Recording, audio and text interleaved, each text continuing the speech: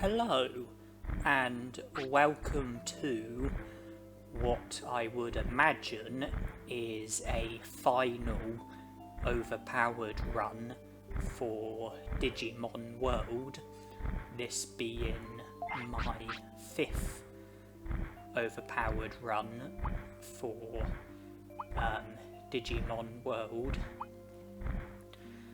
You can see I've only got the basic items. It's year 4, day 13. My attack is at the maximum, but my other stats are a lot lower. Piximon is 15, the Virus Gorge is 1 away from being full, Happiness and Discipline are both in the positive.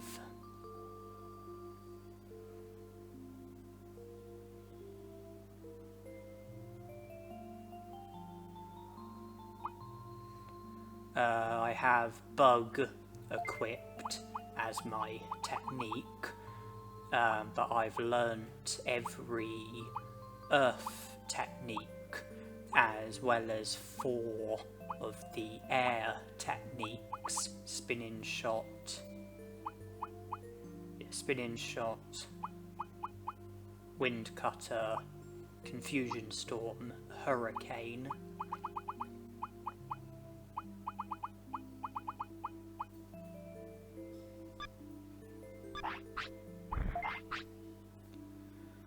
Tamer levels at the maximum of 10, had 7 raised Digimon, don't have any money, been playing for 5 hours and 48 minutes, don't have any key items or medals. The Digimon chart, there's just Agumon, Meramon, Yuramon, Tanemon, Palmon, Vegiemon and Piximon.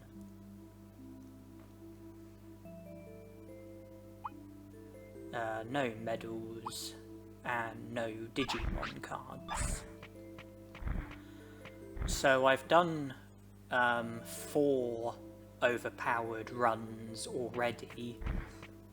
The first one I used Piximon for most of it, and Bug was the technique that I used the most.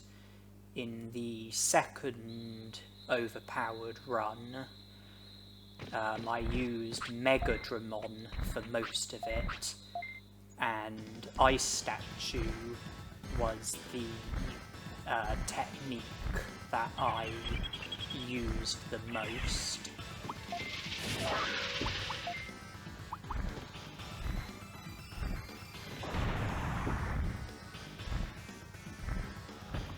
In the third overpowered run, I used Etamon for most of it, and the techniques that I used the most were Megalospark and Thunderbolt. And then in the 4th overpowered run, I used Digitamon for most of it, and the techniques that I used the most were Prominence Beam and Meltdown. And this is a 5th overpowered run where I will be using a different Digimon, and I will be using a different technique.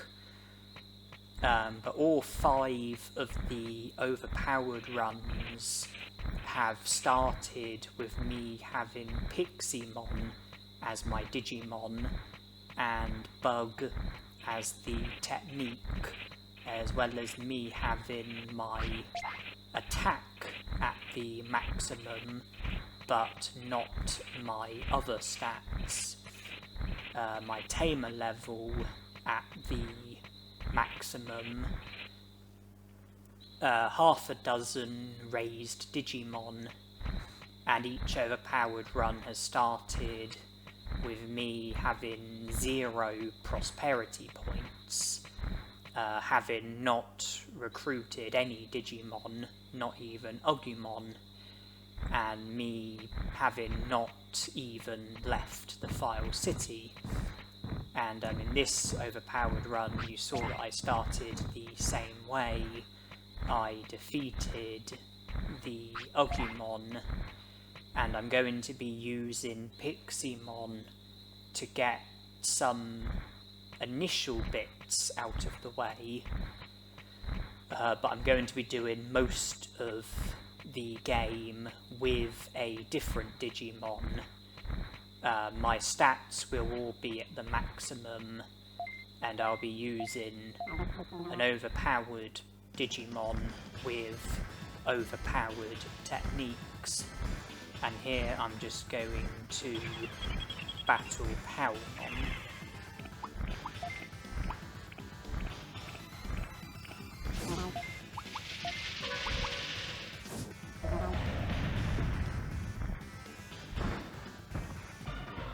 So just to bring you up to speed on what happened, how I got into the position of having Piximon and having all of the earth techniques and having maximum attack.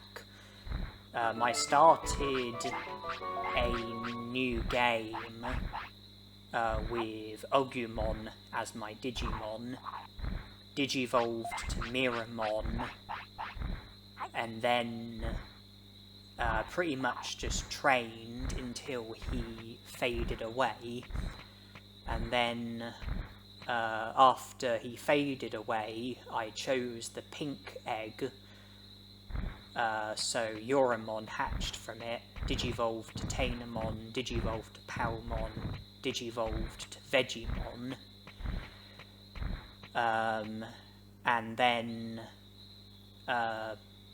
I trained until Vegiemon faded away, and then I started over with another pink egg, and again Digivolved from Yuramon all the way through to Vegiemon.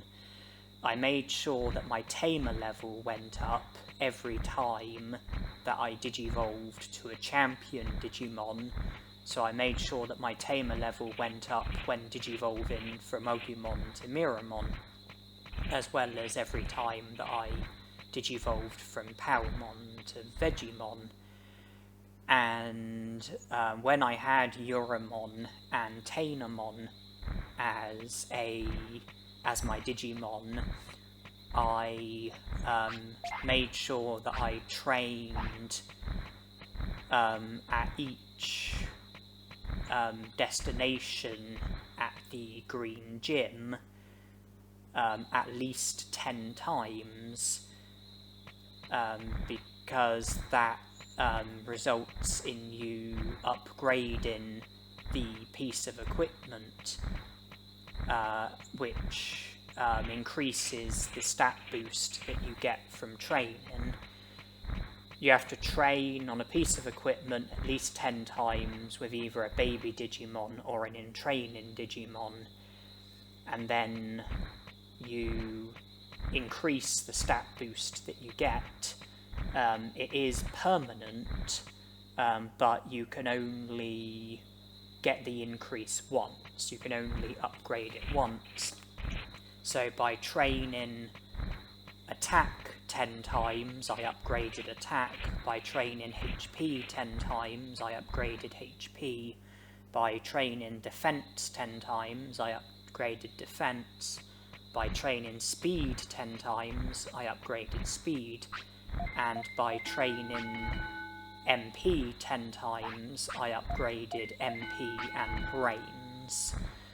I don't think you can upgrade brains by training brains. I think you can only upgrade brains by training MP, and obviously that's how you upgrade MP, by training MP. And like I said, I made sure my tamer level went up every time I Digivolved to a Champion Digimon, because I believe that when you fade away, a percentage of your Digimon stats at the time of fading away gets passed on to your new Digimon, and the higher your tamer level is, the the bigger the percentage is, the percentage of stats that you get. I think that having a higher tamer level means getting a bigger percentage. And by upgrading the green gym and having a higher tamer level, I eventually was able to get good enough stats in order to be able to digivolve from Vegiemon to Piximon. And by training Brains with Piximon as my Digimon, I was able to learn all of the earth techniques as well as some of the air techniques. But Bug was the biggest priority. And once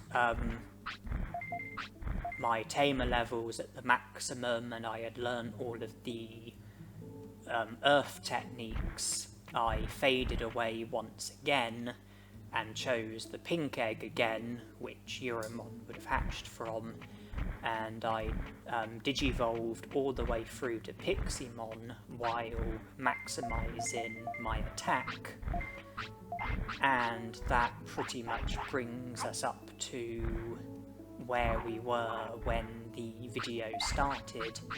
I had the basic items that Tokamon gives you, as well as 99 meats, which came from being given meat by Tanemon on a daily basis.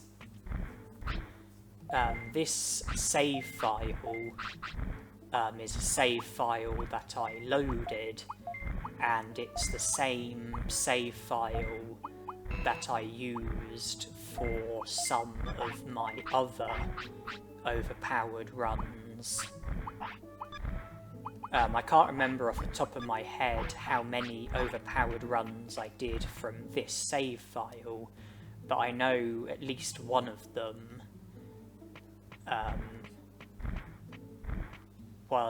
came from loading this save file, the one that I loaded in this video for this Overpowered run.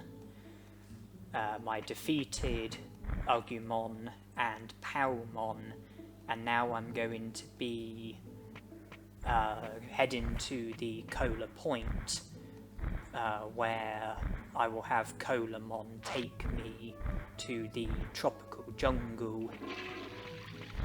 And when exploring, I do go out of my way a bit in search of items, such as Digimushrooms, Happy Mushrooms, Ice Mushrooms, Blue Apples, things like that, because those sort of items can come in handy. Digimushrooms and Happy Mushrooms particularly, because a Happy Mushroom is one of the items that you need to trade with the Vegiemons in Friesland. So too are the Digimushrooms. There are 3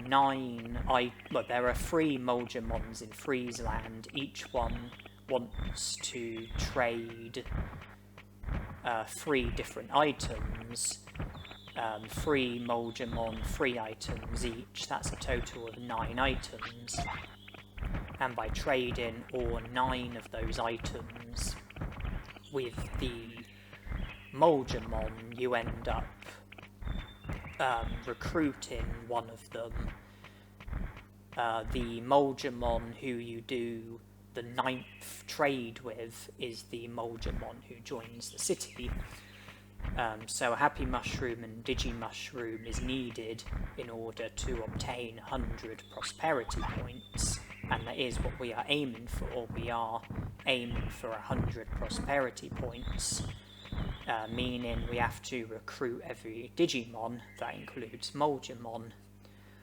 And with Digimushrooms, you can trade them for medium HPs, and then with a different Moldamon, you can trade medium HPs for super defense discs, and super defense discs can be sold for 2,000 bits each.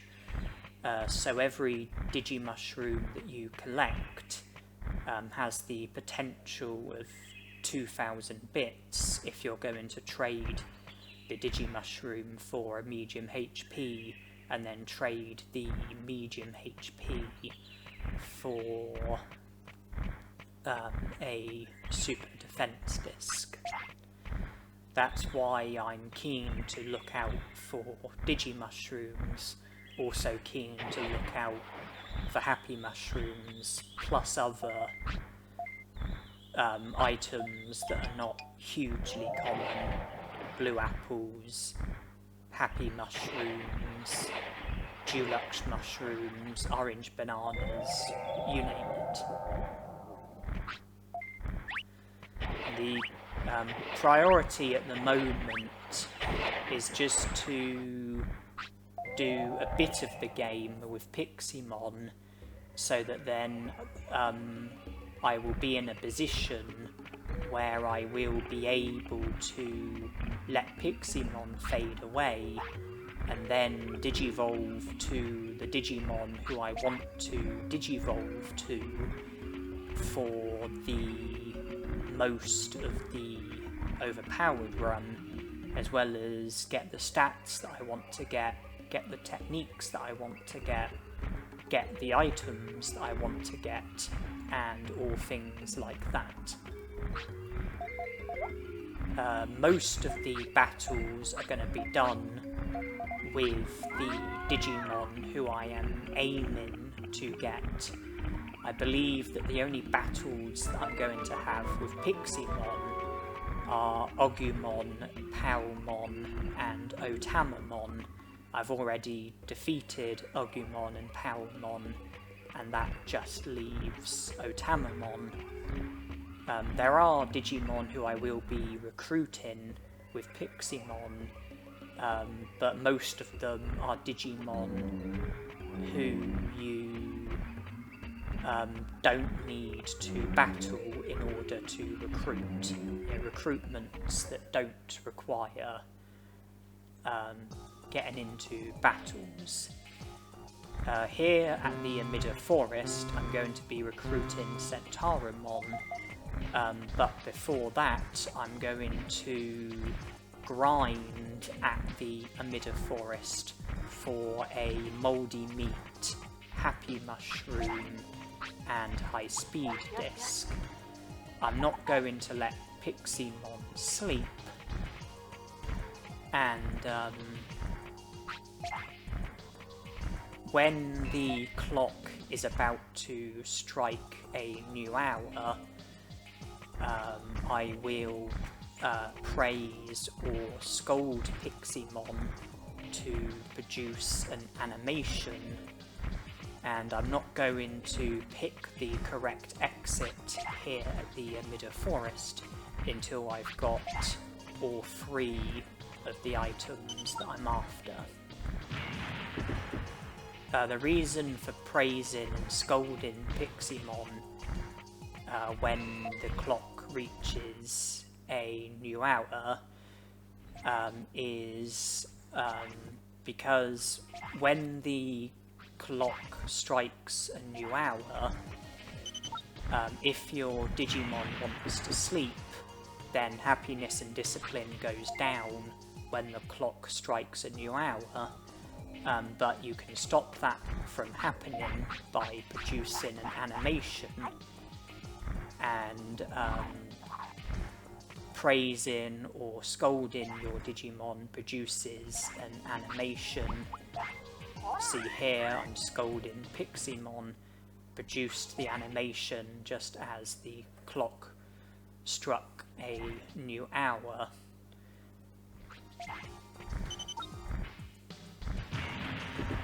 And quite a lot of this bit is speeded up. That's because it's simply me going through the emitter forest again and again in search of the items that I'm after. I do already have a high speed disc, but I don't have a mouldy meat or a happy mushroom, and I won't complete the emitter forest until I have those items.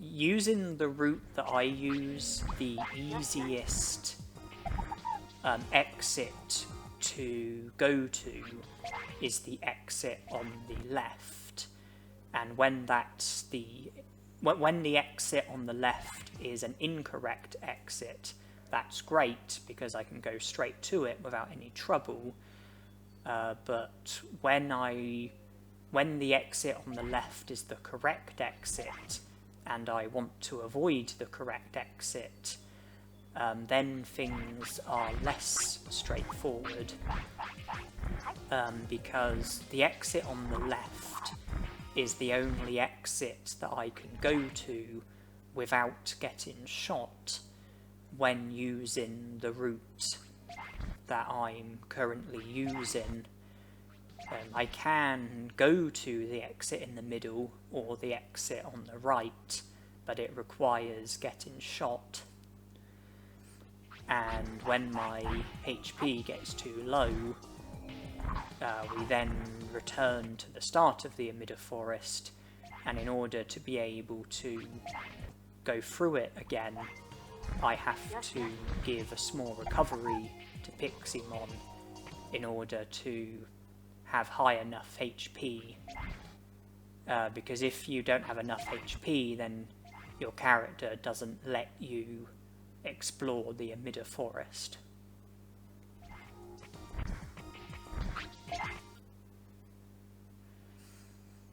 It's not necessarily a bad thing if you have to go through the emitter forest loads of times, because you are still gaining items, and those are items that could come in handy or could be sold. So you do end up gaining still.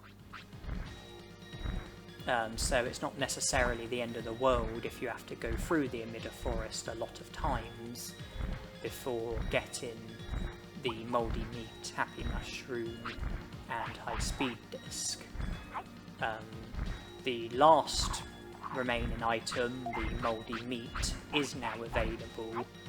I don't have enough space in my inventory to take it, which means that I need to clear up a space, and I decided that the small recoveries had the least value, and instead of discarding them, I decided to give them to Piximon, so that I was being less wasteful. I managed to gain the benefits of recovering HP by giving the small recoveries to Piximon instead of just discarding them. And I was wondering about whether the orange banana was worth picking up, and I decided not. And the correct exit was the exit on the right, and for me to get to that I had to get shot once, but Tanemon has now been recruited, and I have a mouldy meat, happy mushroom, and high speed disc. The happy mushroom and high speed disc are to be used for Vegiemon trades. I am to trade those items with the Vegiemons in Friesland, whereas the mouldy meat is to be used to make a suitable Digimon sick in Friesland, so that we will get rescued by Vegiemon, and and that will mean taking the first step towards recruiting Frigimon. You have to go to Friesland with a Digimon who can't tolerate the cold very well. The Digimon has to become sick, then you get rescued by Frigimon, and if you return to Frigimon at a later point in time with a Digimon who can tolerate the cold, then if you speak to Frigimon, he will then join the city afterwards.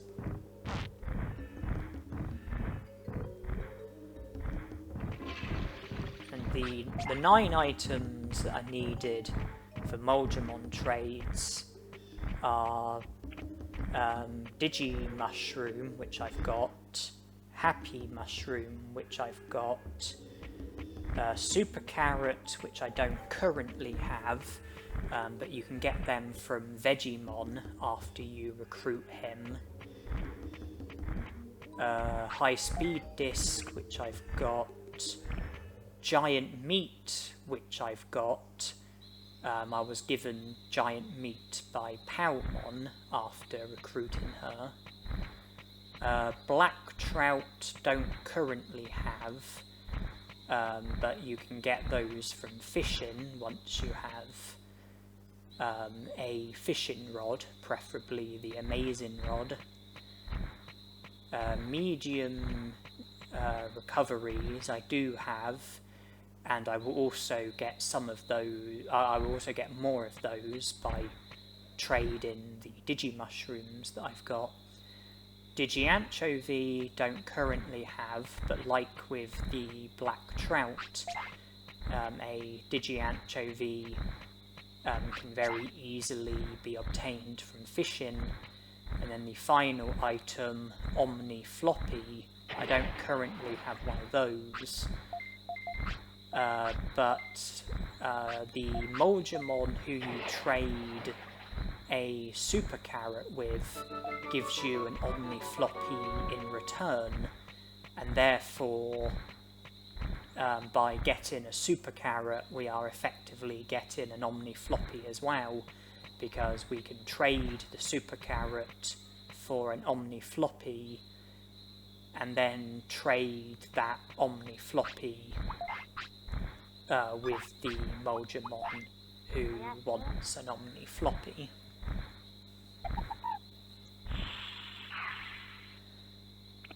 We've recruited Agumon, Palmon, Colamon and Centarumon. That brings us up to 6 prosperity points, and in order for the Yuramon in the File City to tell us about the invisible bridge at the Great Canyon, we need a minimum of 6 prosperity points, which is what we've got. So once Yuramon is available, by speaking to Yuramon we will be informed of the invisible bridge at the Great Canyon, and that will mean being able to proceed from the Great Canyon entrance to the Great Canyon, and from there we'll have access to further places such as Friesland, Misty Trees, Gecko Swamp, places like that. I believe that Yuramon becomes available at 7 AM and is available until 6 PM.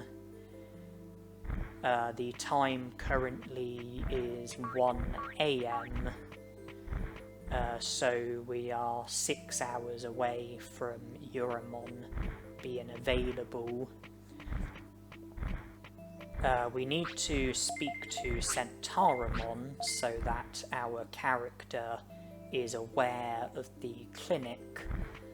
That is needed in order for Unimon to show up at Mount Panorama, and if we help Unimon with his injured wing and inform him of the clinic at the city, then he will join the city. In other words, you have to speak to Tanemon in order to be able to recruit Yuramon, because Yuramon won't show up if you haven't already recruited Tanemon and spoken to him after recruiting him.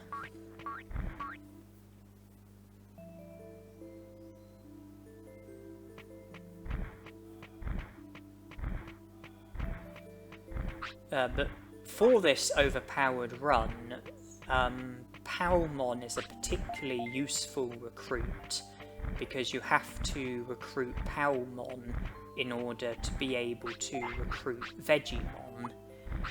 And Vegiemon sells you super carrots and hawk radishes, and feeding those to your Digimon makes training more effective.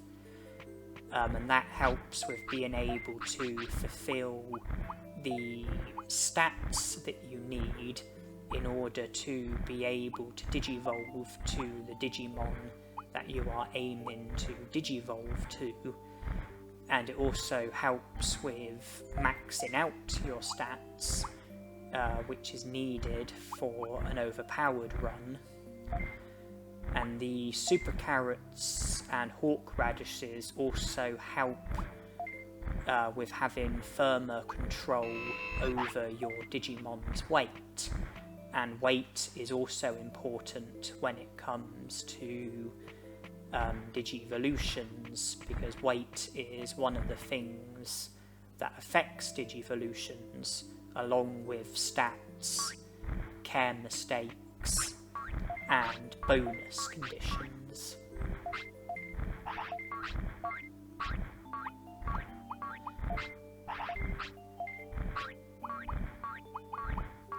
Defeating the Tanemon at the Gecko Swamp is particularly useful, because by doing that you will have access to the Volume Villa, and if you have Digimon cards that are worth 300 merit points or more, then you can trade those cards in and get the Amazing Rod, and you can use that to catch Digi-Seabasses. And feeding Digi-Seabasses to your Digimon prolongs your Digimon's lifespan. And I believe that it's possible to keep your Digimon alive indefinitely by if you keep feeding it Digi-Seabasses. If you keep feeding your Digimon Digi-Seabasses, then I think it's possible to keep your Digimon alive indefinitely, and that gives you the time that you need in order to be able to train until all of your Digimon stats reach the maximum. And it's also particularly useful to have recruited a Digimon who works at the restaurant, because when you give a super carrot or a hawk radish to your Digimon, although it boosts the effects of training, I believe the effects only last until you feed your Digimon something else, which means that giving your Digimon something like meat or a giant meat would reverse the effects of the super carrot or hawk radish. But I don't believe that the restaurant food reverses the effects of super carrots or hawk radishes, and that means that you can give your Digimon a super carrot or hawk radish, benefit from the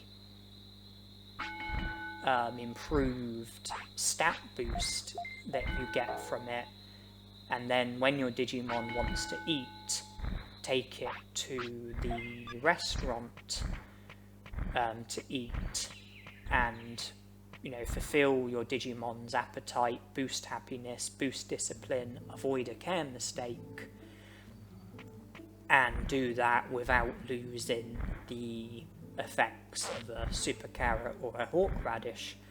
Not to mention that the restaurant food does boost your Digimon stats very slightly, and that also helps with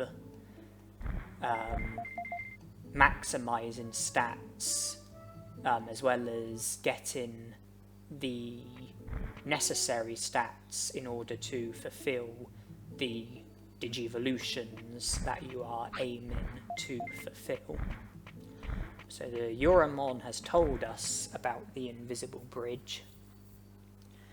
I won't recruit Kunamon with Piximon. I'm going to wait until I have the Digimon who I'm going to do most of the game with, the Digimon who I'm going to do most of the Overpowered Run with. That does mean that there's no shortcut going from the File City to the Digimon Bridge, which is a bit annoying, and I'll just have to take the long way around, which is what I'm doing. And I'm going to be heading to the Great Canyon from here. And earlier I think I said that I have 6 prosperity points. So I've recruited Agumon, Palmon, Betamon, Colamon and Centauramon. So actually that's 7 prosperity points, not 6. But it's not a problem, because you don't have to have bang on 6 prosperity points in order for Yuramon to mention about the invisible bridge. You just need a minimum of 6 prosperity points, so 6 or more. Recruiting Rookie Digimon scores you 1 prosperity point. Recruiting Champion Digimon scores you 2 prosperity points. Recruiting Ultimate Digimon scores you 3 prosperity points. There are, however, 3 Champion Digimon who aren't considered to be very good, and because of this they only score you 1 prosperity point, and those 3 Digimon are the 3 Filth Digimon, Sukamon, Numamon and Tanemon.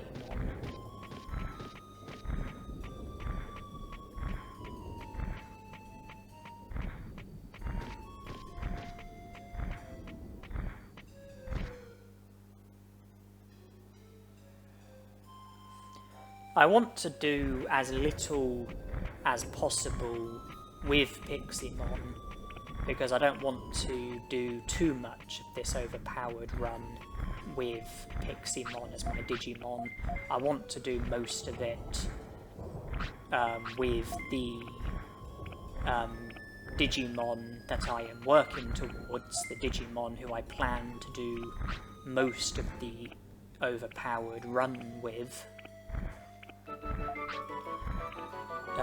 It's just about doing some initial stuff and getting myself into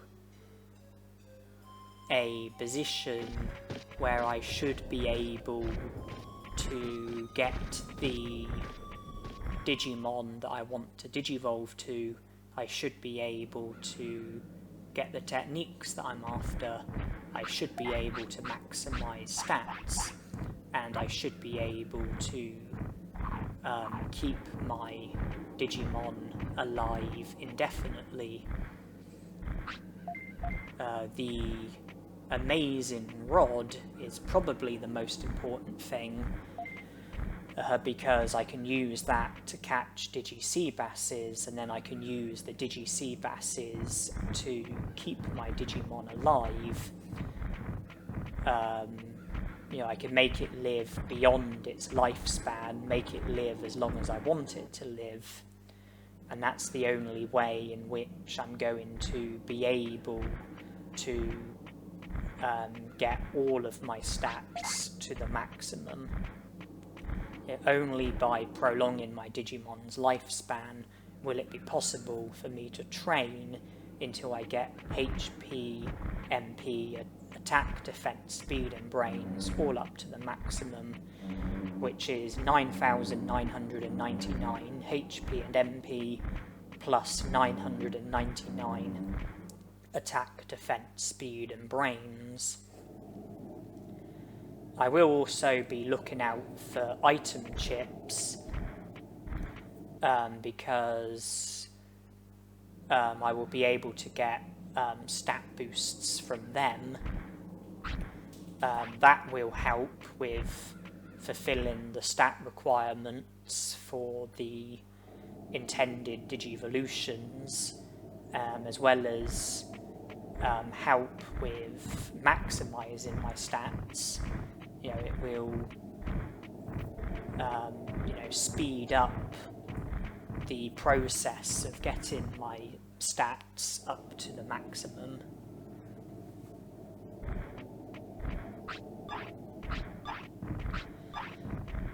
The Digimon whose recruitments require you to win battles, those are the recruitments that I'm trying to steer away from while I've got Piximon as my Digimon, because I want to be having as many battles as possible with the Digimon who I'm going to do most of the game with. I know I defeated Agumon, but that was unavoidable. I don't know of any way of going any further into the native forest without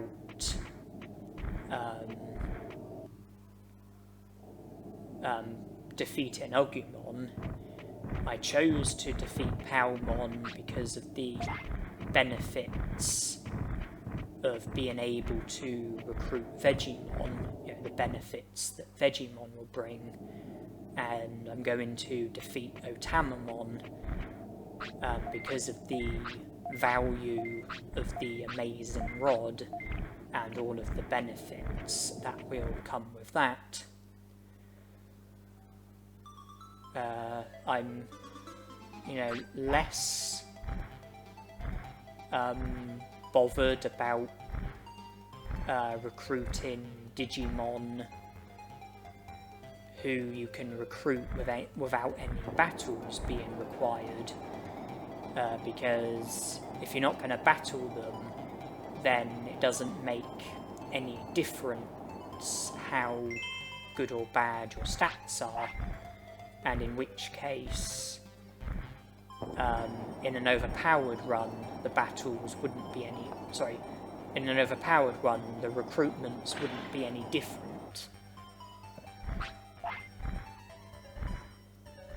Is if you're not going to get into a battle, then stats are irrelevant, Digimon are irrelevant, techniques are irrelevant.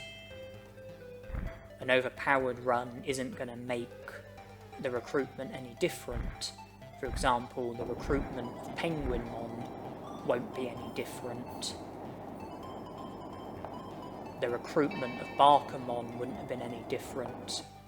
The recruitment of Betamon, Colamon and Centauromon wouldn't have been any different.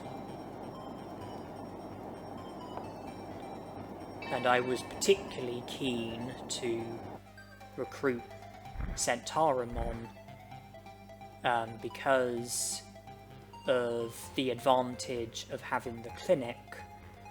It gives you the ability to rest, the ability to get sickness and injuries cured, And I'm going to be, giving a lot of Digi-Seabasses to my future Digimon, and when your Digimon, when you give a Digi-Seabass to your Digimon, it can make your Digimon sick, so that gives value to medicines.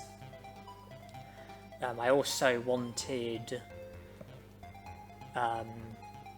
the items that were in the Amida Forest, Mouldy Meat, Happy Mushroom, and High Speed Disc. I suppose Mouldy Meat was probably the most valuable, because a Happy Mushroom I could have grinded for in the native forest or other places. A High Speed Disc I could have purchased from the secret item shop in Gear Savannah, or the item shop in the city, not the one that's run by Colamon or Betamon, but the one that's run by Biomon, Patamon, Unimon and Monochromon. But Colamon and Betamon, their recruitments were initially useful, because their item shop was the only item shop that I currently have access to, but the recruitment of Biomon and Unimon will change that. You'll notice that when I recruited Centauramon, I then backtracked. I didn't explore the Dino region, because that's to be done later with my future Digimon. I speeded up myself trading all of my Digimushrooms, because it's not very exciting just watching me trade Digimushrooms over and over again. When I trade medium recoveries for super defense discs, that will also get speeded up, because that's not very exciting either.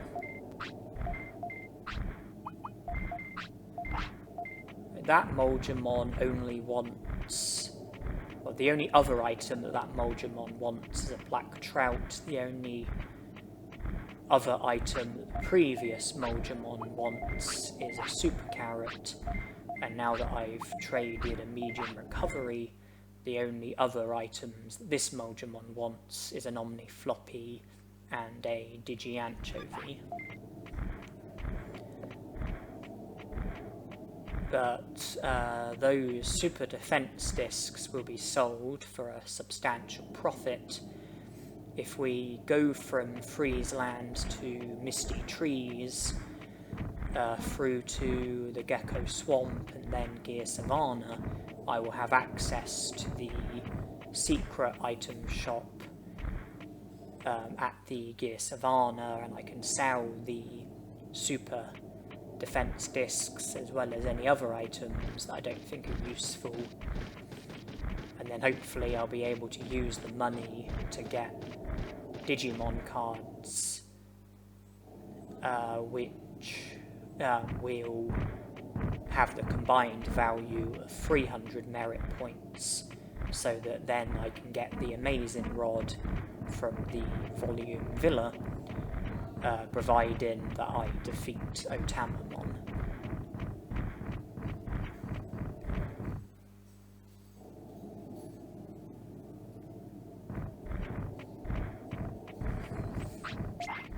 I don't want to give too much away regarding which Digimon I'm going to be using for this Overpowered Run, but in the first one I used Piximon, a Earth Digimon, and I used Bug, an Earth technique.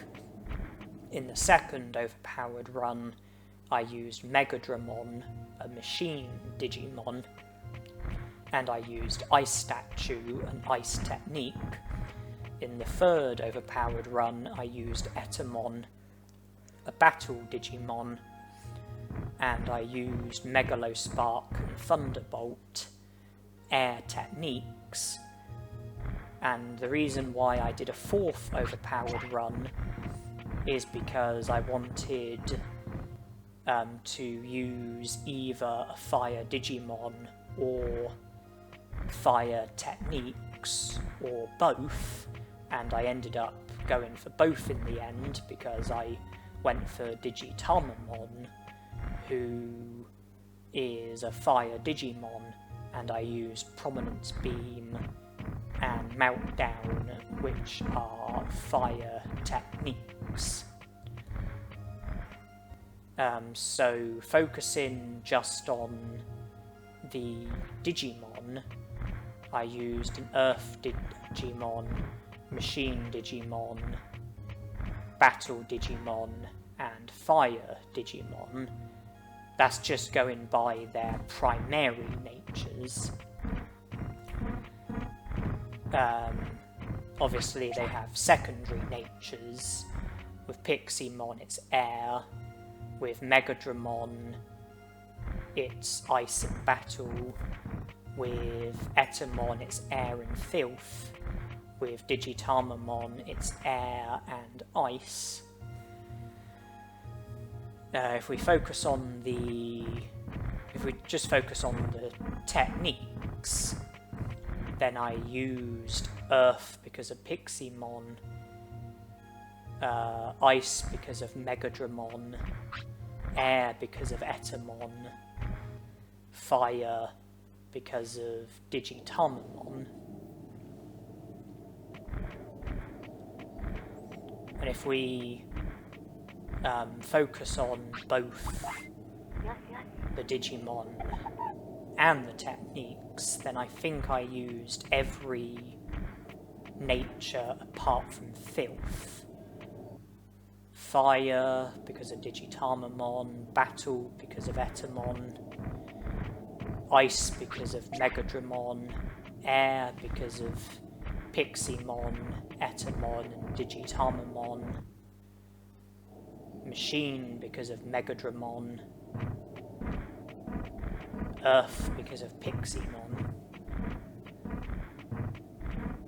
I didn't use any Filth Digimon or Filth techniques because I think you have to be realistic as to how overpowered you can actually be if you were to use Filth Digimon and Filth techniques.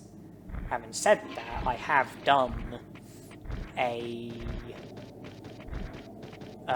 playthrough of this game where I did use Sukamon for most of the game, and I did have maxed stats plus every Filth technique when I had Sukamon as my Digimon, but I didn't class that as an overpowered run. I classed it as a Sukamon solo where I had Sukamon as good as he could possibly be. It was the closest that Sukamon will ever be to being overpowered.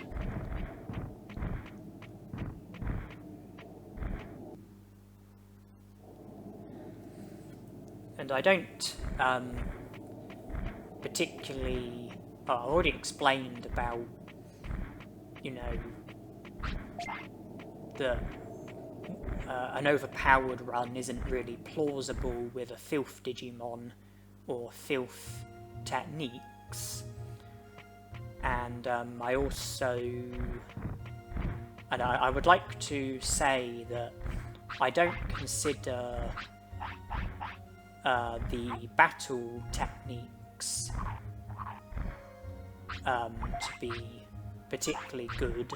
I think that battle techniques are one of the worst techniques, and I really don't like the idea of an overpowered run where I'm using battle techniques for most of the run.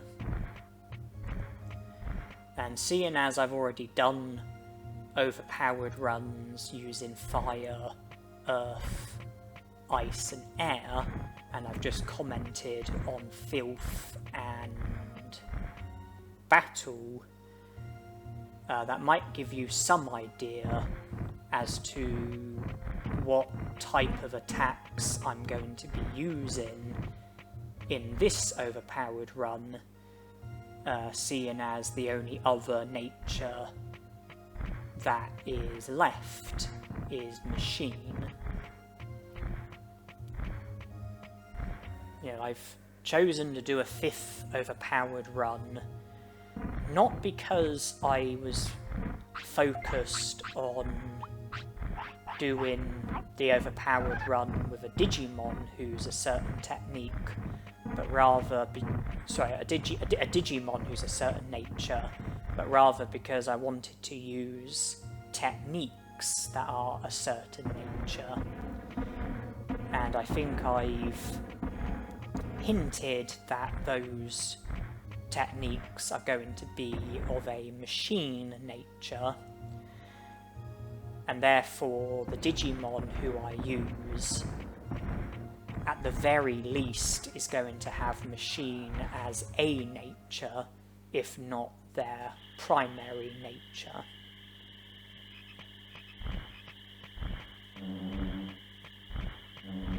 For some time, Piximon has wanted to sleep, but I've chosen to keep him awake because time is pretty tight.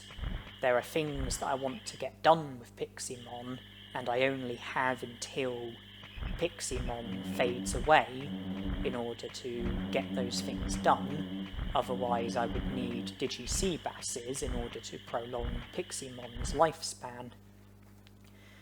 And when the clock strikes new hours, I want to be producing animations like I did at the Amida Forest, and not too long ago I produced the animation by offering Piximon the hair grower, which he declined. There was no chance that Piximon was going to take the hair grower, because Piximon, as an ultimate Digimon, can't digivolve to Vegiemon, who's a champion Digimon. But I was still able to produce the animation of me offering the hair grower to Piximon and him declining it. And that's an easy way of producing an animation and without any drawbacks. Because if I praise or scold, then...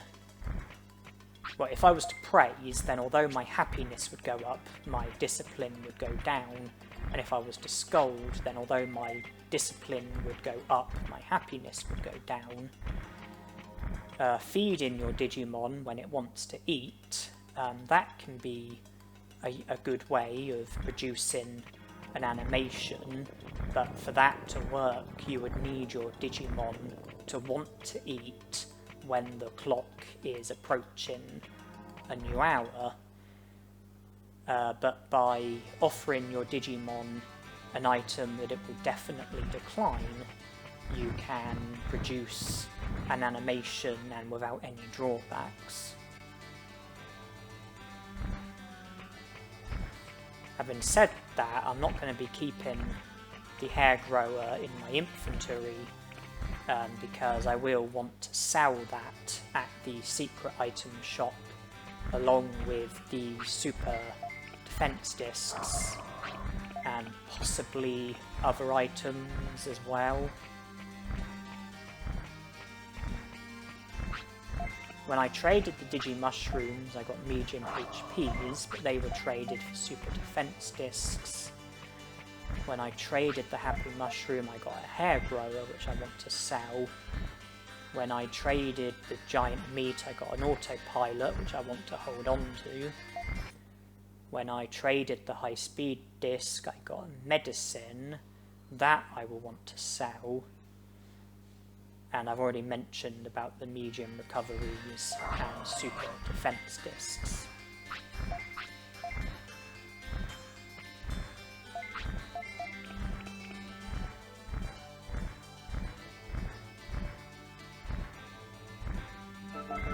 Vegiemon was an easy enough recruit, and with her we now have the proper item shop at the File City, not the small one that was ran by Palmon and Betamon.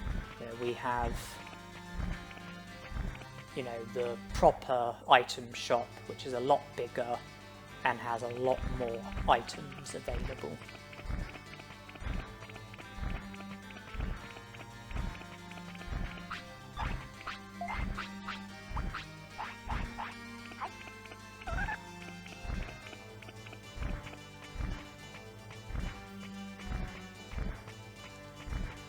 I'm not going to recruit Agumon just yet, because if I was to recruit him, then the area that he was in would have been replaced by random Digimon, so there would have been random Digimon roaming in that area, and it's an area that I still need to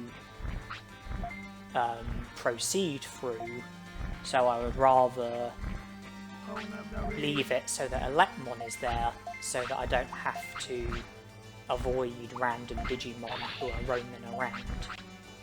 Yeah, I'm going to delay the recruitment of Agumon for a little bit.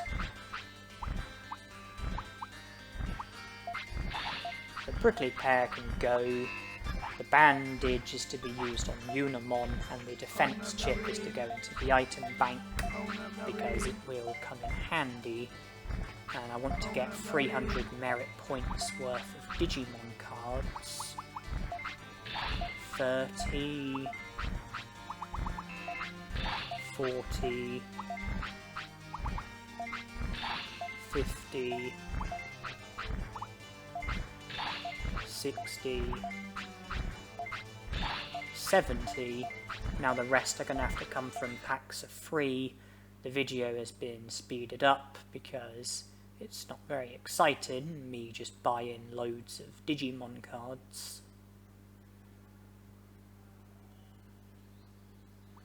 But by picking Sao, I can check the cards that I've got and the value of them.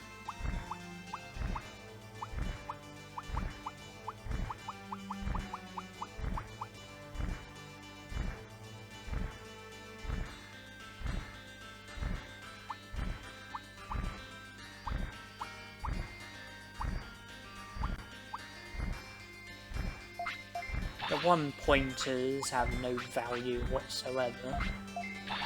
Well, they do have value, but I really can't be bothered with them.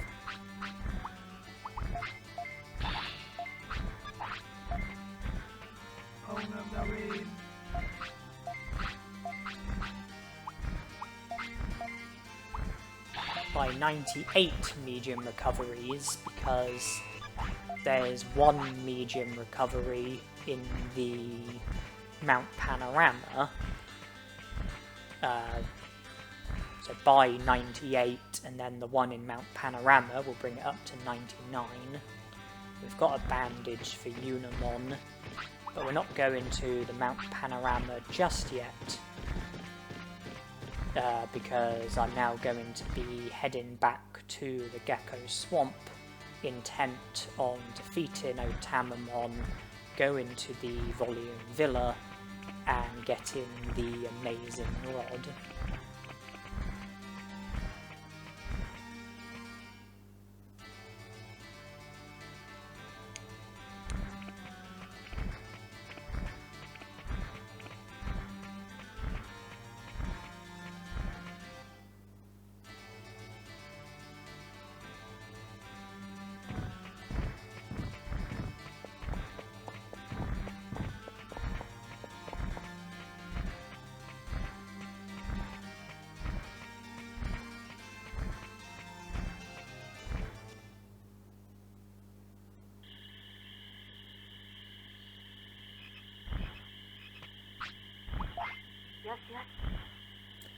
Now, without the hair grower in my inventory, I've gone back to praising or scolding in order to produce animations.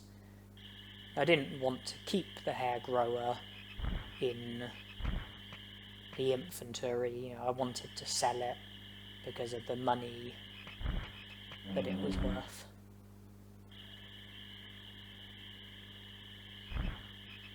So Tanemon is here, and I imagine that it will take 1 or 2 attacks in order to defeat him.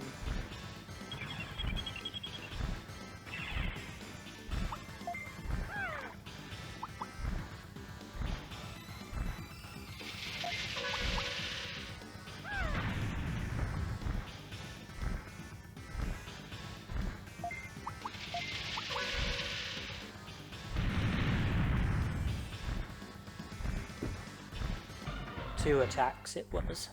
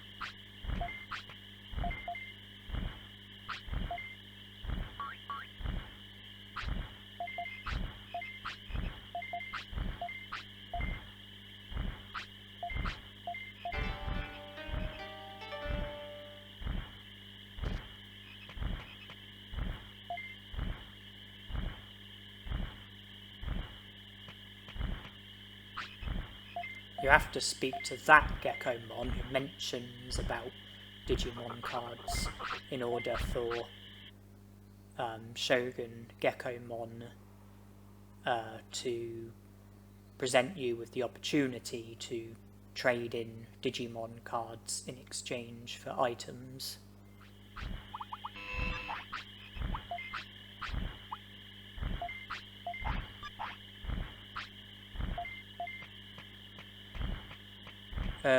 Coming here, I think, is compulsory for getting 100 prosperity points, because I think you have to speak to Shogun Gekomon in order to be able to make it to the area where Cherrymon is, and you have to then speak to Cherrymon in order to have access to Toy Town, and you need to have access to Toy Town in order to recruit Muncymon. And it's also one of the locations that Nanimon spawns at, and you have to speak to Nanimon at all of his locations in order for him to join the city. And Muncymon and Nanimon combined, that's 4 prosperity points, 3 for Muncymon, 1 for Nanimon.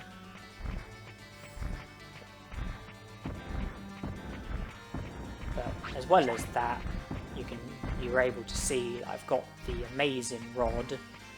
I can use that to catch the Digianchovy and Black Trout, which is needed for Vegiemon trades.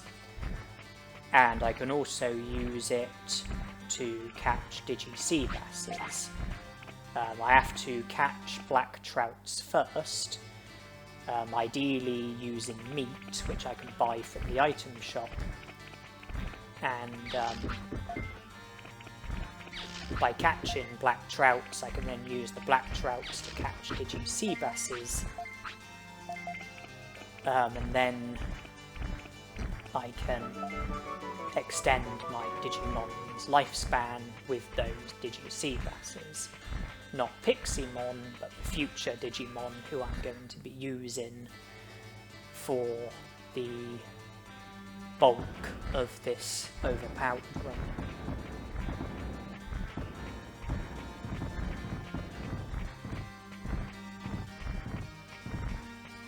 I am now heading to the Mount Panorama. You can see that I did recruit a Lepmon, because I'm not going to be going to that area again anytime soon. I'm leaving the Gear Savannah, heading to Mount Panorama.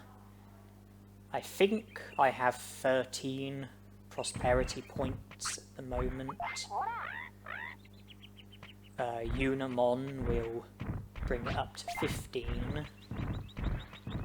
I will also take the first step towards recruiting Vegiemon.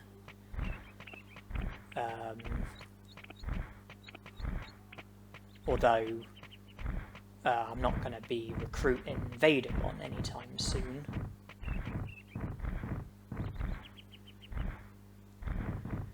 And then the only other Digimon who I plan to recruit in Piximon's lifespan is Vegiemon.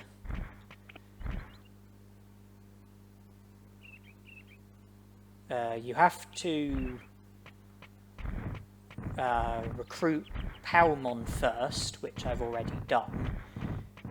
The reason for needing to recruit Palmon is so that Tanemon will be in a different place. And then if you speak to Tanemon when you have a certain number of prosperity points, I think it's a minimum of 9 prosperity points, then Tanemon will mention about a plant that's growing at the tropical jungle, and every year on day 15 a rain plant becomes available next to Tanemon. Remember, this is only if you have already recruited Palmon. If you haven't recruited Palmon, then you can't obtain the rain plant won't appear, nor can you be informed of the plant at the tropical jungle. You have to recruit Palmon, have a minimum of 9 prosperity points, I think. Speak to Tanemon, have her tell you about the plant at the tropical jungle, obtain the rain plant on day 15, it will be just next to Tanemon, and then go to the tropical jungle, use the rain plant on the plants that Tanemon told you about. Vegiemon will be produced and he will then join the city. And then that will mean having sirloins instead of giant meats, and it will also mean having super carrots and hawk radishes. And a super carrot is one of the items that's needed for a Vegiemon trade, and it's also and the super carrot trade is what results in you getting an Omnifloppy, which is another item needed for a Vegiemon trade. It's needed for a trade with one of the other Vegiemons.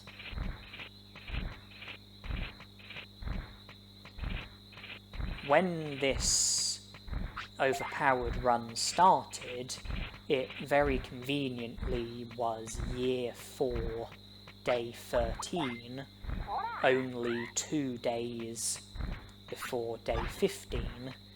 It's now day 14, only 1 day before day 15. I believe it's just 2 hours until day 15. And that means that the rain plant will be available, and then I will be able to recruit Vegiemon.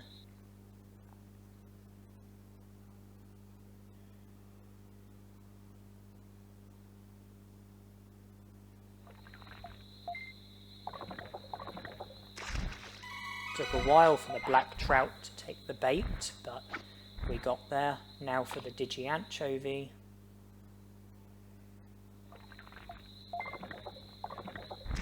Took the bait more quickly and got reeled in more quickly as well.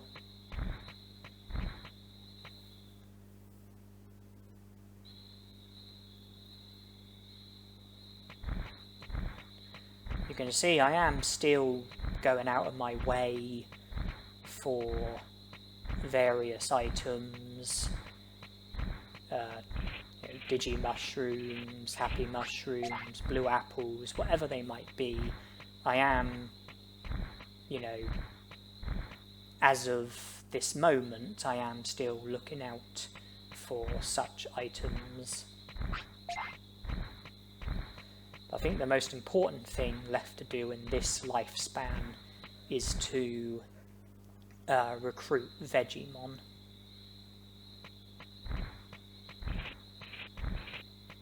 Once that's done, I will more or less be in a position where I'm ready for Piximon to fade away, so that I can then start working towards getting the next Digimon. Well, after Piximon fades away, there is actually some other work that I need to do first, but then it will be about trying to fulfill the Digievolution.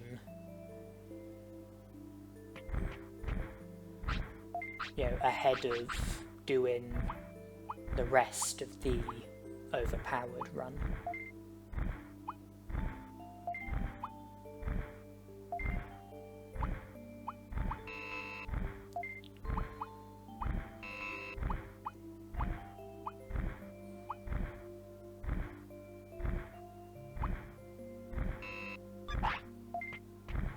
Even though I have a black trout, I don't want to trade that with the Vegiemon yet.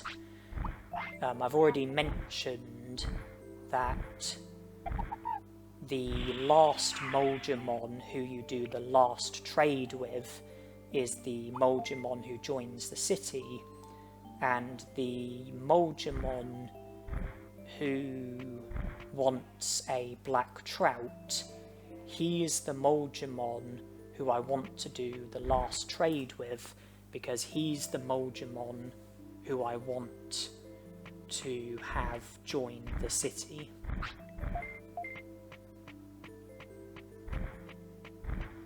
Out of the 3 Vegiemons, when it comes to the trades that they want to do and the items that you can inherit from the trading, the Vegiemon who wants a black trout, he is the Vegiemon who I consider to be of least value. So I want him to join the city so that the other Vegiemons will remain in Friesland and still be available for trading. There are 3 Vegiemons, one of them joins the city, and when he does, you can no longer do trades with that Vegiemon. The other 2 remain at Friesland, and you can continue to do trades with them. The 2 Vegiemon who don't want a black trout, they are the 2 Vegiemons who I value the most when it comes to the trading that's on offer, so I want to keep those 2 in Friesland. The Vegiemon who wants a black trout, I value him the least. I want him to be the Digimon, the Vegiemon who leaves Friesland and joins the city.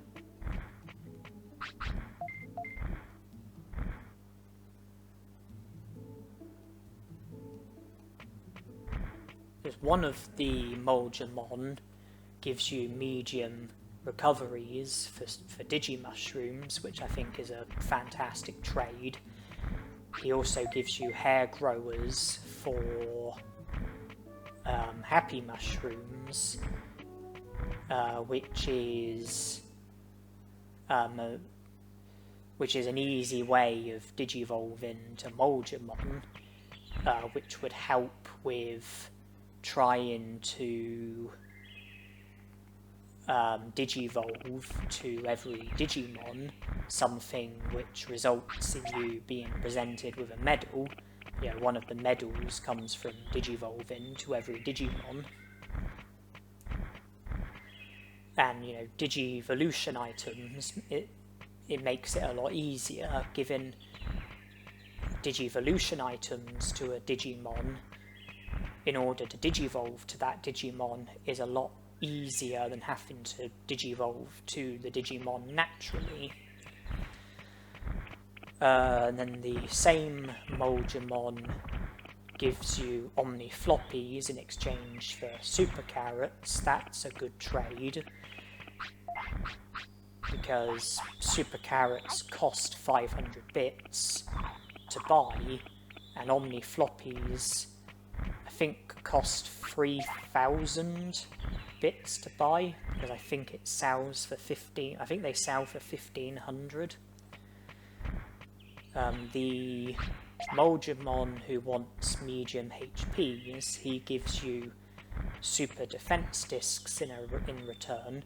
Costs 500 bits to purchase medium HPs, but costs 4,000 bits to purchase super defense discs, and they can be sold for 2,000 bits, which is 4 times more than what a medium HP costs. And then for Digi-Anchovies, you get either a super attack disc or a super speed disc. Forget what it is, but either way, an item that costs 4,000 bits to purchase and can be sold for 2,000 bits. And then for an Omni Floppy, he'll give you either a super attack disc or super speed disc, which is a improvement, but not much of one. As for the other Vegiemon, for Giant Meat he gives you an autopilot. Autopilots are worth less than Giant Meat. Giant Meats cost 500 bits to buy, whereas autopilots cost 300. For high speed discs he gives you medicines, which is an improvement but not a great one, because high speed discs cost 500 bits to buy, medicine costs 1,000.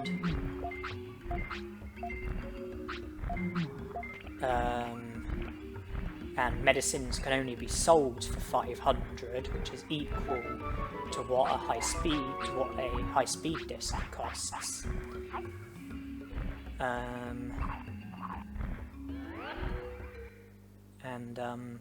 And then for black trouts you get restores. That is a very good trade, because restores I think cost 4,000 bits to buy and sell for 2,000 bits. But Digi-Anchovies are a lot quicker and easier to catch than black trouts, and the Vegiemon who wants Digi-Anchovies, the item that you get for trading Digi-Anchovies has the same physical value as restores. So what I'm saying is that although I'm able to trade a black trout with that Vegiemon, I want the black trout to be the last item that I trade, because I want that Vegiemon to be the Vegiemon who joins the city.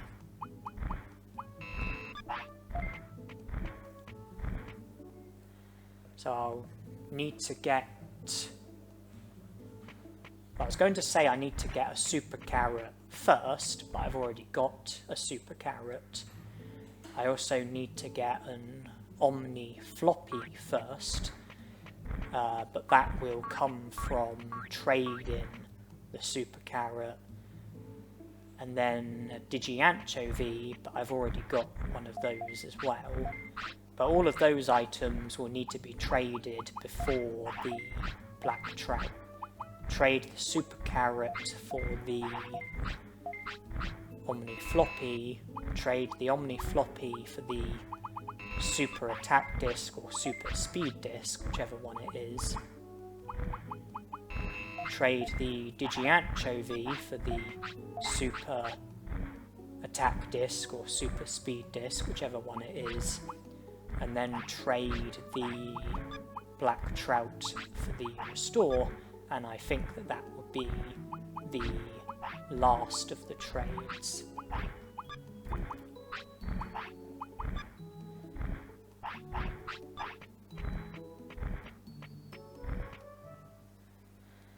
I suppose I am in a position where I could presently recruit Vegiemon, because I do now have all of the remaining items that are needed,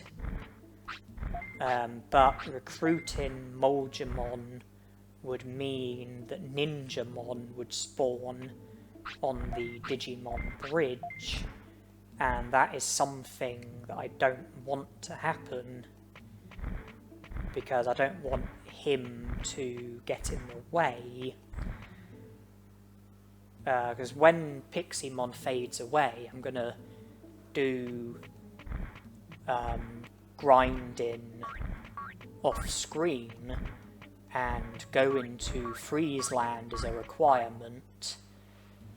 And since I don't have Kunamon recruited, I don't have the shortcut which takes you from Vile City to the Digimon Bridge, which enables you to go to the tropical jungle while avoiding Ninjamon. So if Ninjamon was to show up, if I was to recruit Vegiemon, then I would have to avoid the Digimon Bridge in order to avoid Ninjamon. So if I was to go to Freezeland or somewhere that's beyond the Digimon Bridge, then I would have to go the long way around.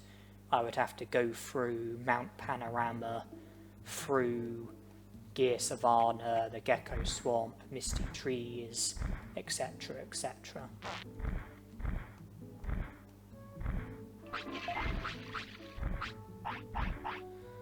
I can't say that Piximon really has any usefulness left, so from here I am pretty much just passing the time until Piximon fades away, so that I can then move on to the next stage.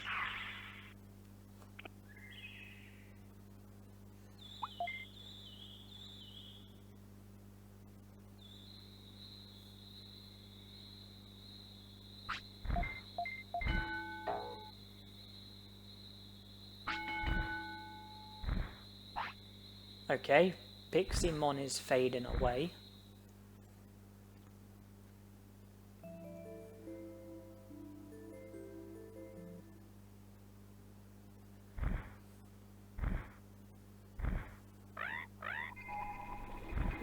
And I'm not going to Digivolve to the Digimon that I'm aiming for in this very next lifespan.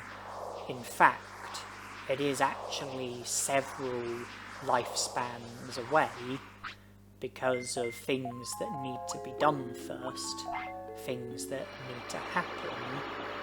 I've chosen the pink egg, but at this stage it doesn't really matter which egg I pick, because the champion Digimon that I'm aiming for is Numamon, and I believe that any rookie Digimon can Digivolve to Numamon.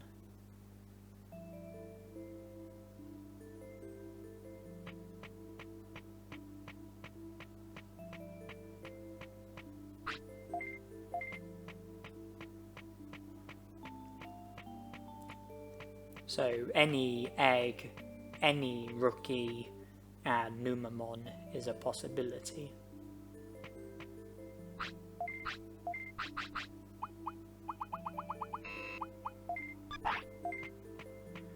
I've got a mouldy meat in my inventory, and I can use that to make a Digimon sick. And Yuramon and Tanemon are both suitable Digimon for Friesland. If I go to Friesland with Yuramon or Tanemon and make them sick with a mouldy meat, then Vegiemon will rescue us. And that means that taking the first step towards recruiting Vegiemon is something that can currently be done. And I'm going about this by taking Yuramon to Friesland. The intention is to make Yuramon sick with the mouldy meat and get rescued by Vegiemon. And then we will be halfway there with recruiting Vegiemon.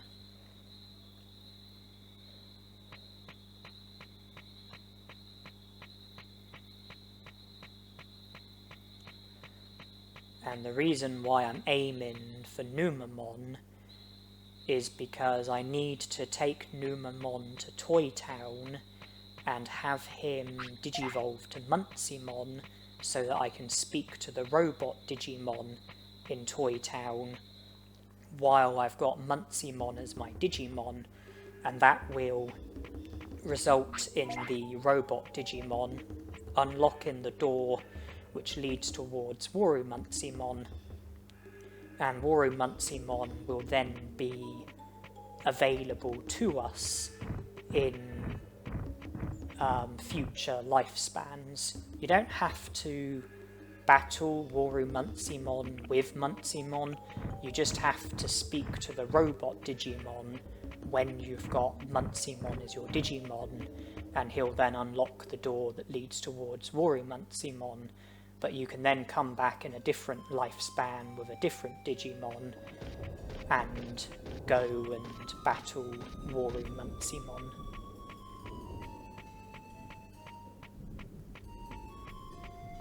So, if I speak to the robot Digimon with Muncimon as my Digimon, then Muncimon will be available to me later on when I'm doing the rest of the Overpowered Run. I will be able to go straight to Muncimon and battle him. Another thing that I plan to do with Numamon before taking him to Toy Town is to go to Greylord's mansion. Numamon is a virus type and can therefore enter Greylord's mansion, and I can see to the first bit of Greylord's mansion, find my Altismon, help him out, and then later on, when I've got the Digimon who I'm aiming for, if I recruit Xiaomon and have a high enough number of prosperity points, then Xiaomon's notice board will say about my Altismon possibly retiring, and that results in my Altismon going missing from Greylord's mansion, and if you then return there to Greylord's mansion and see that my Altusmon is missing, then you can then see to the rest of Greylord's mansion, which results in you recruiting Skull Greymon. I will also want to loot the Greylord's mansion with Numamon when doing the first part of Greylord's mansion, because there are some items there that will come in handy. 2 brain chips, an MP chip, plus items that can be sold.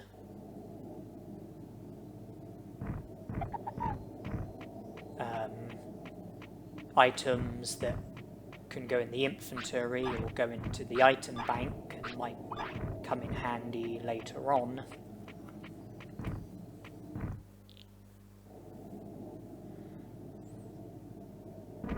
And from here I'm just heading to the Vegiemons because I plan to trade every remaining item apart from the black trout.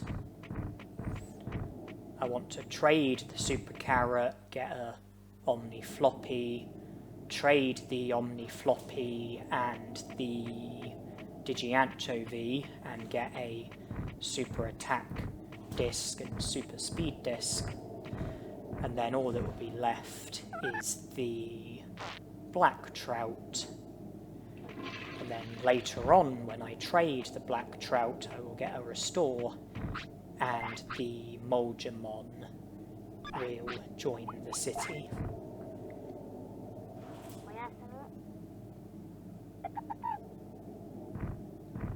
Yeah, I wanted to come to Friesland with Yuramon so that I could have Vegiemon save the day.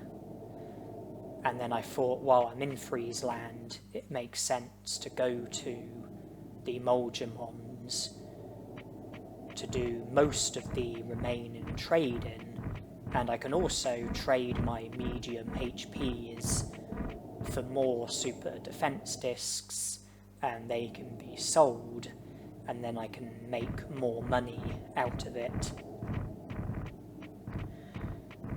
One thing that I will be doing when grinding off screen is making repeated trips to Friesland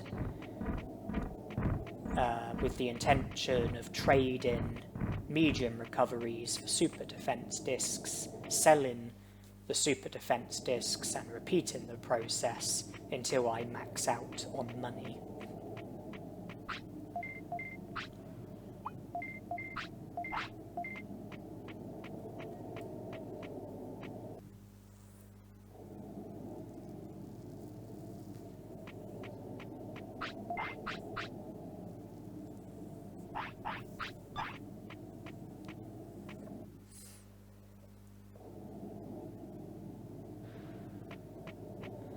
By having, maximum money, I'll be able to pretty much buy any item that I want within reason.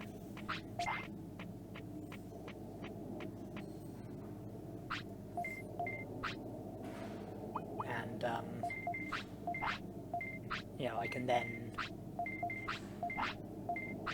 become more overpowered as a result of it.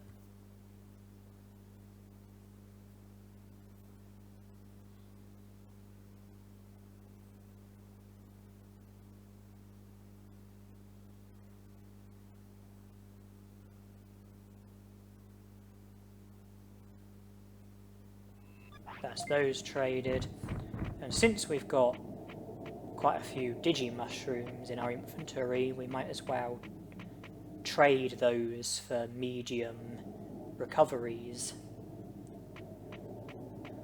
That will save me money, because that way I won't have to purchase 99 medium recoveries from the item shop, because I already have some in my inventory.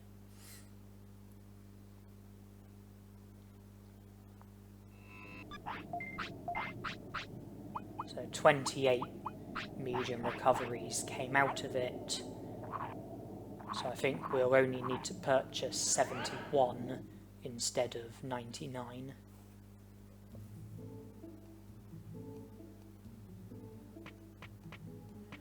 I think 28 medium recoveries would cost 14,000 bits, but since we've got a baby Digimon, we'll be given a 10% discount, so I'm not so sure.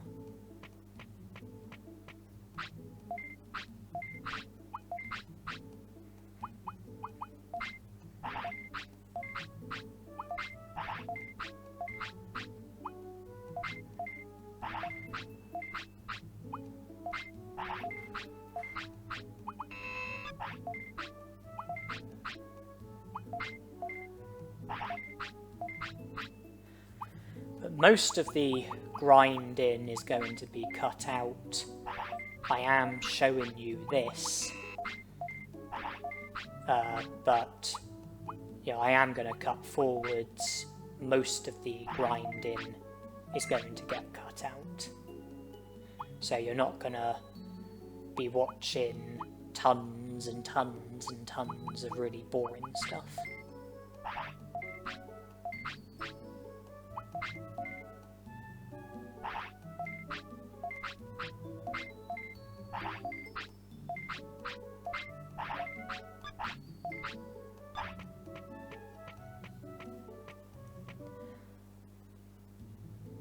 I purchased 99 high-speed discs, and my intention with those is to trade them with the Vegiemon in Friesland in exchange for 99 medicines, because I'm going to need medicine later on when I'm going to be giving Digi-Seabasses to my Digimon in the interest of keeping my Digimon alive.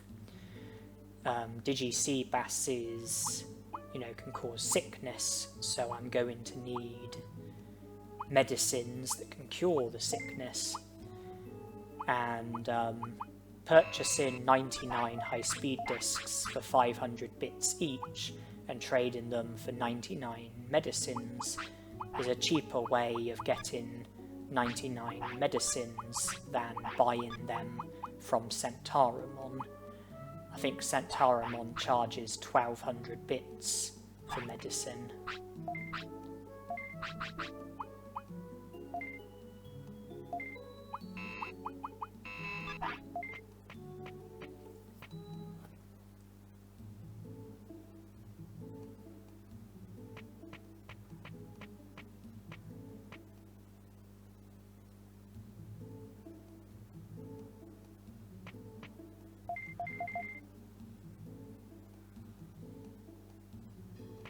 So I've cut forward to the Overpowered Cemetery with Numamon as my Digimon. This is still the same lifespan. I digivolved from Yuramon to Tanemon to Palmon to Numamon. Here I am with Numamon. I have entered the Grey Lord's mansion, and I am going to do the first part of the Grey Lord's mansion while looting the items as well. Since we've only just arrived, this door is the only door that will open. And then out of the two doors in here, only this one we can go through. One of the items, sirloin, not very useful to be honest.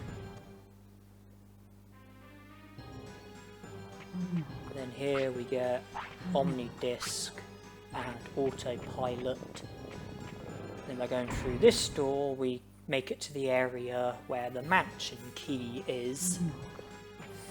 And with the mansion key we will now be able to get through most of the doors. This leads back to the first area that we were at.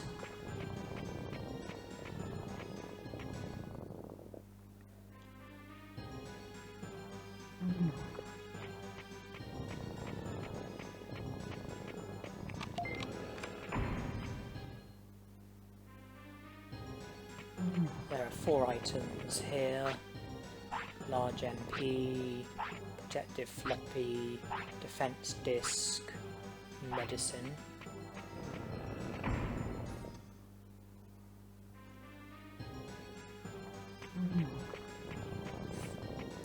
There's nothing useful in here, but I do have a bit of OCD when it comes to making sure that every door is unlocked. And I always like to fall for this booby trap for some reason.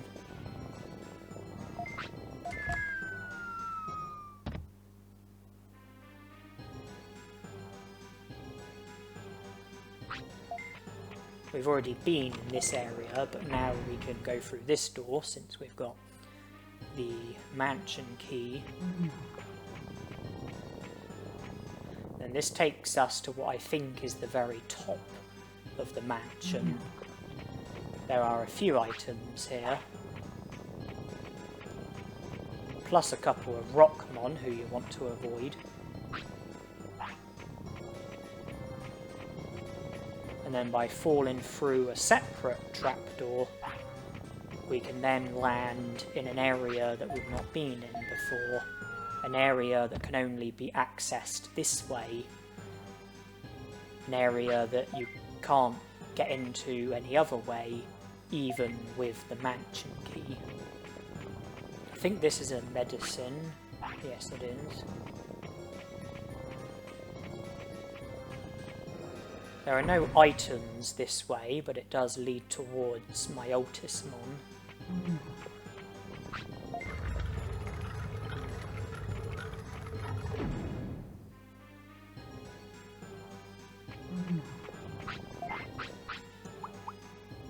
And we don't have room for the item that he's about to give us, so I had to discard a defense disc. I thought that was the least valuable item out of all the items that I had. He gave us a refrigerator key. We used that to unlock the refrigerator. We are then presented with a message, and if we then go to the Overpowered Cemetery, there will be a sirloin there. And you have to give that sirloin to my Ultismon in order to help aid him. Yeah, we are back here where we were not long ago. Then back at the start of the mansion. And we have to go back to where the refrigerator is. I made sure that I used the door that I hadn't already unlocked. Just because of my weird ways of wanting to unlock every door that can be unlocked.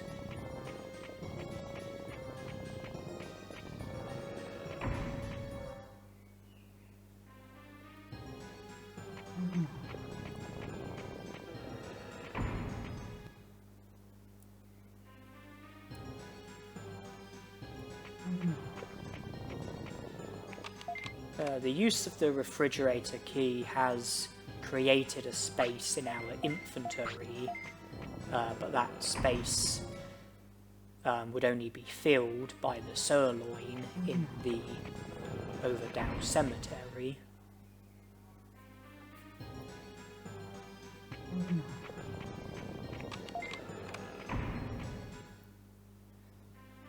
We also created a space by giving Yuramon a sirloin. Both of the items in here are brain chips. I think that leaves us with just one space left in our inventory, which is what we need for the sirloin.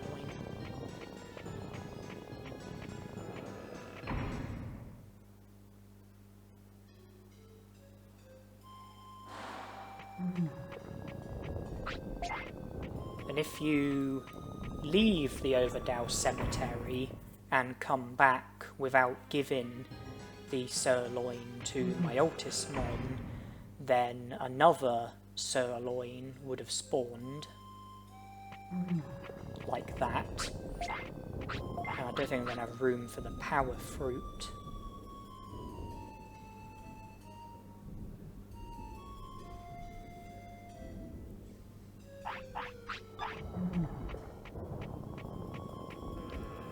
I didn't think it was worth discarding anything for it.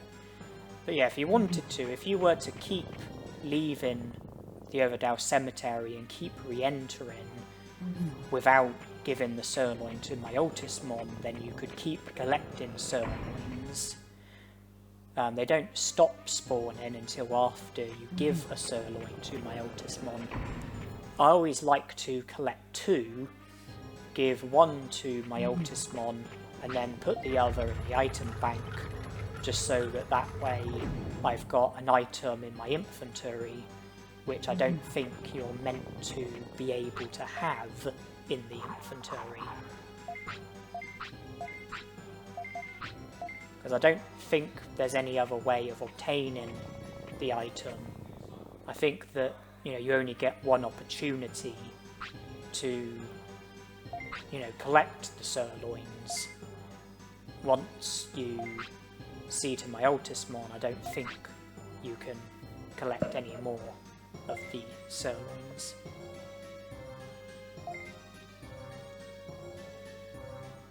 Oh yeah, I went to go through the text slowly, just because the text is different. Well, the tail end of the text can be different depending on whether or not you've recruited Greymon. If you've got Greymon recruited, then the tail end of the text is different to what it would say than if you haven't got Greymon recruited. And if you speak to Myotismon here without Greymon recruited, and if you return to him after recruiting Greymon, then you get some extra dialogue.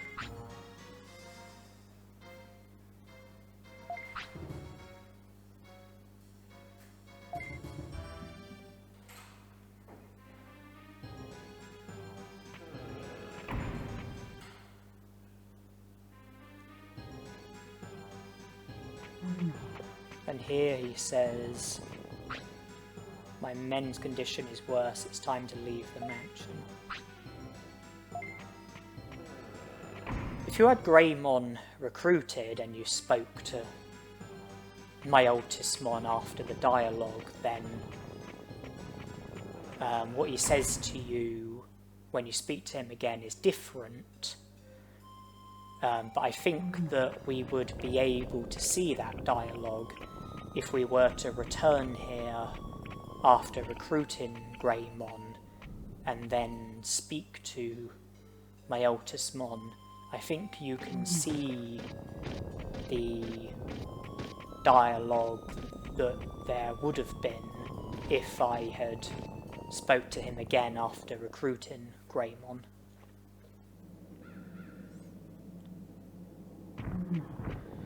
But from here, I am now heading to Toy Town, and I'm also going to be making a stop at Friesland, where Vegiemon is, and I will be speaking to Vegiemon and recruiting him, because since we've already done the first part of recruiting Vegiemon, the second part you just have to return to Vegiemon with a Digimon who can tolerate the cold, speak to Vegiemon, and he will then join the city after you speak to him. Oh, Dulux mushroom.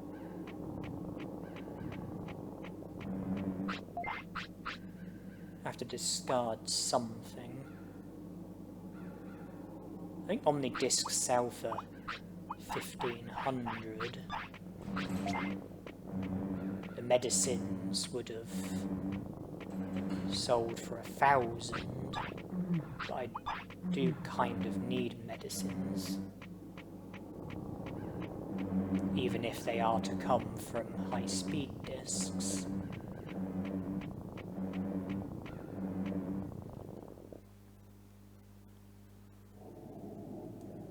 So yeah, Numamon can tolerate the cold, so if we speak to Vegiemon, he'll join the city.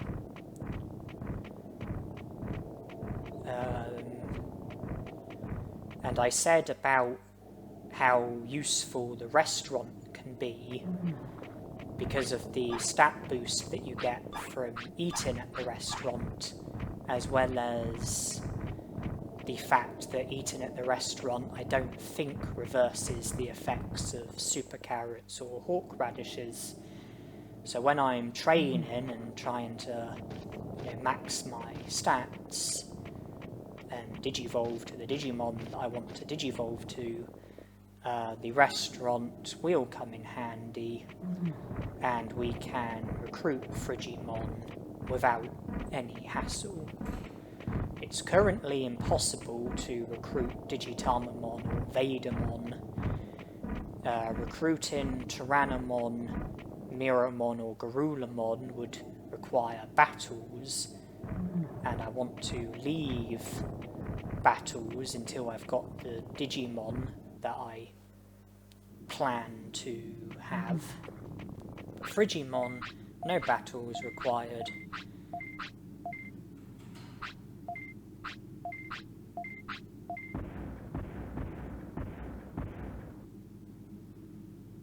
Vegiemon recruited, now we need to go to Toy Town. I think Yuramon made it 15 prosperity points.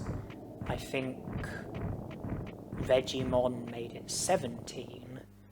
So if I'm not overlooking anything, Vegiemon would have made it 19.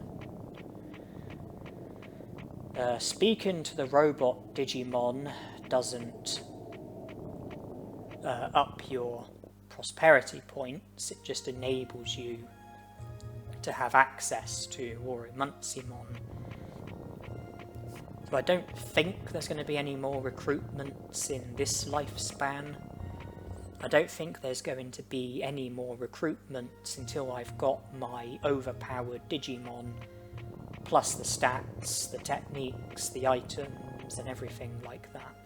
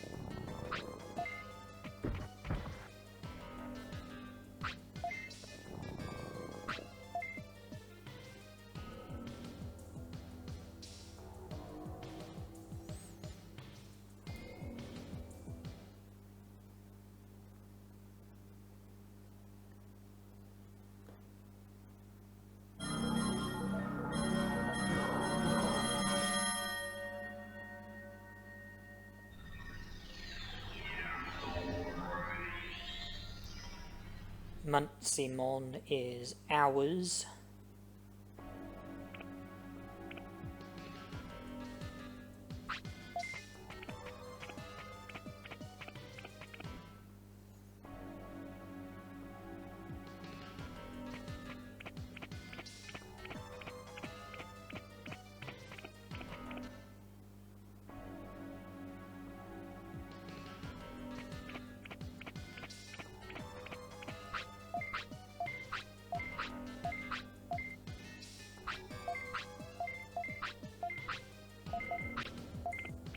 Piximon is ready when we are.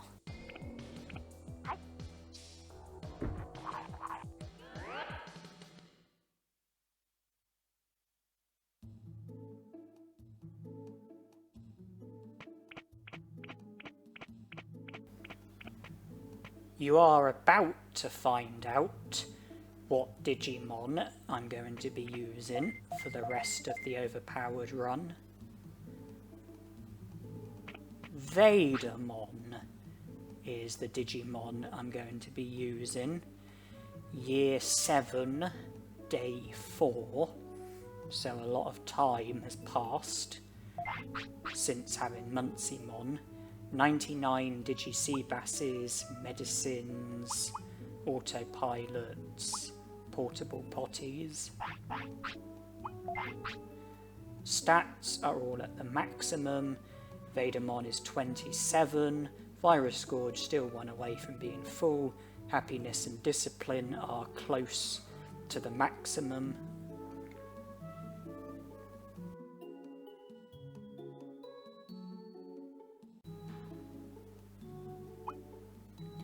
Or Range Beam is the technique that I have equipped, but I have all of the machine techniques.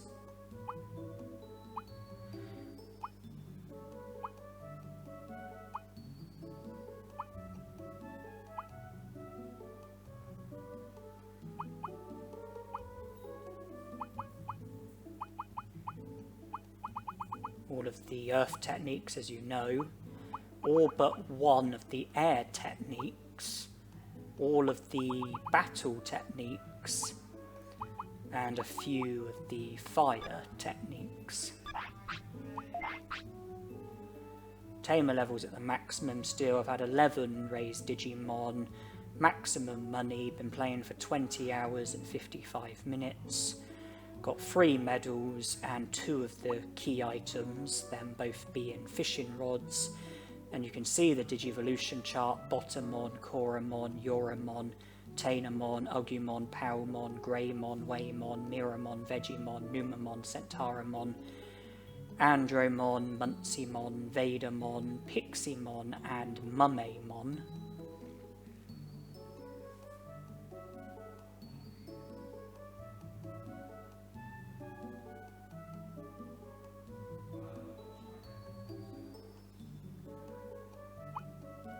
Three medals, as you know, one for getting stats to the maximum, one for getting money to the maximum, and the other for catching 100 fish.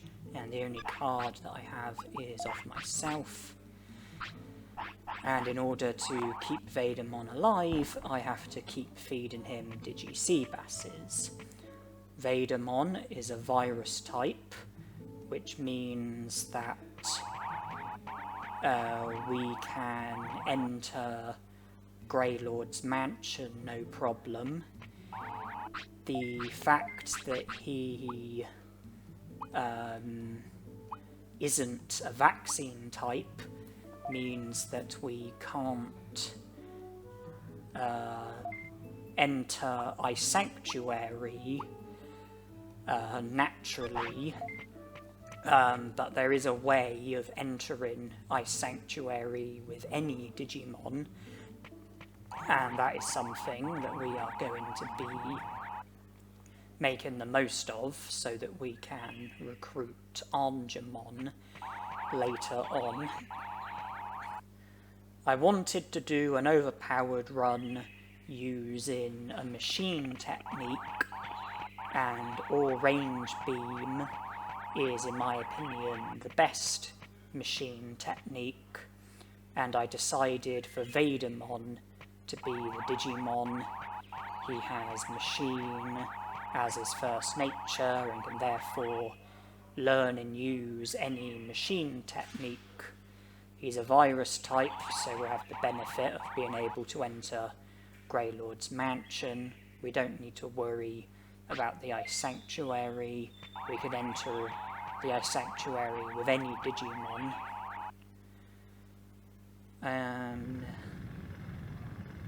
Yeah, even though Vegiemon can use earth techniques, including bug, I want this to be an overpowered run where we're using machine techniques. And it did take a long time getting from where I was with Piximon as my Digimon to where I am with Vegiemon as my Digimon.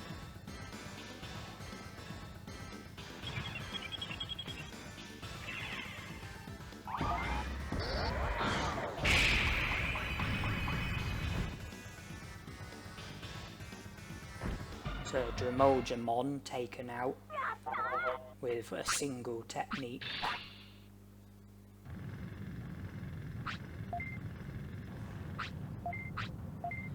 Having defeated Vegiemon, we now have the opportunity to speak to the other Vegiemon and carry dirt for him. If we don't carry dirt for him, and we just speak to him and leave, then the lava cave won't be available until 5 days later. But if we carry the dirt for him, then the lava cave will be available immediately if we carry all 10 pieces of dirt. 10 trips in total. So I agree to the dirt carrying, and the video gets speeded up because it's just me carrying dirt to the exit, returning to Vegiemon, and then carrying more dirt.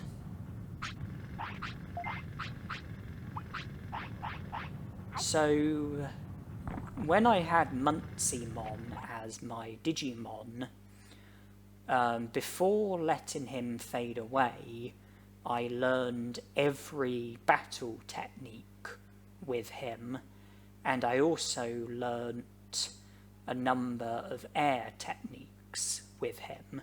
I believe it was Static Electric, Electric Cloud, and Megalospark. I think I already had Wind Cutter, Confusion Storm, Hurricane, and Spinning Shot. So that's how I learned all 8 battle techniques and made it from 4 air techniques to 7 air techniques. I then let Piximon fade away, and I then chose the pink egg again, digivolved from Yuramon to Tanemon to Palmon, and then from there I digivolved to Vegiemon. That's why I had 1 ice technique. I believe it was Teardrop, which came naturally from digivolving to Vegiemon. Horizontal Kick came naturally from digivolving to Numamon. And I then digivolved from Vegiemon to Mummamon, and with Mummamon as my Digimon, I learned Power Crane and possibly other machine techniques as well, but most importantly Power Crane. I then let him fade away, and I chose the green egg. Bottomon digivolved to Coramon, Coramon digivolved to Agumon, Agumon digivolved to Centaurimon, Centaurimon digivolved to Andromon, and with Andro as my Digimon, I learned the remaining machine techniques, and off the top of my head I can't remember if I did it with 1 lifespan or if I needed 2 lifespans. I possibly learnt all of the remaining machine techniques with Andromon, or I possibly had him fade away and then had to digivolve to Andromon again in a different lifespan and then learn the remaining machine techniques. But once those machine techniques had been learnt, I faded away as Andromon, and I chose the green egg again. So I started over with Bottomon again, Digivolve to Coromon, Digivolve to Agumon, Digivolve to Greymon, Digivolved to Vegiemon, and then with Vegiemon as my Digimon, I trained until all of my stats were at the maximum. I already had all of the machine techniques. And during all of this grinding, I also made repeated trips to Friesland so that I could purchase, trade medium recoveries for super defense discs, sell them and repeat the process until maxing out on money, and then with the money I was able to buy all of the items that I had bought. And it was particularly difficult to get all of the machine techniques, because with Digimon who have machine as their first nature, it seems that if you try and learn machine techniques by training brains, then after Metal Splinter you have to learn Power Crane before you can learn any of the other machine techniques. And it seems that it's impossible for Digimon who have machine as their first nature to learn Power Crane by training brains. They can learn Power Crane from battles, but not by training brains. And to learn Power Crane from battles, I would need access to Factorial Town, which would mean having to complete a portion of the game. And that seemed like a real complicator. But, interestingly, if a Digimon has machine as a nature, but not their first nature, and they are able to learn and use Power Crane, then they are able to learn Power Crane by training brains. That's why I Digivolved to Meramon first, a Digimon who has machine as a nature, but not his first nature. That meant that I was able to learn Power Crane with Meramon, something that I wouldn't have been able to have done with Andromon, and then with Andromon I was able to learn the remaining machine techniques.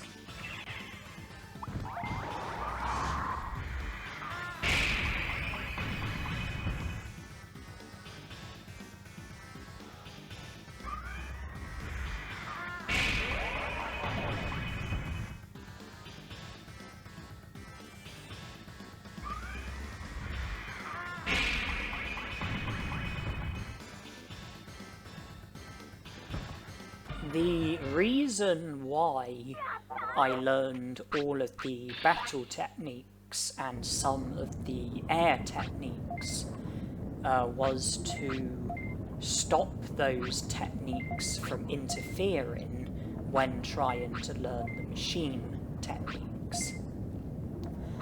Meramon has battle as his first nature, and since he is an ultimate, that means that he can learn and use every battle technique, and because of that he wouldn't have learnt a single machine technique until learning every battle technique first.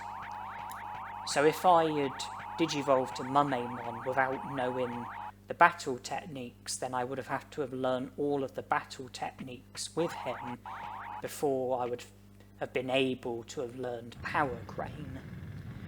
And Andromon might have machine as his first nature, but he also has battle and air as secondary natures. By learning all of the battle techniques and most of the air techniques, there was no risk of battle techniques or air techniques interfering with my attempts to learn machine techniques with Andromon. I think Thunderbolt is the only air technique that I don't have, and I don't think Andromon can learn or use Thunderbolt. Regardless of how you look at it, I did eventually manage to learn every machine technique, even though it wasn't easy, and get myself into this position where I've got Vegiemon with me, and I'm looking at doing the rest of this Overpowered Run with Vegiemon as my Digimon, maximum stats, more than enough items, and every machine technique, but with all range beam being the priority.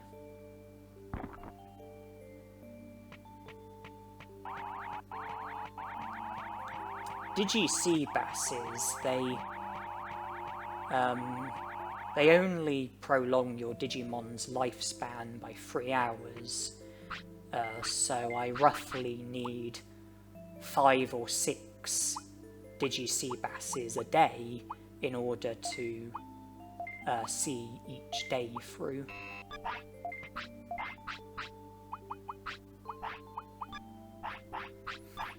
But I've got over 90, so I've got more than enough to see this run through.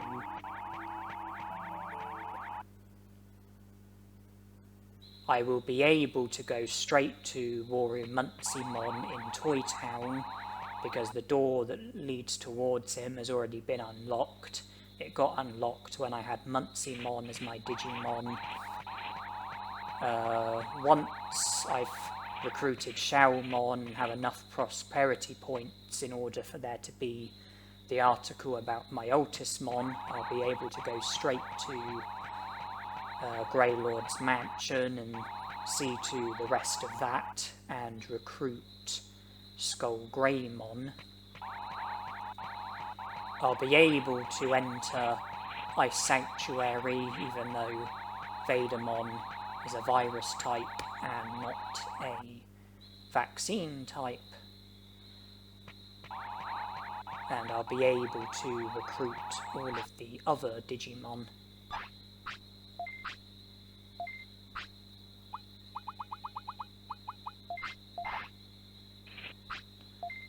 And let's see how the puny Kunamon fares against us.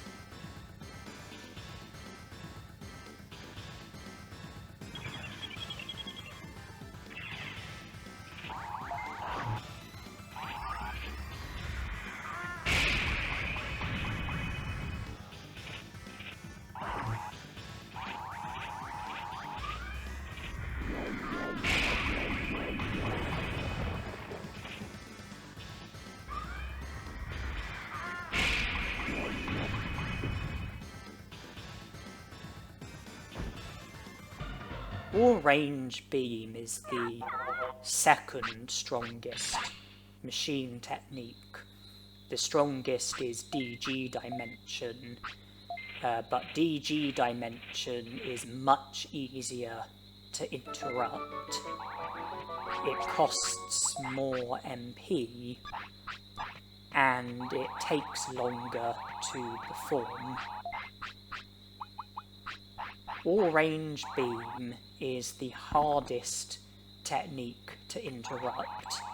It's the second strongest machine technique and one of the strongest techniques in the game, and it hits multiple targets instead of just hitting one target.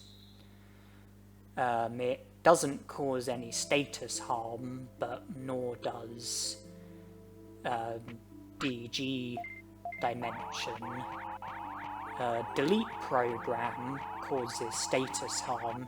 It has a fair rate of causing flattening, and it is one of the stronger machine techniques. I think it's the third strongest. But it's easier to interrupt than or range beam. I would say it's easier to dodge than or range beam, and it only hits one target.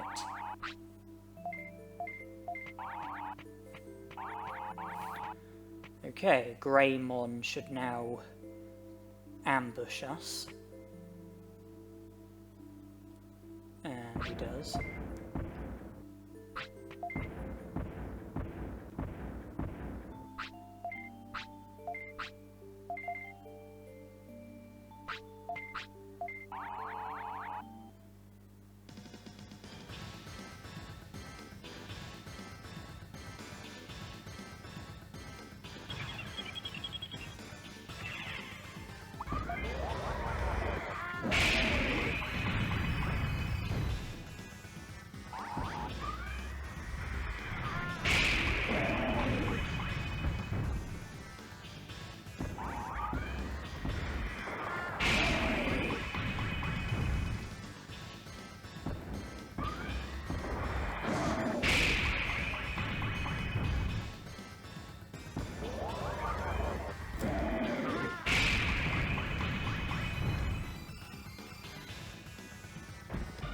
Doing overpowered runs like these, that you realise just how tough Greymon is in this battle.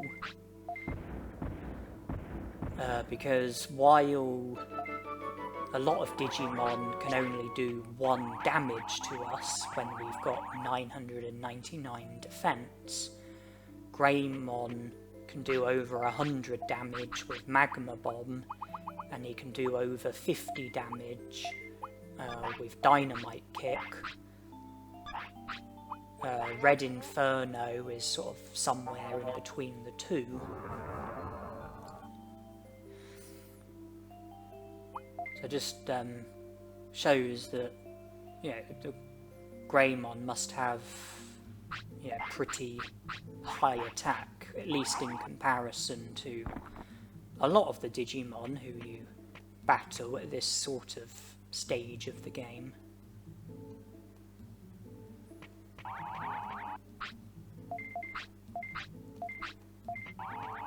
I do seem to recall trying to do an overpowered run with Vegiemon a while ago.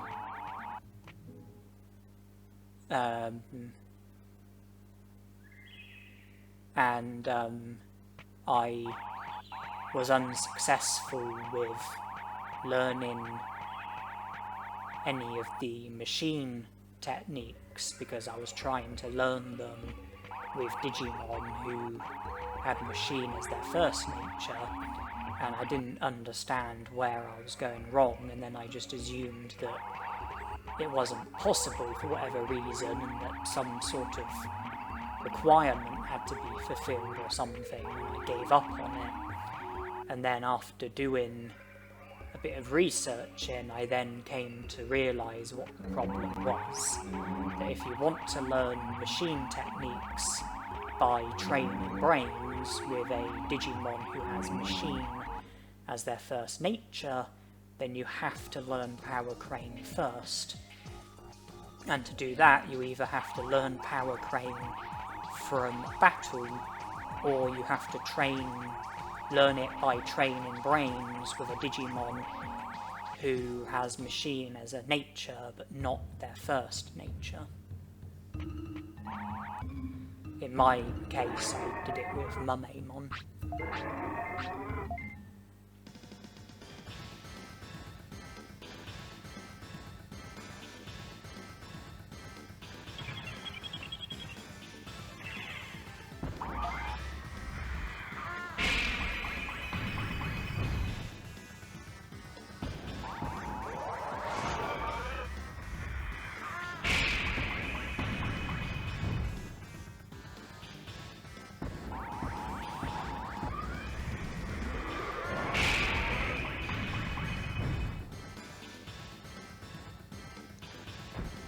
I think this will be my last overpowered run, because I can't see myself doing an overpowered run using battle techniques. I just don't think battle techniques are good enough. A lot of them have to attack from close range. A lot of them are easy to interrupt. A lot of them don't have great accuracy.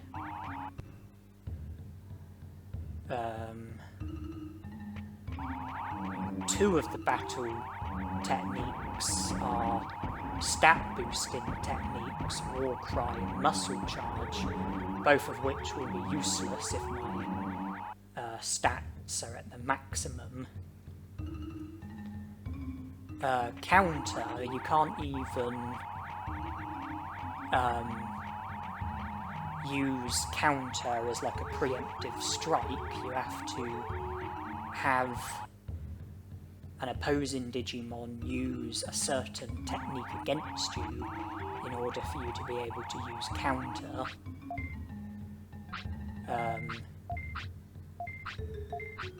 Dynamite Kick, you have to use it from close range, and it's easy to dodge, easy to interrupt.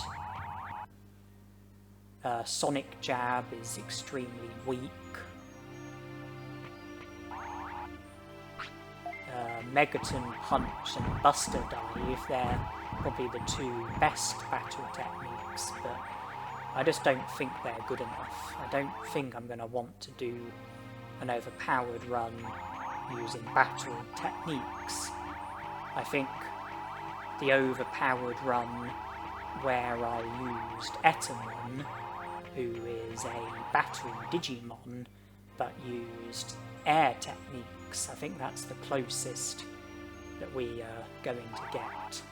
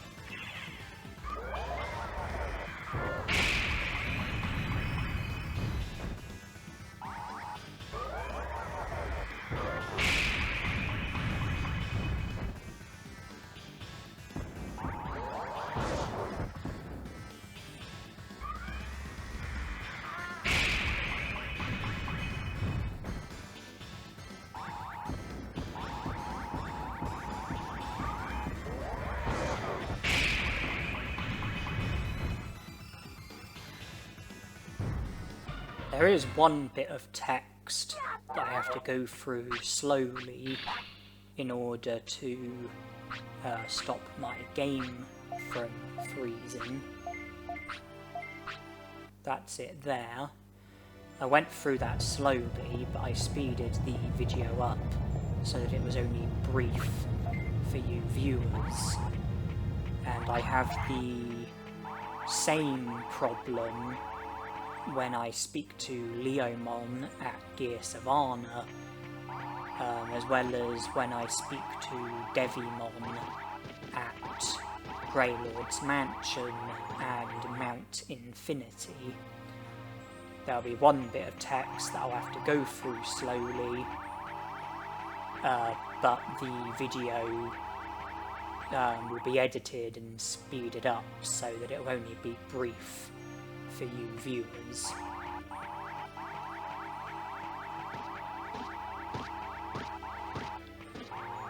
I am pleased, though, about the fact that I have managed to do 5 overpowered runs using Piximon, Megadramon, Etamon, Digitamon, Vegiemon, Bug, Ice Statue, Megalospark, Thunderbolt, Prominence Beam, Meltdown, or Range Beam.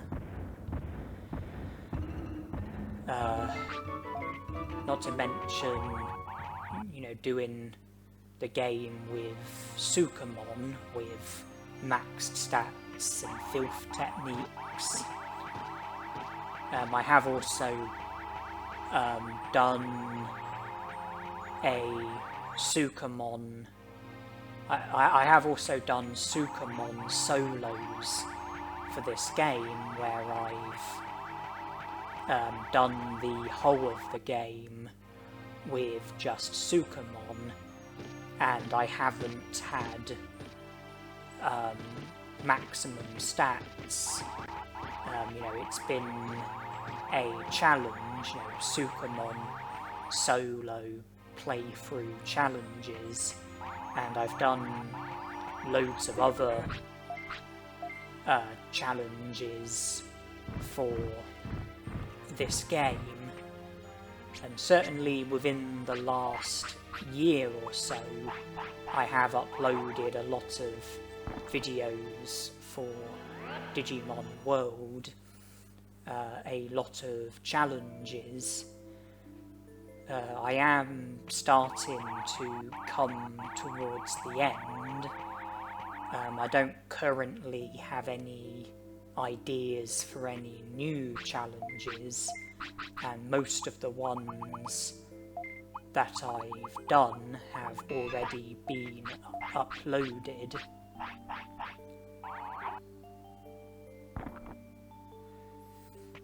I know years ago I did a no gym, no item chip challenge, and then also a no gym, no stat boosting items, minimum Piximon 100% challenge.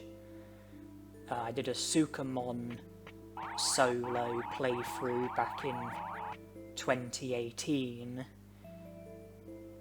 I think it was 2018. Wait, no, 2020. Yeah, 2020. And then more recently, a separate Sukamon solo playthrough and a Sukamon solo, well, Sukamon near solo playthrough, but with maxed stats. I've also, I probably can't remember all the challenges off the top of my head, but I know I did a no shopping challenge where I wasn't allowed to purchase any items. I was allowed to use items but not purchase any items. A no items challenge where I wasn't allowed to use any items inside of battles or outside of battles. A no commands challenge where I wasn't allowed to assist my Digimon during battles in any sort of way, wasn't allowed to use items during battles, wasn't allowed to use finishes, wasn't allowed to command my Digimon. It was a bit like the second Yuramon battle that you have, where you're not allowed to help out in any sort of way. I effectively had to do that, but for the whole game. I'm coming here to Greylord's Mansion because Greymon has been recruited, and I just wanted to show you the dialogue. 'Cause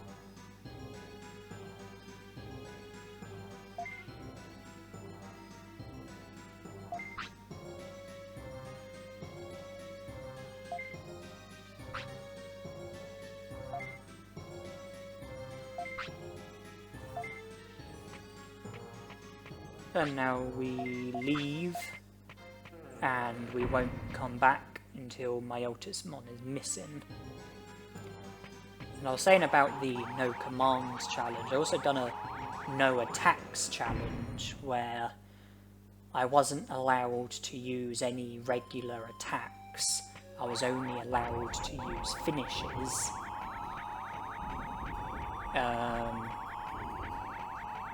I did a Spitfire solo where I was only allowed to use Spitfire during the whole game.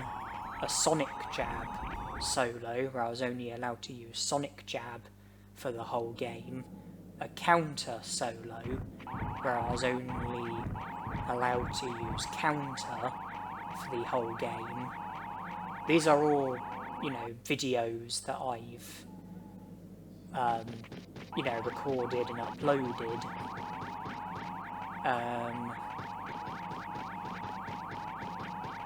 And then an Agumon solo, where I was only allowed to make progress with Agumon as my Digimon. A Tanemon solo, where I had to complete the game while only being allowed to make progress with Tanemon as my Digimon. No Natural Digivolutions challenge, where I wasn't allowed to Digivolve naturally. I was only allowed to use Digivolution items in order to Digivolve.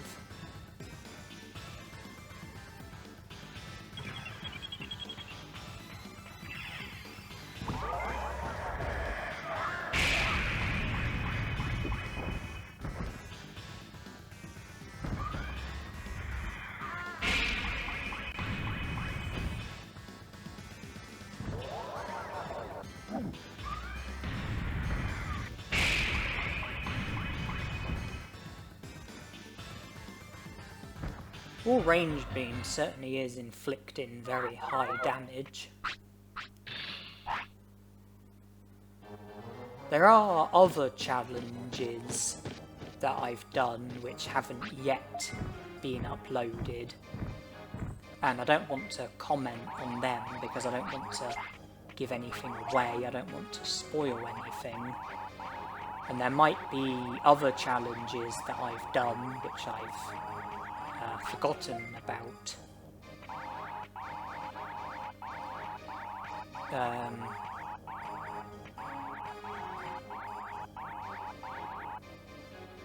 But unfortunately I am, you know, low on ideas. I can't currently think of any other challenge to do for this game. I've got no interest in attempting speed runs, even though I do love watching speed runs. I've got no interest in attempting speed runs.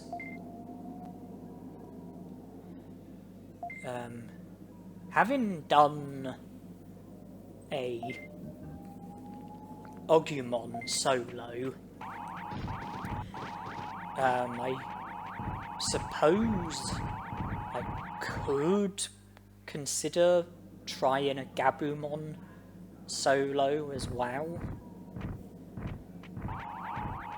because I did the Spitfire solo where I started with Agumon and was only allowed to use Spitfire. I did the Sonic Jab solo where I started with Gabumon and was only allowed to use Sonic Jab. I suppose, as well as doing a challenge where I started as Agumon and was only allowed to use Agumon when making progress, I guess I could also consider doing the same challenge but with Gabumon. So begin with Gabumon and only be allowed to make progress with Gabumon.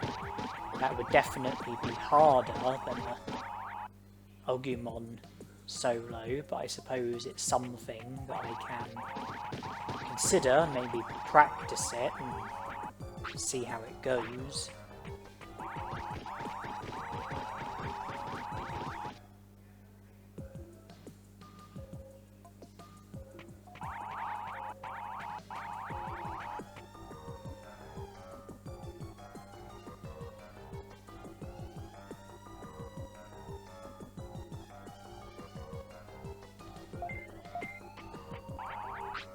And that didn't work.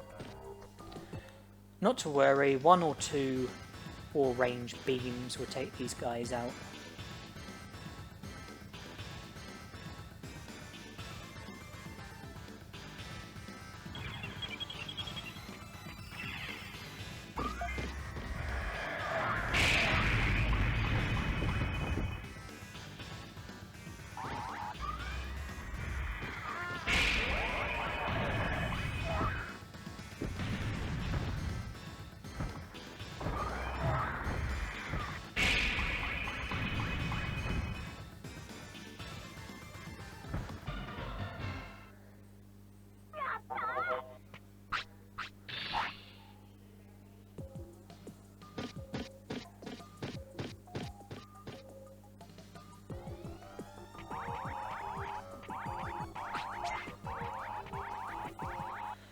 Of course, it doesn't have to be me who comes up with ideas for challenges. I am open to suggestions. If anybody has any ideas for a challenge that they might want me to try, I'm not saying that I will like the idea. I'm not saying that I will do the challenge. I might not like the idea of the challenge, but I am still open to suggestions if anyone has any ideas that they can think of that I haven't thought of.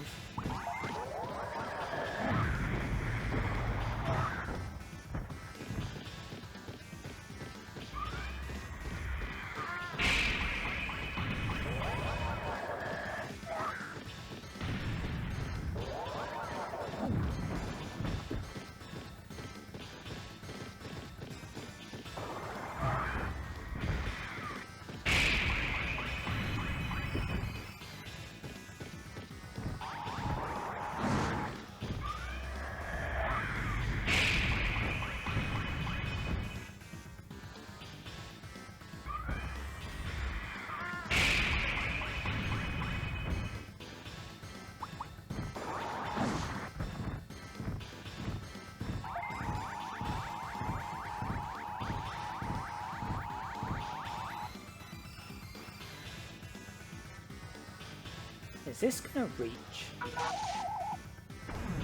Yes.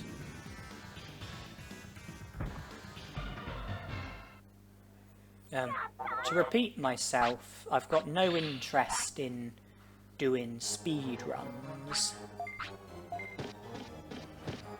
And I don't think there would be much point in doing a Numamon solo, because I think that would be pretty much identical to, well, very similar to a Sukamon playthrough. I don't think I've got any interest in doing a Tanemon solo, because I think that would be easier than a Sukamon solo or a Numamon solo.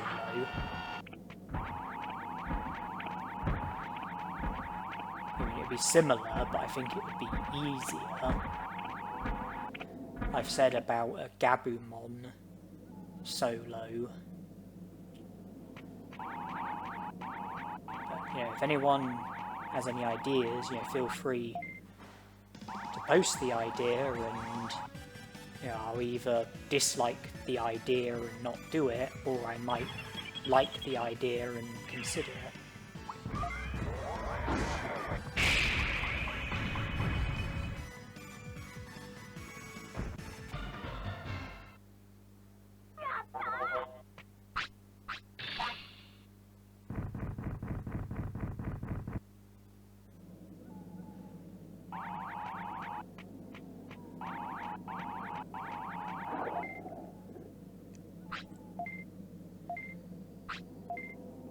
I play on the PlayStation. I think I have the PAL version because I live in the UK. One thing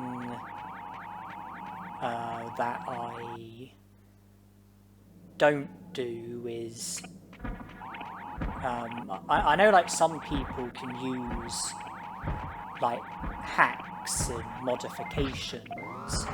Some people can like use like codes to like change things. That's something that I don't have anything to do with myself. So any sort of idea for a challenge concerning something like that, you know, like a challenge which would require the use of like codes or modifications or anything like that, I definitely would not be able to do.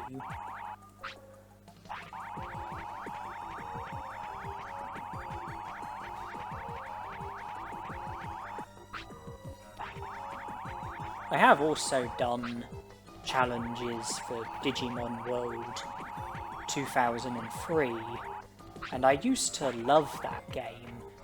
That used to be my favourite game.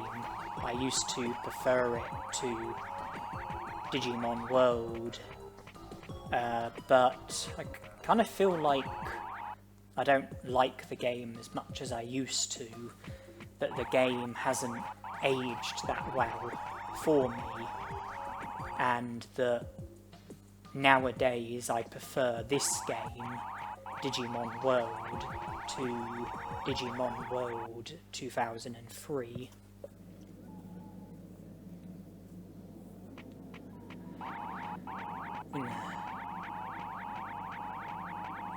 Of late, I've had a massive backlog of videos for Bloons Tower Defense, and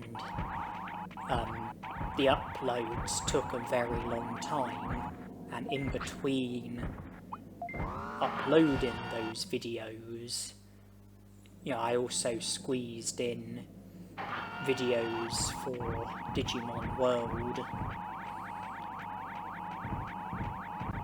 I have a few more Digimon World videos. I don't currently plan to do any more videos for Bloons Tower Defense, but I do have intentions on going back to doing videos for Tomb Raider.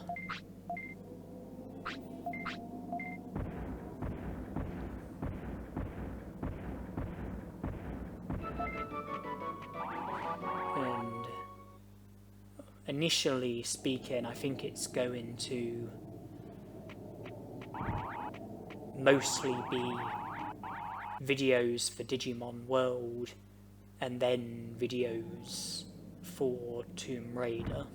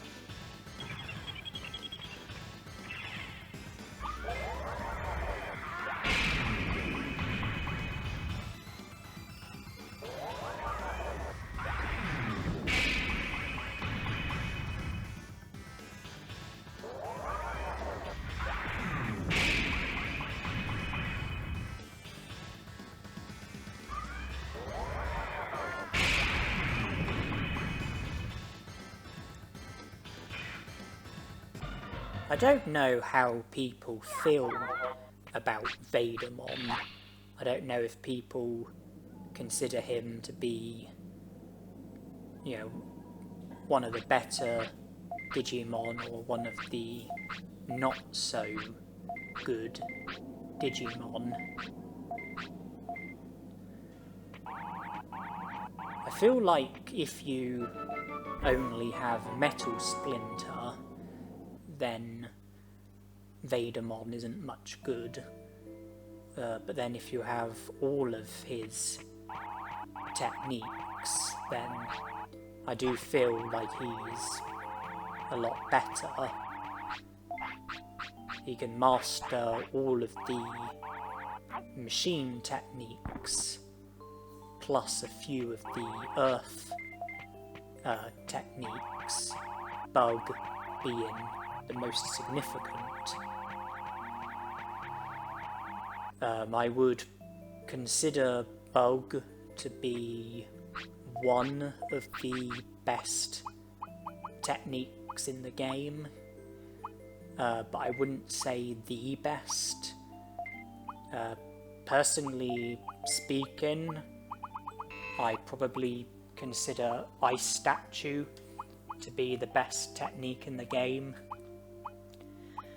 I think Megalospark is up there, I think Thunderbolt is up there, I think Bug is up there, but I would say that I personally think that Ice Statue is the best technique in the game.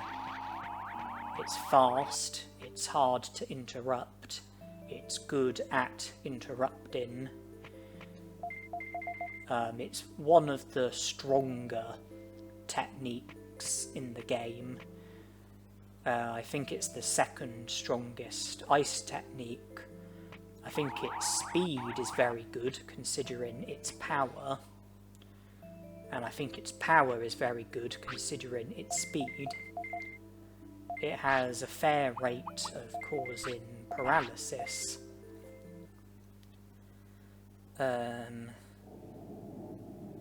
And I think value for MP is very good. I think the MP consumption for Ice Statue is very low considering how good the technique is.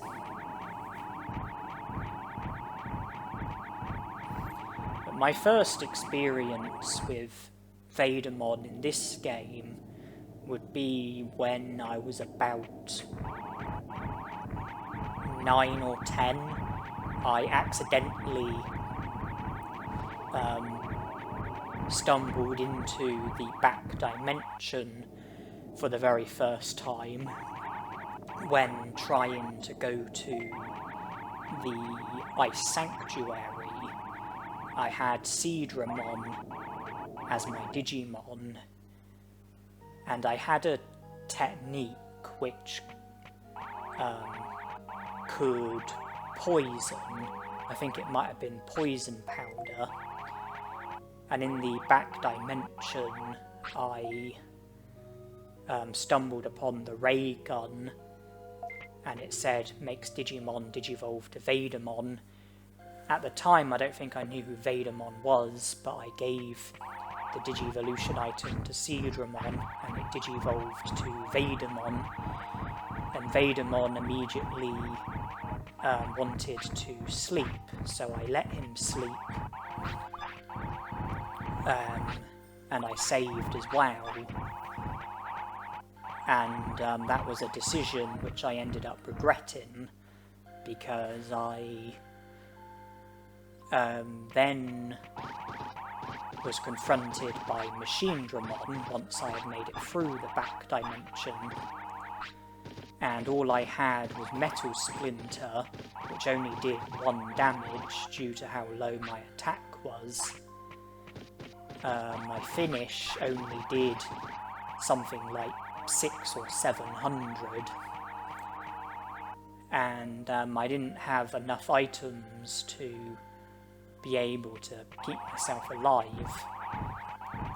And I ended up wishing that I still had Yuramon so that I could poison Machine Dramon and then rely on the poison to do most of the damage, but I wasn't able to get Seedramon back, and then in a later lifespan I came back with a Digimon who could poison, and I then defeated Machineramon, but relied pretty much solely on the poison.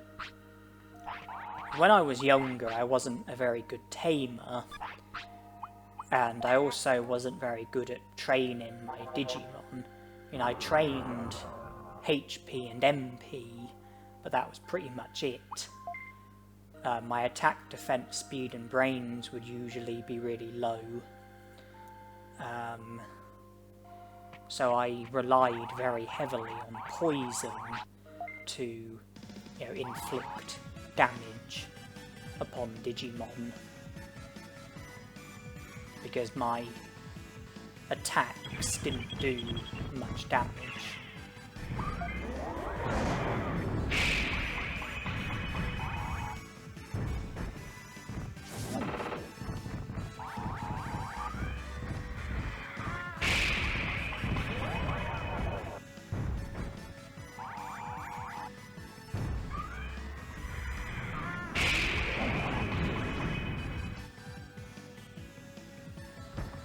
Only 2 of the Digimon participated in a battle against me.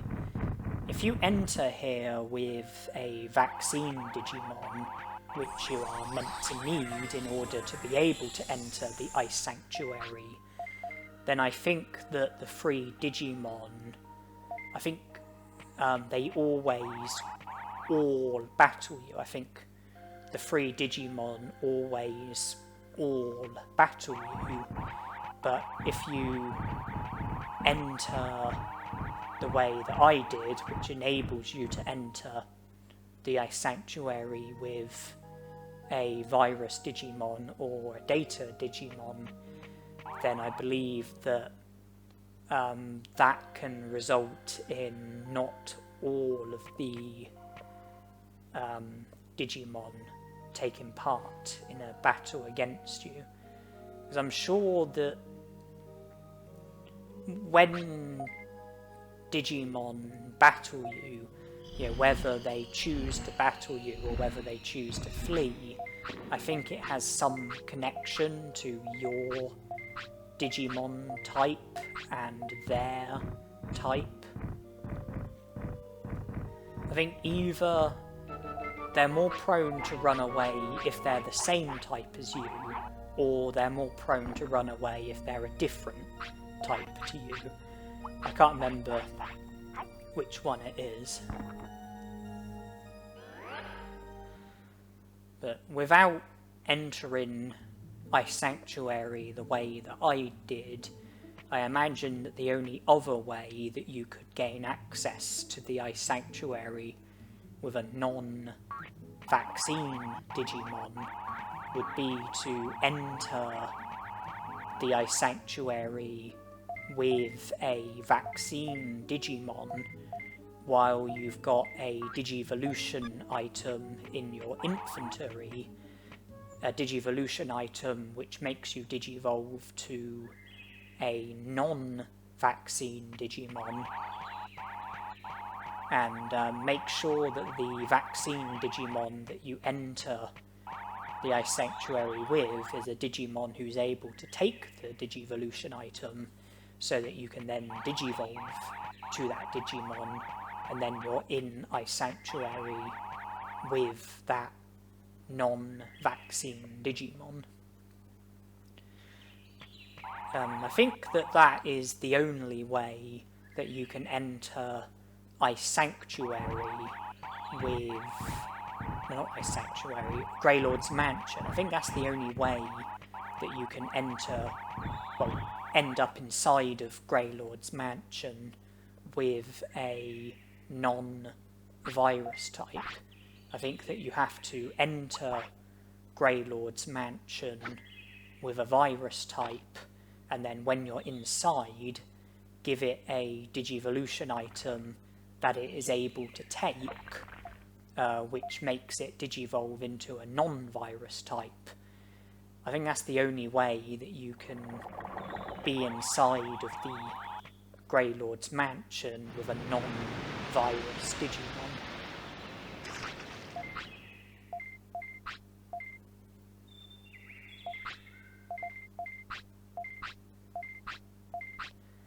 I don't know of any glitch which can enable you to enter Grey Lord's mansion. The glitch that enables you to enter I Sanctuary is a pretty well-known glitch, particularly among speedrunners.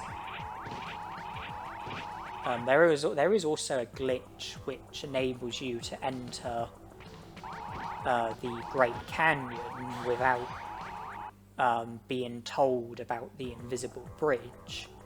You know, at the Great Canyon entrance, you can enter. There's a glitch that enables you to enter the Great Canyon even if Yuramon hasn't told you about the invisible bridge.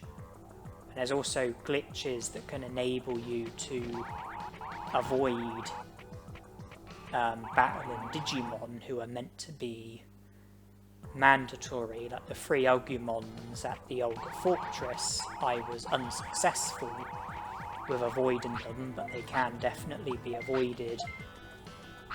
And the Goborimon near where you recruit Shaomon, he can be avoided as well, but I didn't bother trying to avoid him. I just defeated him instead.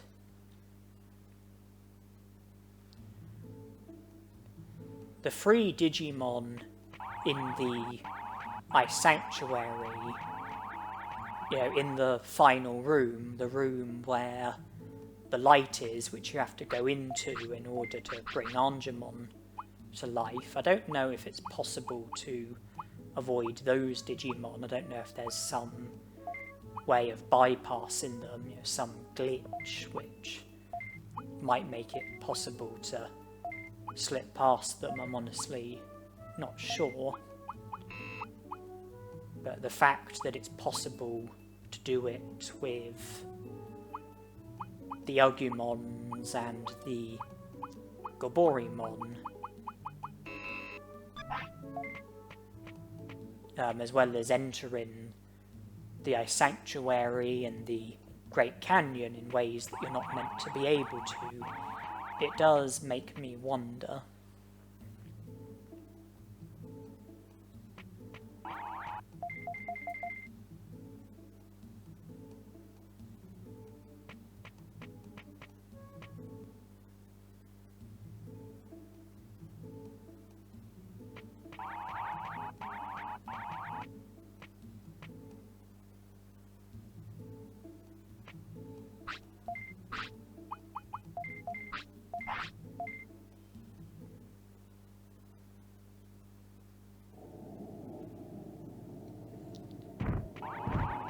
Now, I'm sure it's no stretch to anyone's imagination that I am a big Digimon fan. Yeah, I have many fond memories with this game, many fond memories with Digimon World 2003. I've never played Digimon World 2 or Digimon World 4.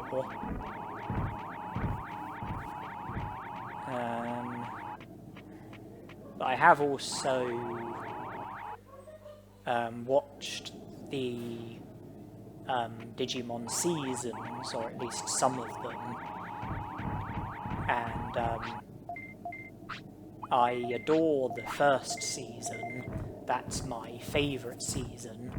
I would say that the second season is my next favourite. But I'm a lot less keen on the third season. The fourth season is my least favourite. I thought that seasons 5 and 6 were better than seasons 3 and 4, but not as good as seasons 1 and 2.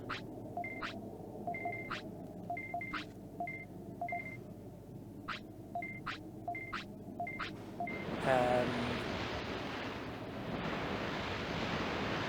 can't remember if there's a 7th season. And if there is, I can't remember if I watched it. But I know I watched the reboot, where it was the characters from the first season. That I very much liked. I didn't like Adventure Try. And I haven't seen the first Digimon film since I was a child, you know, the one with Yuramon, so I really can't comment on that. And I don't think I've seen any of the other Digimon movies. But I do, you know, have some fond memories with watching Digimon.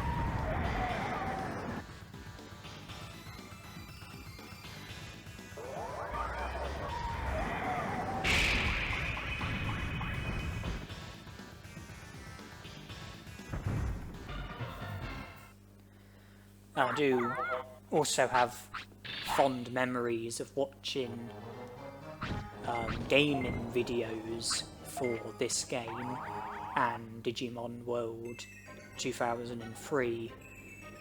We're mostly talking about speedruns.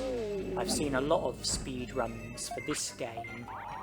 I have also seen speedruns for Digimon World 2003. But I much prefer watching speedruns for this game. I think that speedruns for this game are a lot more enjoyable and entertaining to watch than speedruns for Digimon World 2003.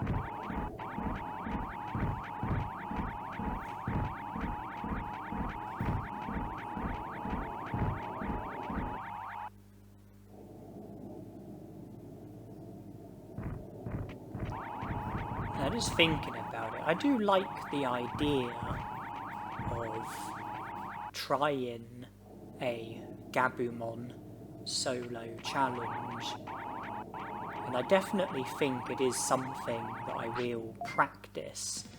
I will try and see what I make of it, see how it goes.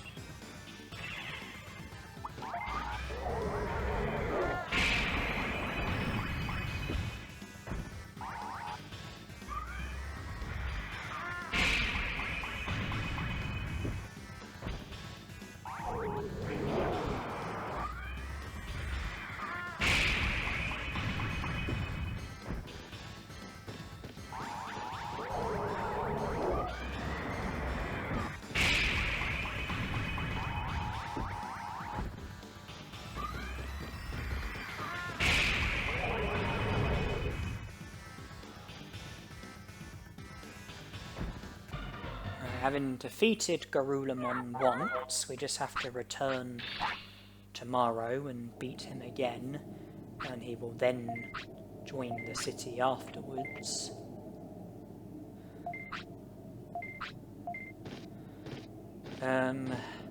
Speaking of Gabumon, you know, I would have to start the game with Gabumon and make progress with Gabumon, and then once he digivolves, I'll then have to stop making progress, and I would need to fade away so that I can then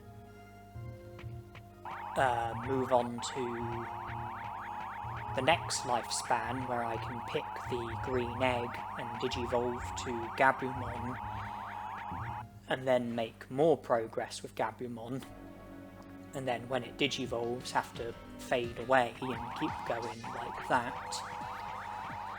I would start off with Sonic Jab, but I would be able to learn other techniques.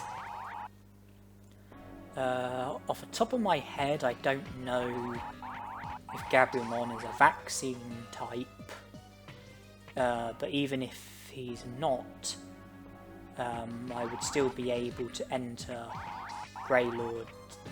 Ice Sanctuary with the glitch, which enables you to enter the Ice Sanctuary with any Digimon. I don't think Gabumon is a virus type, and in which case he wouldn't be able to enter Greylord's mansion, and I don't think his in training form is a virus type, and in which case I wouldn't be able to enter Greylord's mansion with his in training form and then digivolve to Gabumon inside of Greylord's mansion. I don't believe there's any Digivolution item for Gabumon. I don't believe that there's any way... Well, if I'm right about Gabumon not being a virus type, then I don't think there's any way that I would be able to enter Greylord's mansion with Gabumon, nor do I think that there's any way that I would be able to enter Greylord's mansion with an alternative Digimon and then somehow become Gabumon while I'm inside of Greylord's mansion.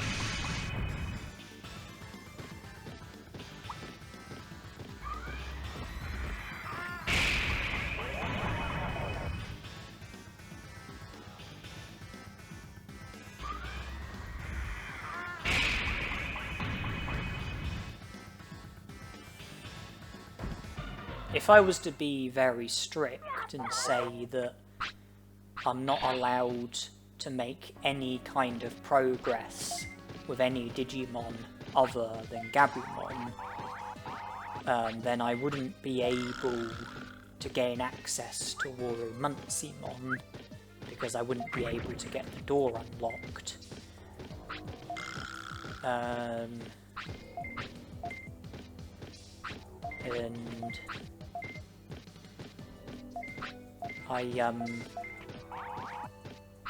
that would mean that Muncimon wouldn't be recruitable, Tanemon wouldn't be recruitable either, Skullgreymon wouldn't be recruitable, for reasons I've already mentioned, and I'm guessing that Frigimon wouldn't be recruitable either, because the first step towards recruiting Frigimon requires the use of a Digimon who can't tolerate the cold,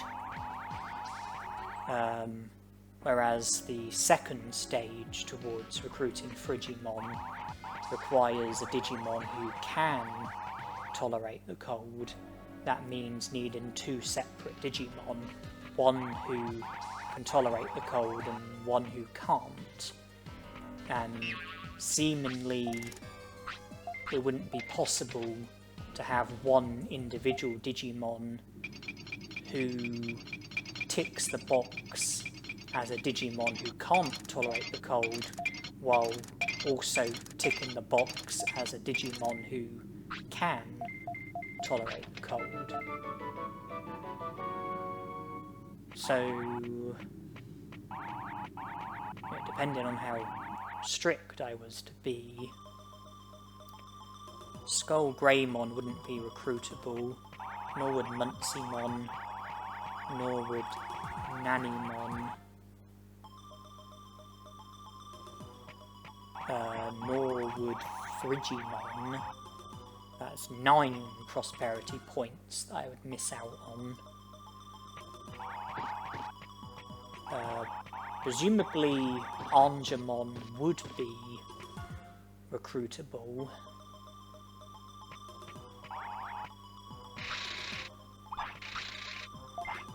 And I'm not sure if there's anything else that I might be overlooking. An alternative would be to alter the rules slightly so that it's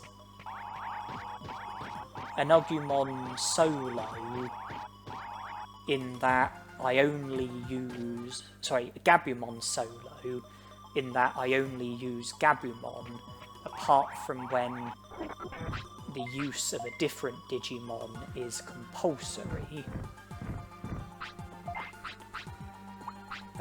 So it wouldn't be like a complete Gabumon solo, it would be a Gabumon solo for everything that can be done with Gabumon, but then there would be a few exceptions where I can use alternative Digimon for other things where it would be compulsory in order to get 100 prosperity points, but the use of such Digimon is to be kept to a minimum.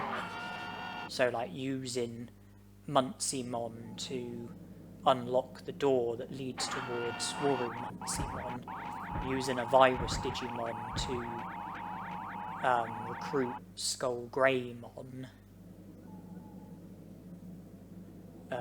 whatever it might be. It's something that I'll have to think about.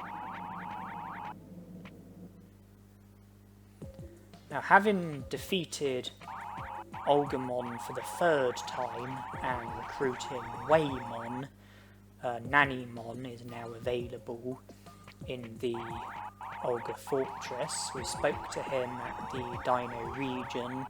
We're about to speak to him here. We spoke to him at Toy Town. That just leaves the sewer in Factorial Town and the Leomon Ancestor Cave in Drill Tunnel.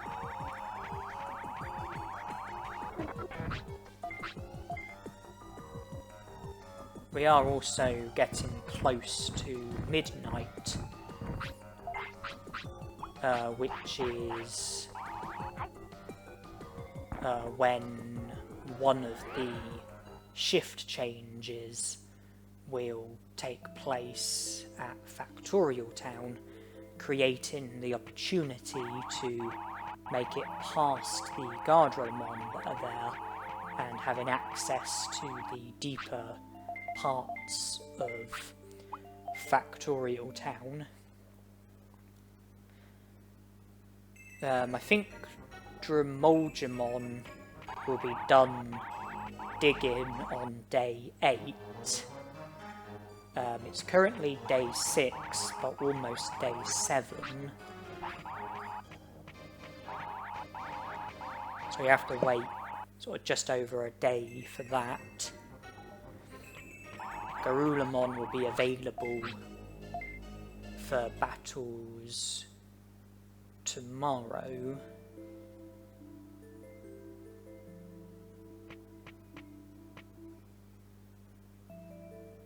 We don't need to worry about the Guardian of the Dragon Eye Lake, Seedramon. We've already caught him and been to Beetle Land and recruited Agumon and Tanemon.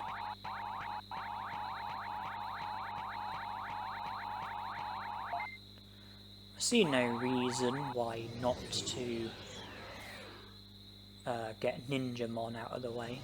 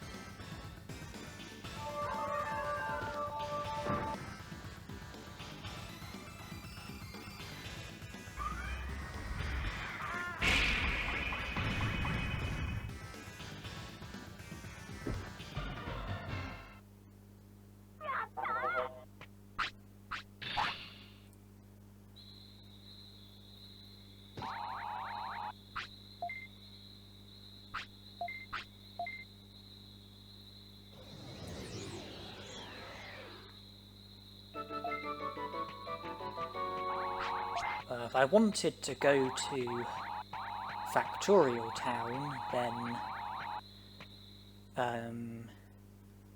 yeah, this is the sort of time to think about heading on.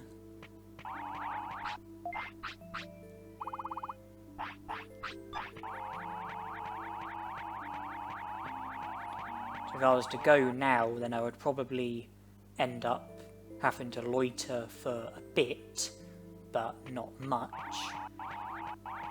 And if I wanted to try and do other stuff beforehand, then I really wouldn't have much time at all to do those things.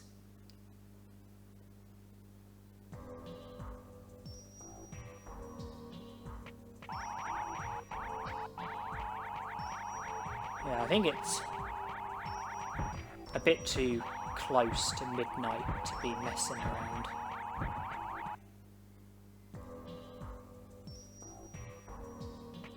I'm sure Vegiemon feels at home here, in the Factorial Town, which is populated by Machine Digimon, Andromon, Guromon, Metal Mumemon, Guardromon.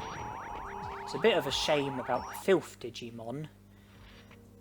You know, the different, well, the Numamon that you recruit, and then the different types of Numamon, and the Platinum Sukamons. I'm sure Vegiemon is less fond of those.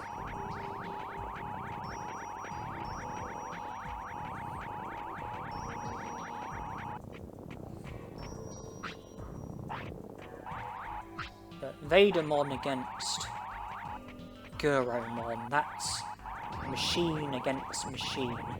Very much makes me think of the Terminator films.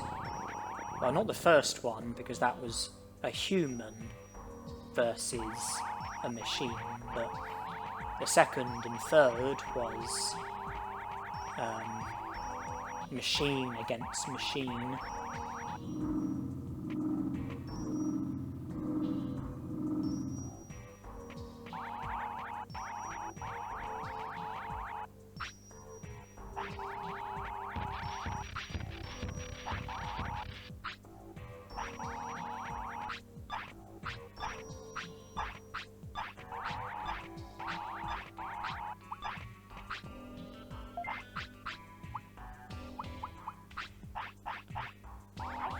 I'm hoping the Guardromon will go away. Yeah, alright.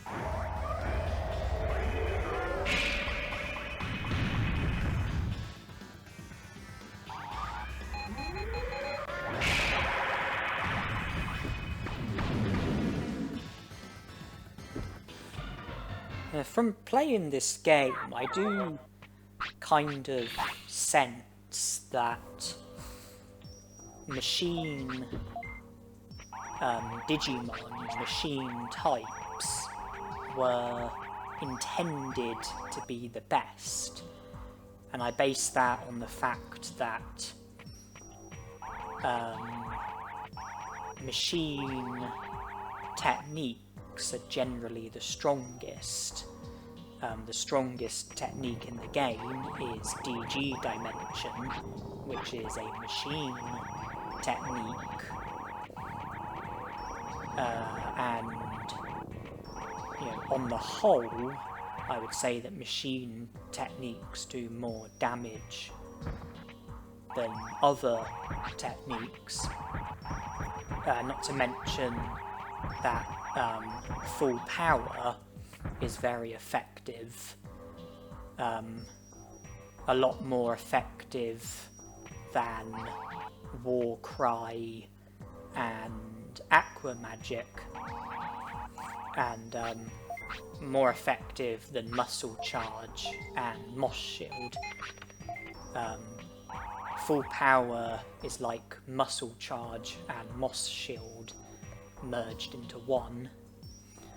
And not to mention that out of the Digimon that you can Digivolve to, I think every Digimon that has machine as a nature is an ultimate Digimon.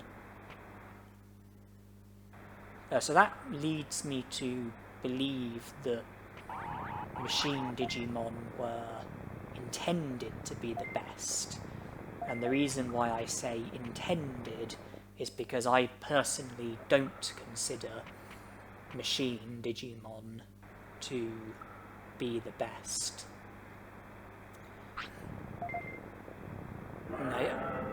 Even though machine techniques are generally stronger, I can't say that there's any machine technique which I consider to be a contender for the best in the game.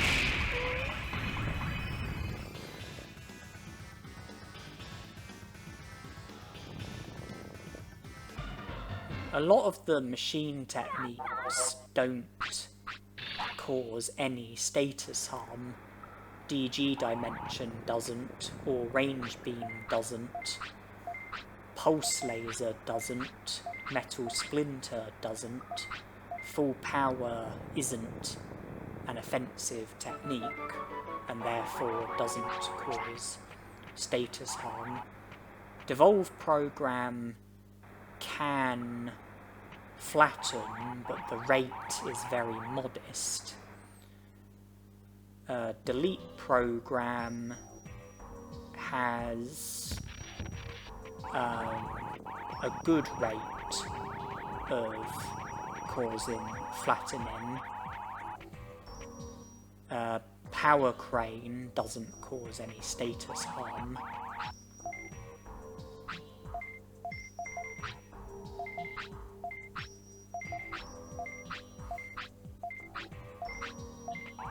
And although strengths and weaknesses aren't made hugely clear in this game, from playing you do notice that there are strengths and weaknesses. For example, fire is more effective against plant Digimon than any other type. And I don't know if machine is strong against anything, but I know that I know that machine is vulnerable to some stuff. It's vulnerable, I think it's vulnerable to air, I think it's vulnerable to filth.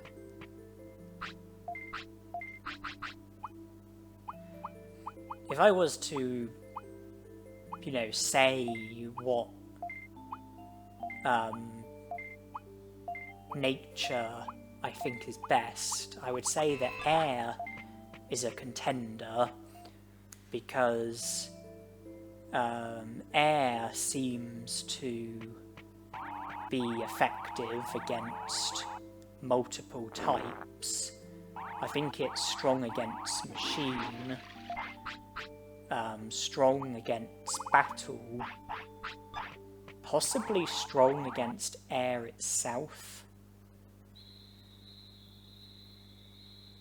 And with air comes Megalospark and Thunderbolt, and I'm not sure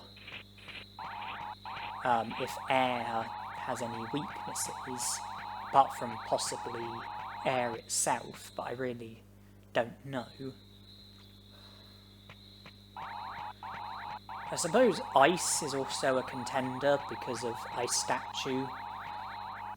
You know, I consider that to be the best technique in the game. But when it comes to strengths and weaknesses, I think ice is less effective than air.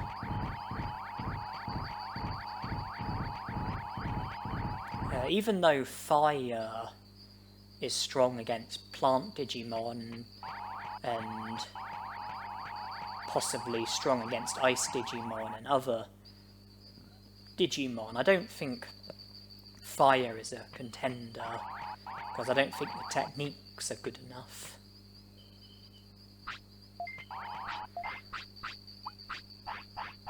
I certainly don't think battle is a contender. I certainly don't think that filth is a contender. I suppose earth is a contender, because even though I don't think it's that great when it comes to strengths and weaknesses, it does have bug, which I think is one of the better techniques. And earth techniques are very good when it comes to inflicting status harm. Insect Plague has a fantastic rate of causing poison. Poison Claw and Poison Powder have a very good rate of causing poison. Bug has a very good rate of causing flattening. Charm Perfume has a very good rate of causing confusion. Green Trap has a very good rate of causing paralysis. Danger Sting has a decent rate of causing flattening.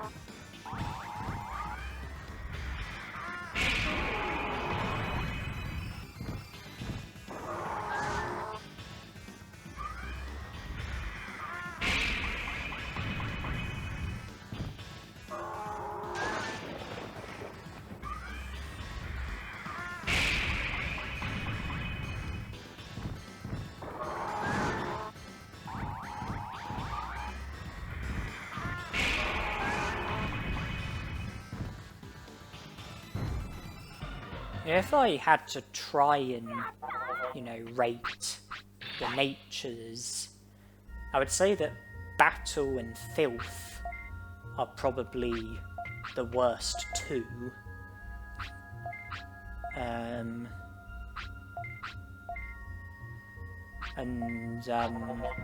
not sure what order I would put them in out of Battle and Filth. I would just say that I think that they are the worst two.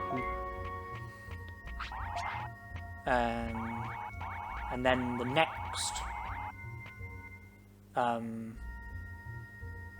next least good after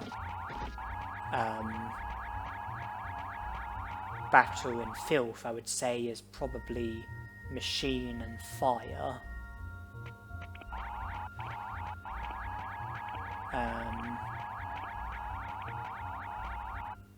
Again, I'm not sure what order I'd put them in, but I would say that Machine and Fire are like the next least good after Battle and Filth, and I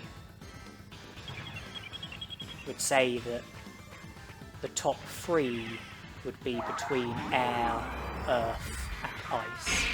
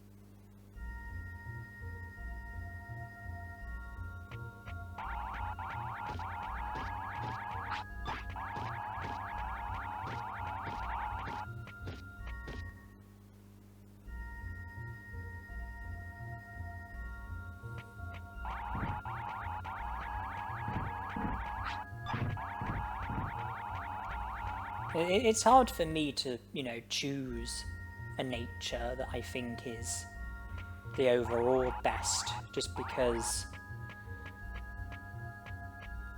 out of the three that I listed, Air, Earth and Ice, I kind of feel like they each have something that the other doesn't.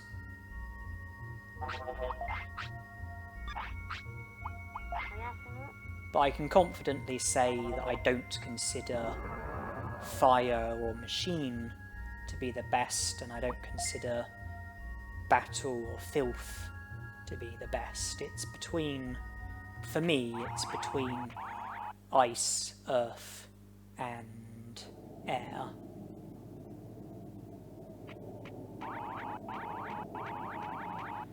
Anyway, we're back for round 2. Round 2 with Yuramon, that is.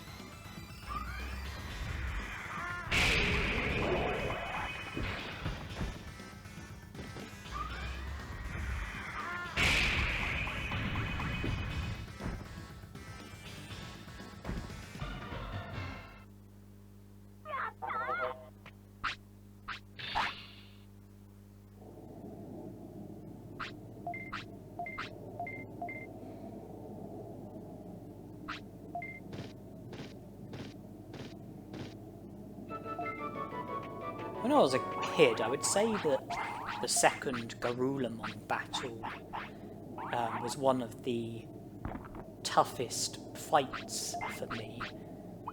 It was where I had such awful stats, or rather such awful... Well, yeah, where I had like such awful stats, I relied very heavily on items. And even when I was up against far superior opposition, the items would invariably win me the battles. And, you know, take that away, which is how it is with the second Yuramon battle. You know, that was a tough fight for me to win when I was younger.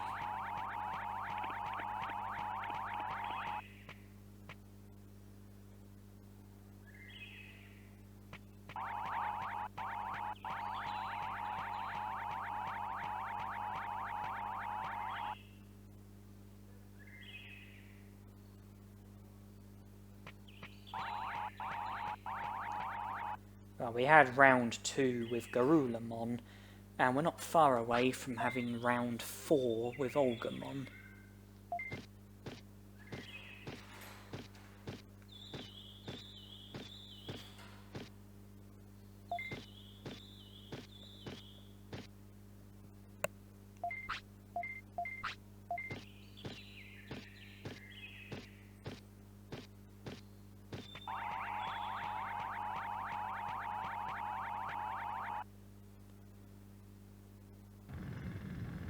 And I have enough prosperity points for Vegiemon to show up at Mount Panorama.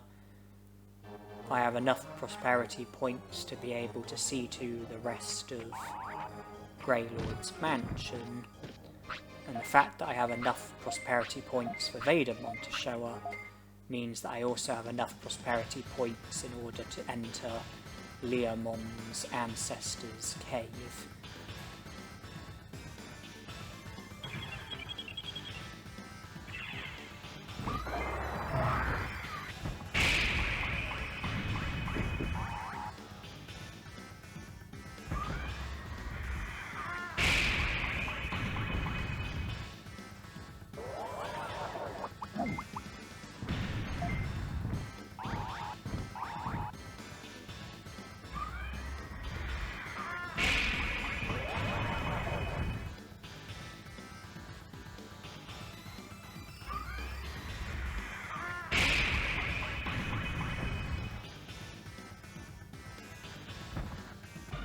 45 prosperity points, that's what you need in order for Vegiemon to show up at Mount Panorama, as well as having Showermon recruited.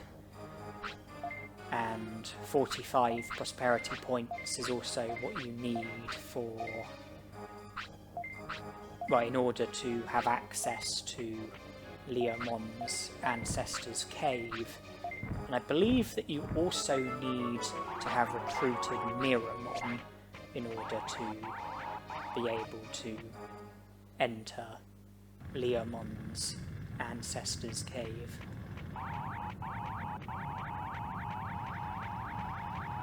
But we fulfill all of those requirements, so we can help ourselves to Yuramon's stone, which is in here.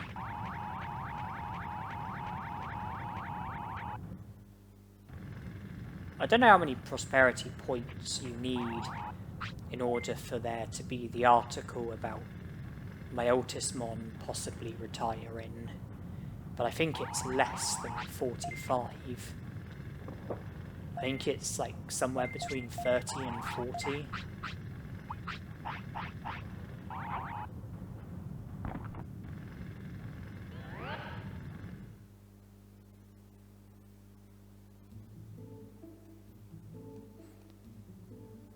For Greymon to show up, I think you need to have a minimum of 15 prosperity points when speaking to Digimon.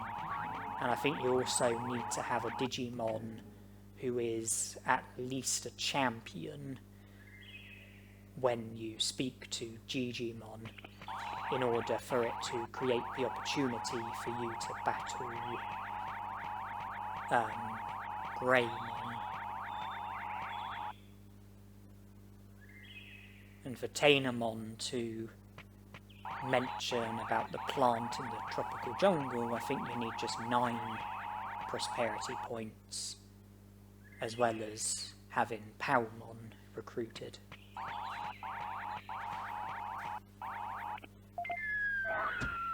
The fact that Etamon has shown up means that our prosperity points are now at a minimum of 50, and that means if we talk to Digimon again, then Mount Infinity will be unlocked.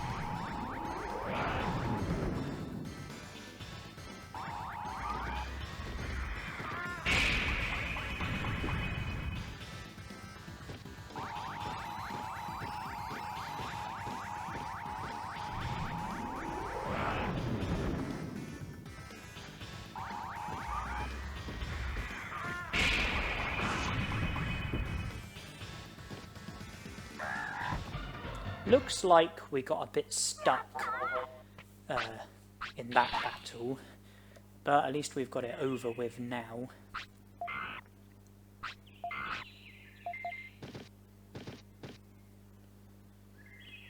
I have no use for gold bananas, which Etamon sells.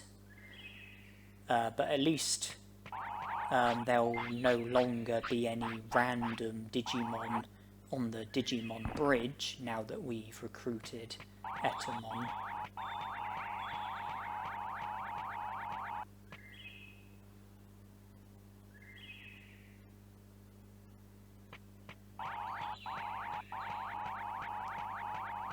I know about Vegiemon at Mount Panorama. I know about Meramon at Mount Panorama, plus Vegiemon at the drill tunnel. We're not done with Factorial Town yet, including Metal Meramon.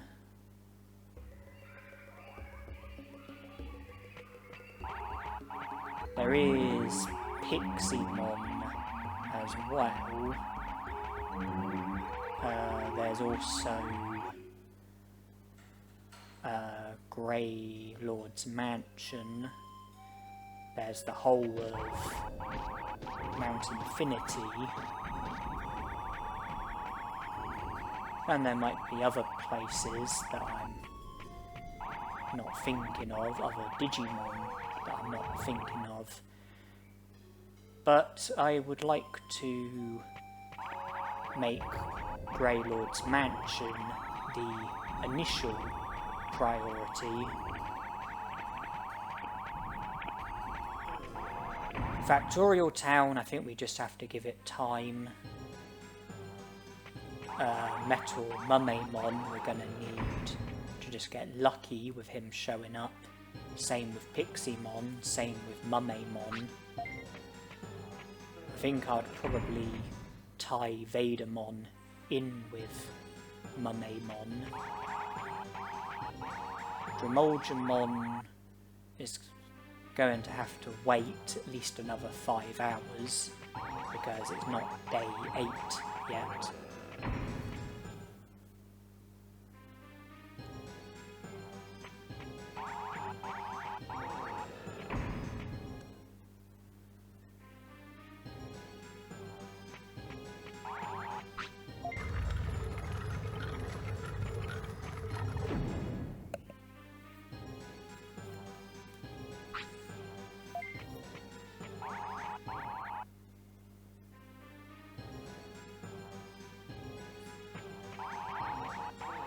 If we just return to the entrance, Digimon will show up, and for the first time since speaking to the Meteormon at the Dino region, I'm in a position where there's a bit of text that I have to go through slowly in order to prevent the game from freezing.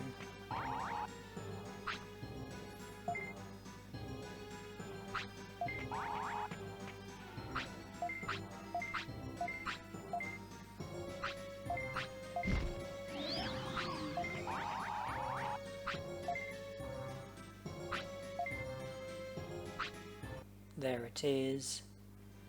It was very brief because I speeded the video up. I'm going to have the same problem when I see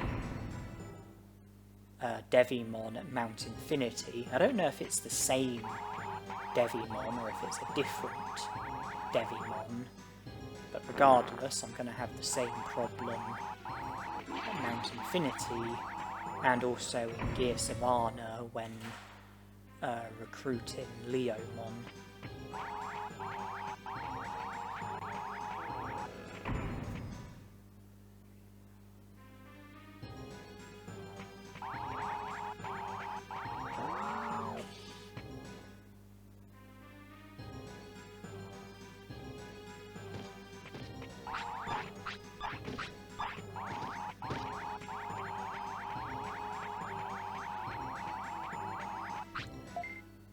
In 2 battles time, my Ultismon is going to be safe, and Skull Greymon is going to be our newest recruit.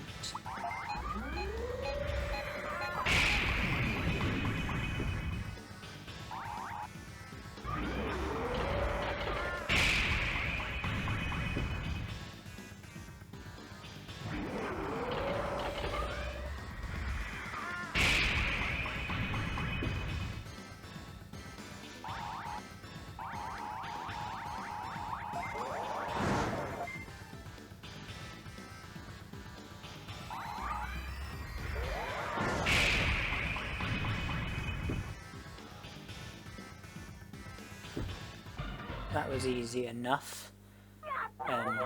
Skull Greymon, being a bigger Digimon, and therefore a bigger target, I would imagine is less likely to evade or range beam. I think the only thing that could go wrong is if he was to block it.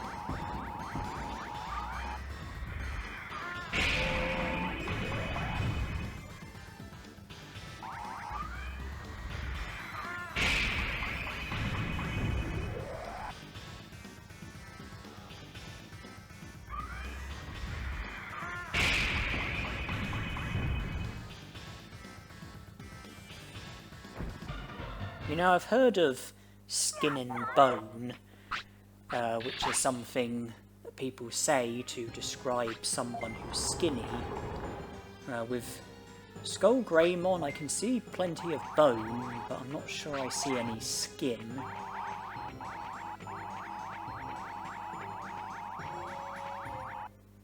Although, you can also describe someone as being skinny by saying that they are all bone.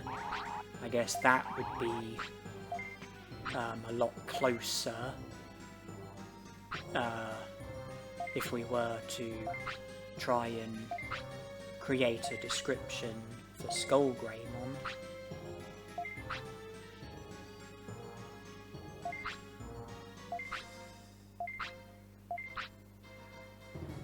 He's definitely got plenty of bones, but does he have a funny bone?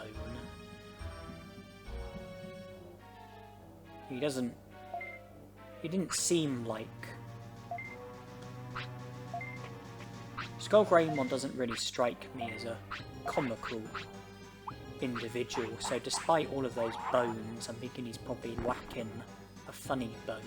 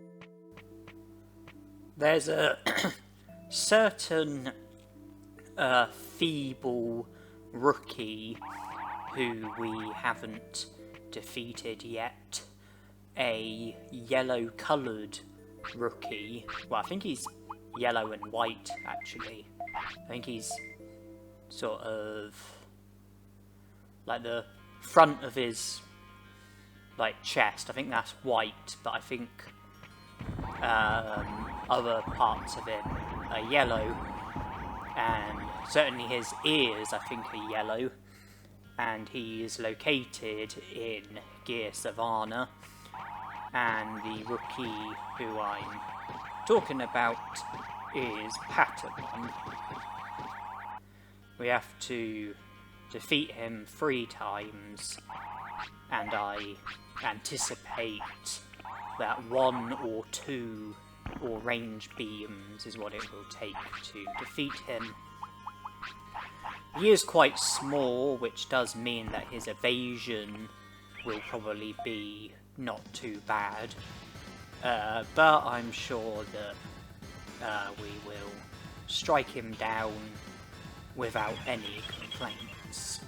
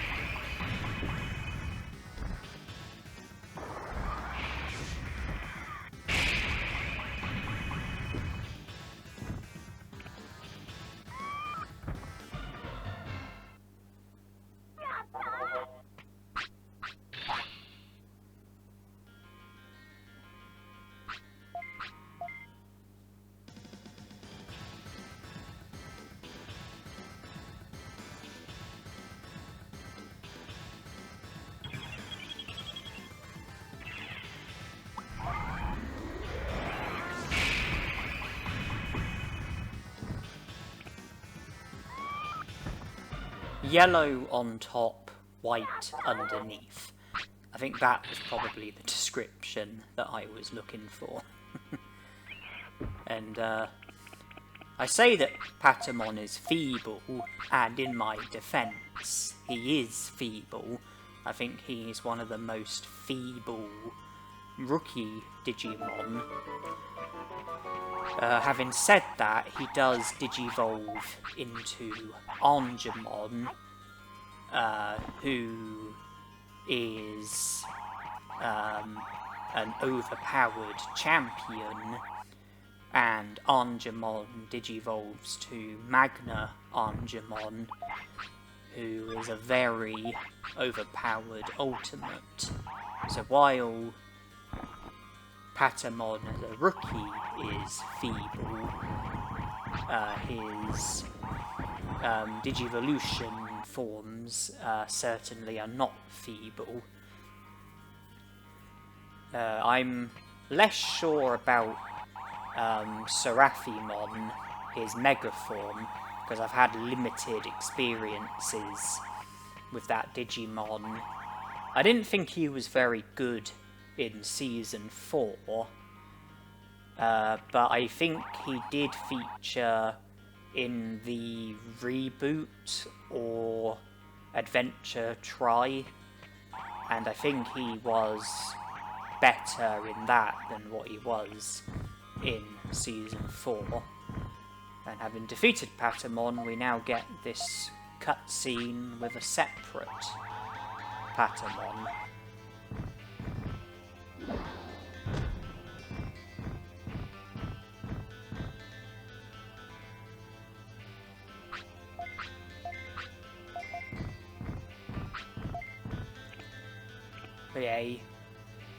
A feeble creature turning into a much more powerful creature like Patamon Digivolving to Agumon and Magna-Agumon, it makes me think of Magikarp from Pokemon, you know, the really feeble fish that does nothing but flop about, and then it evolves into Gyarados, the highly ferocious sea dragon.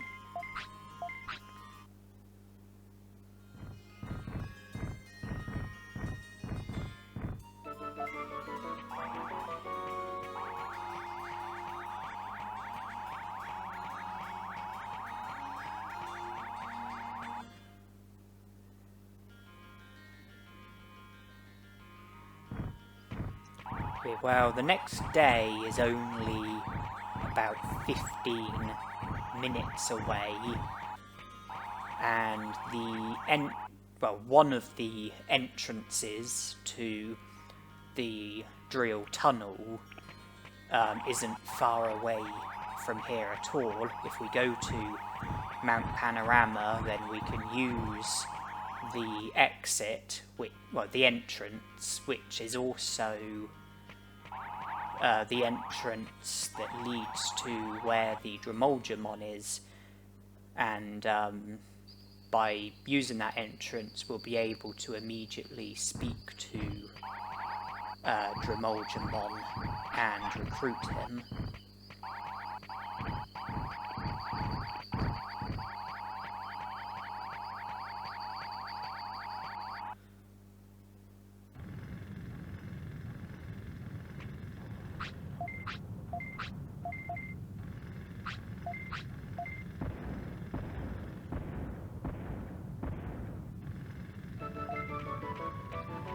We're also not far away from where you can encounter Meramon, and also near that where you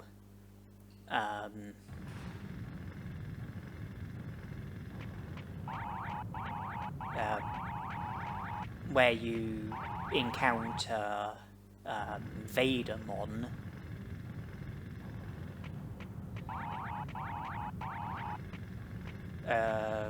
I'm currently heading back to Yuramon's ancestors' cave, because having recruited Yuramon, Tanemon will now be at Yuramon's ancestors' cave, and we can speak to him, and that will be one of the other locations in which we've found him at.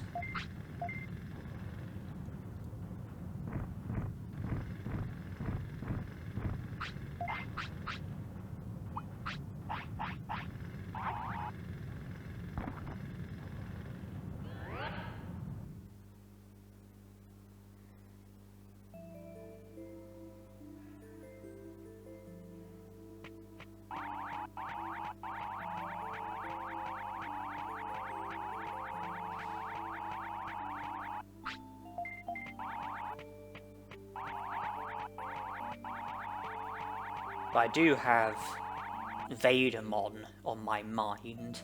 It's hard not to have him on mind, seeing as my own Digimon is Vegiemon.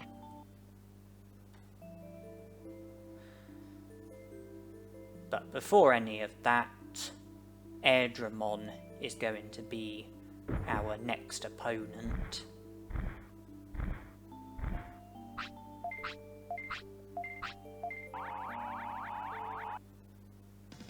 Here we go.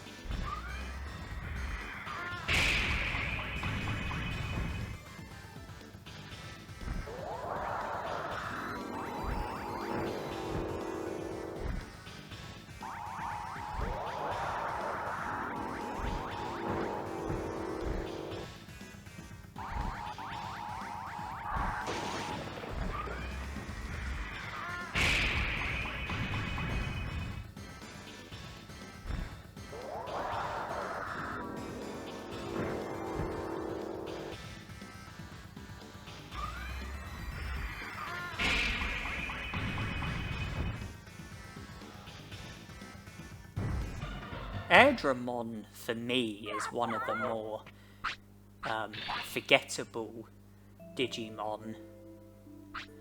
And when I say that, I'm referring to the Digimon seasons, because I can never remember off the top of my head whether or not he features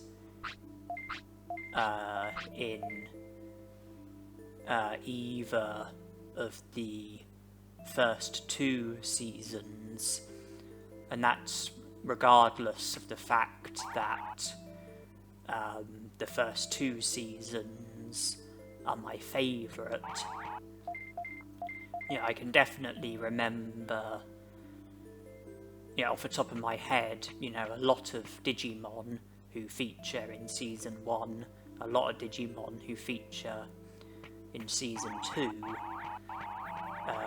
but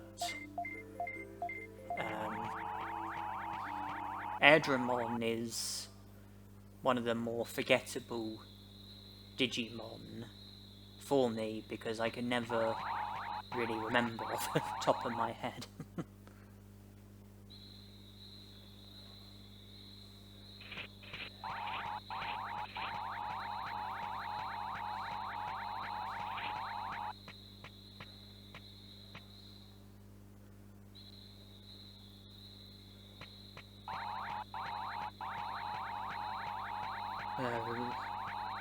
Regrettably, I haven't yet gotten the worst recruit out of the way, and when I say the worst recruit, I'm talking about Meramon. He is a Digimon who I really don't like having to recruit. The Meramon recruit is my least favourite recruit. It's the worst part of the game, in my opinion, and I'm not happy about the fact that I still have to see to him. And then there's also the next 3 most annoying recruits after Meramon: Mummemon, Metal Mummemon, and Piximon.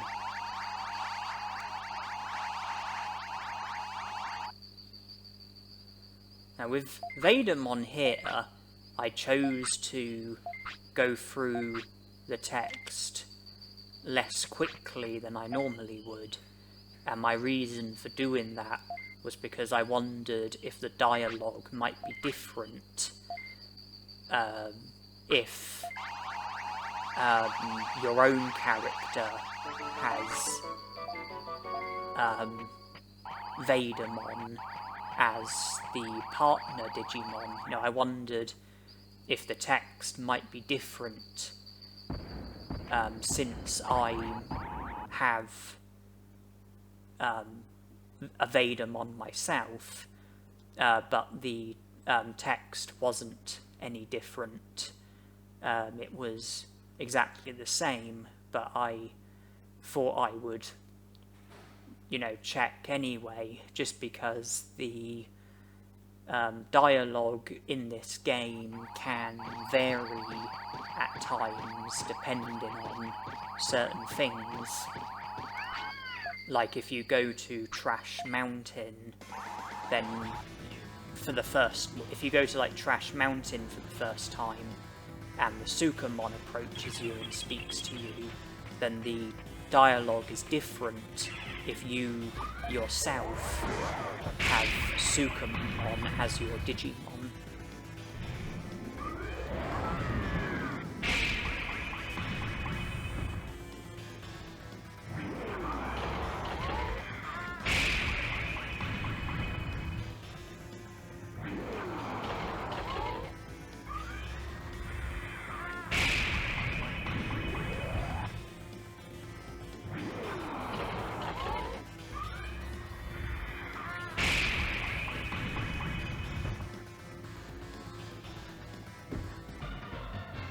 And if you fall off the cliff at the Great Canyon, then the text is different if you have a Digimon who is able to fly, or at least hover, and that was the case in this Overpowered Run, because Vegiemon is able to hover. When you speak to Myotismon for the first time at Greylord's mansion, the text will vary depending on whether or not you've recruited Greymon. You saw that for yourselves in this Overpowered Run, and there are other scenarios where text and dialogue can vary, but it looks like that the dialogue with Vegiemon is fixed, and that you can't, and that, you know, there's no alternative dialogue that there can possibly be. You know, it looks like that the Digimon that you've got will have no input. You know, I gave it a try regardless.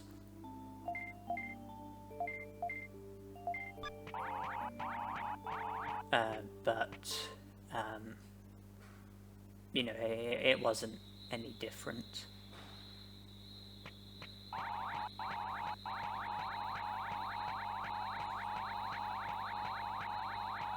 It's good progress to have Maximising out of the way. I haven't forgotten about Metal Maximising.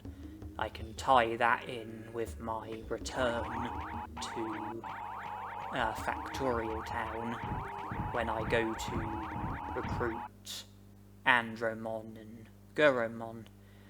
And here and now my focus is on Piximon, and I'm hoping to get Piximon to show up by repeatedly entering and leaving and re-entering. That was what I did with Maximising, and it's what I will do with Metal Maximising. Now, I think it's entirely luck-based. I think it all boils down to chance. I think that there's, you know, a low probability of the Digimon showing up. You know, Piximon, Maximising, Metal Maximising. And, you know, I think it's just luck. I think all you can do really is just repeatedly enter and leave and re-enter and keep at it until the Digimon eventually shows up. I think the probability of the Digimon showing up is, I would say, a maximum of 5%.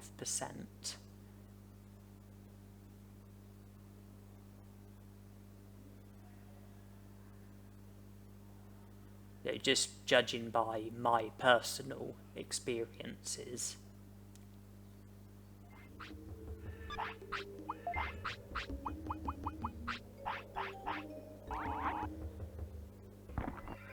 But, you know, while it was a pain for me, it's going to be less of a pain for you viewers, because, you know, I've speeded up myself repeatedly entering and leaving.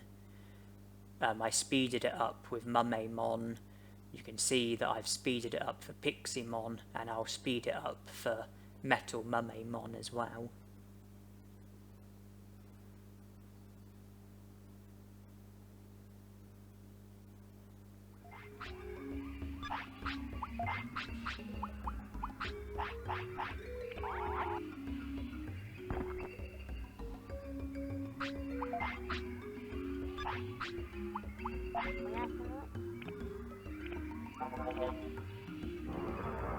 And the Monochromon recruit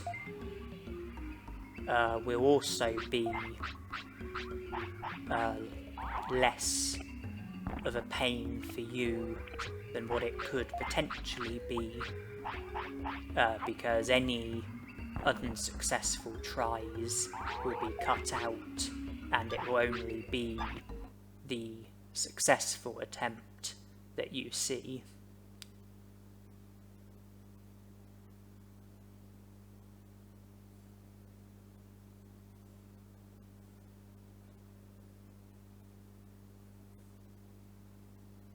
Ah, here we go.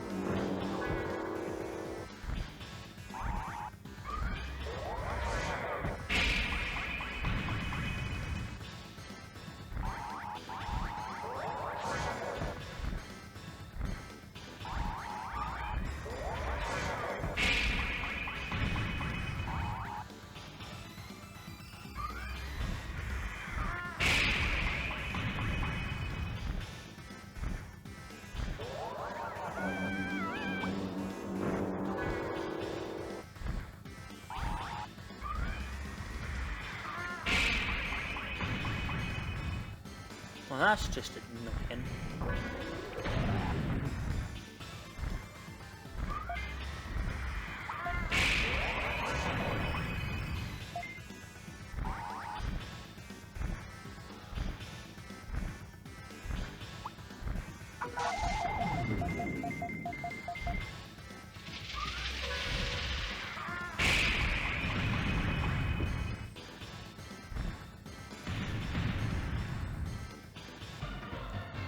You might have already guessed that this commentary that you are listening to is post-commentary.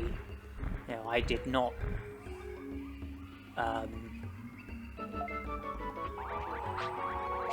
provide this commentary while you know, I did not record this commentary while recording the video. You know, I wasn't playing the game and, you know, recording the video and, you know, speaking and recording commentary at the same time. You know, I played and recorded the game first, and then I, you know, watched the video back while recording commentary and then editing the video and adding the commentary to the video. So, you know, this is post-commentary. I believe that my commentary for all 5 of my overpowered runs for this game has been post-commentary. I believe that all of my Digimon World videos that I've uploaded within the last year or so have come with post-commentary. I think if I'm remembering rightly, I think the last time that I actually did a video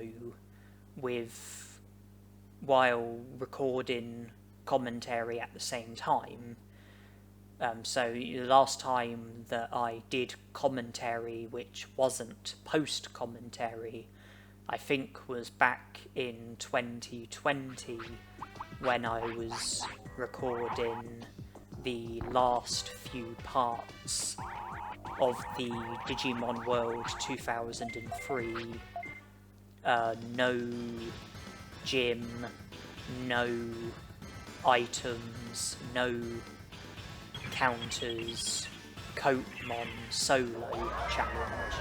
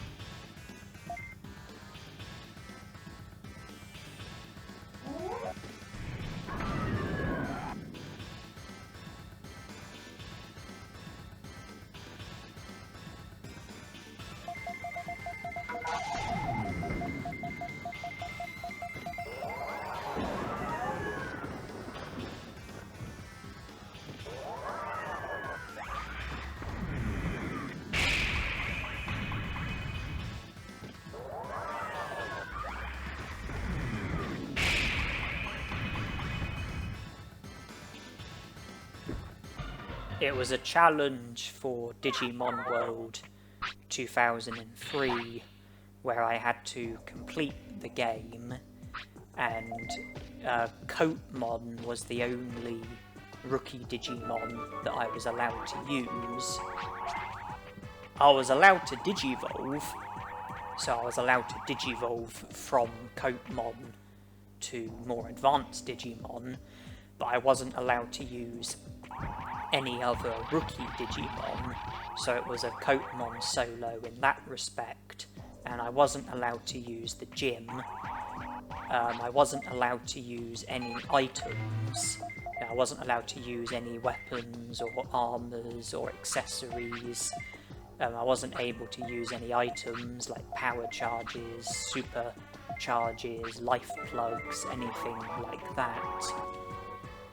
I wasn't allowed to use any counters, so no counter items, no counter techniques, nothing like that. I believe that I also wasn't allowed to use any glitches. I think that was all of the requirements in total. I think it was a no gym, no items, no counters, no glitches, Coatmon solo challenge for Digimon World 2003. I think I started it in 2017 and did most of the parts, but then became very unwell emotionally and I then went without doing any videos for I think 2 or 3 years, and then in 2020 I think it was, I then did the last few videos of the challenge, and while playing and recording, I did do commentary. I think the entire playthrough came with commentary. I think every video came with commentary, and I think that was 2020, and I think that was the last time that I did commentary for a video which wasn't post-commentary. So all the videos since then, like 2021 onwards, I think all of those videos have either not had commentary or they've had commentary which has been post-commentary.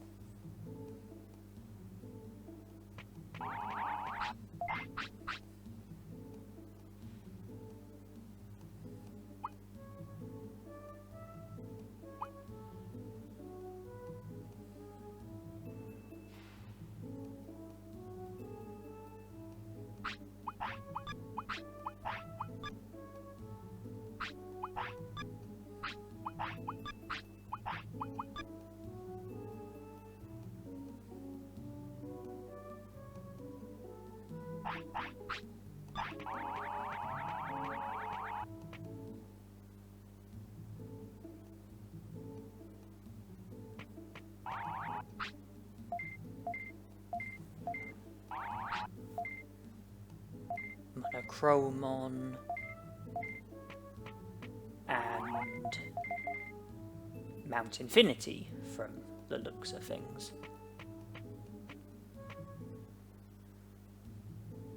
Not the whole of Mount Infinity though, because I think that quote refers to possibly Agumon, Devimon, Metal Greymon, and Megadramon. Because I think it's talking about, you know, like Mount Infinity, you know, defeating Machine Dramon, which involves recruiting Agumon, Devimon, and Metal Greymon, and then Megadramon is also in Mount Infinity, so it might be referring to him as well.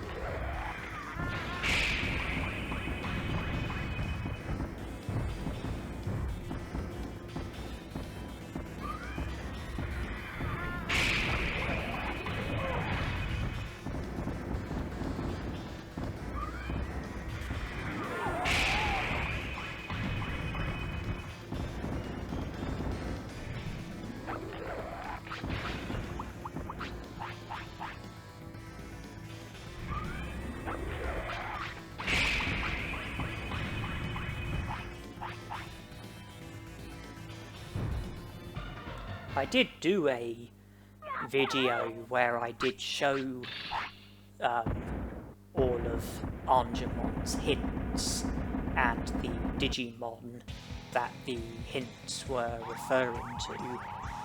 This was many years ago, I think it might have been 2015.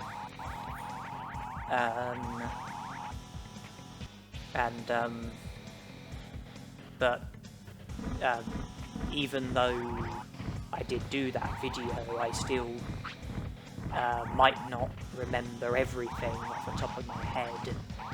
And so that quote, which is referring to Mount Infinity, I don't know if Megadramon is included, or if it's just talking about defeating Machine Dramon, which will mean recruiting Devimon, Agumon, and Metal Greymon. I know the quote definitely isn't referring to Tanemon, because after you defeat Machine Dramon, there is then a separate quote which is referring to Tanemon.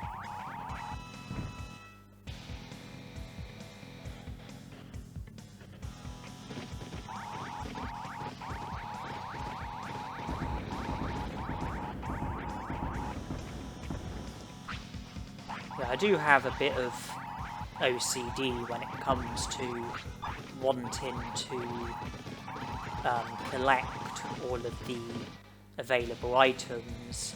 That's why in the first room within the Mount Infinity I got into a battle, and that was just to get one of the Rockmons out of the way,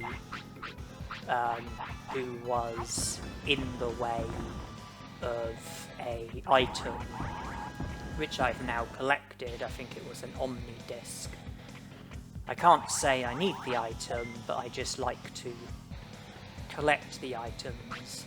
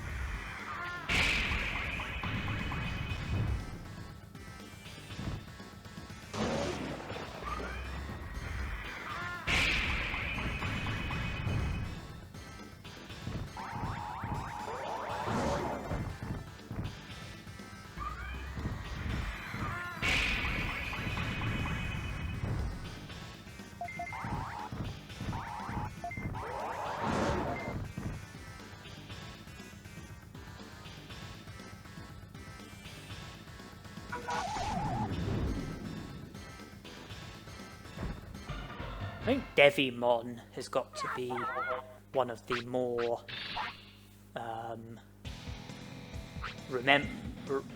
memorable? Rememberable? I'm not sure. What I mean is, one of the easier Digimon to remember. I don't know if rememberable is the word, or if it's memorable. But one of the easier Digimon to remember, because when I watched Digimon when I was...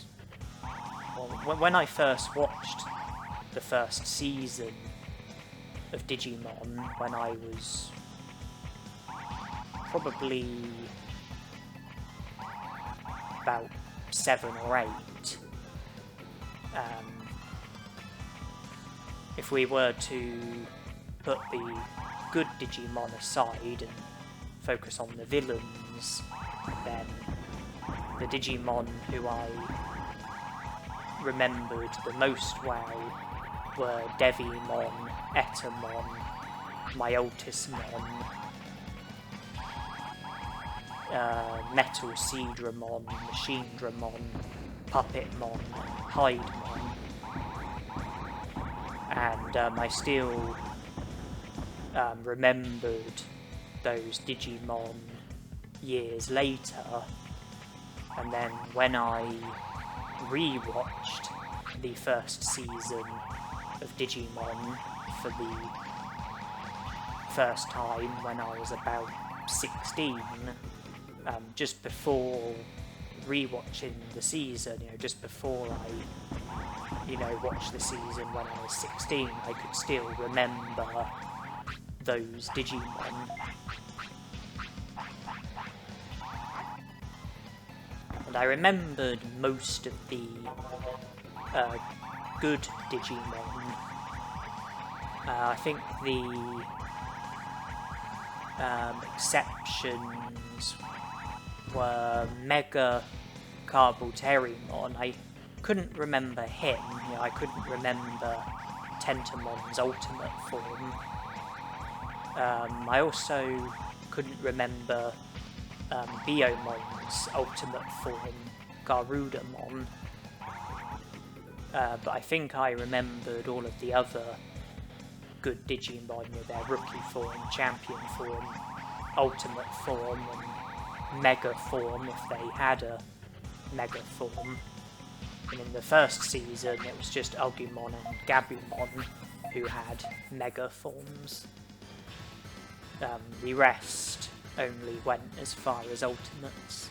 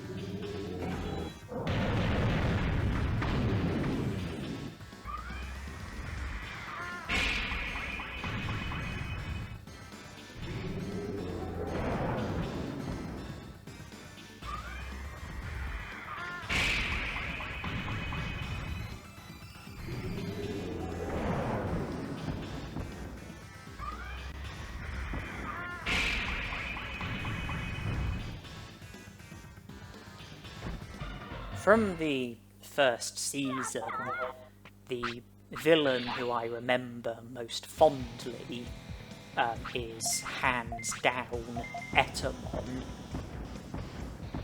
And he's got to be, you know, one of my...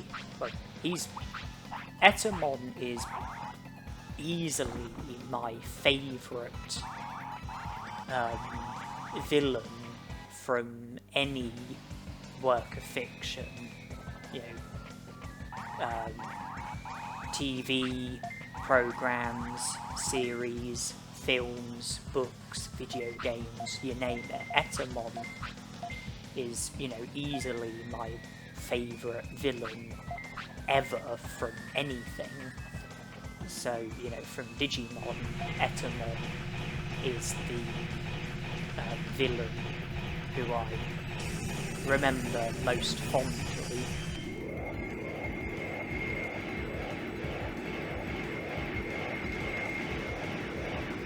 I'm not sure if there's a good Digimon who I remember most fondly.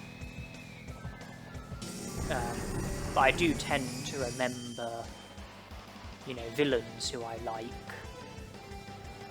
Etamon from Digimon, you know, being probably the most obvious example I can think of.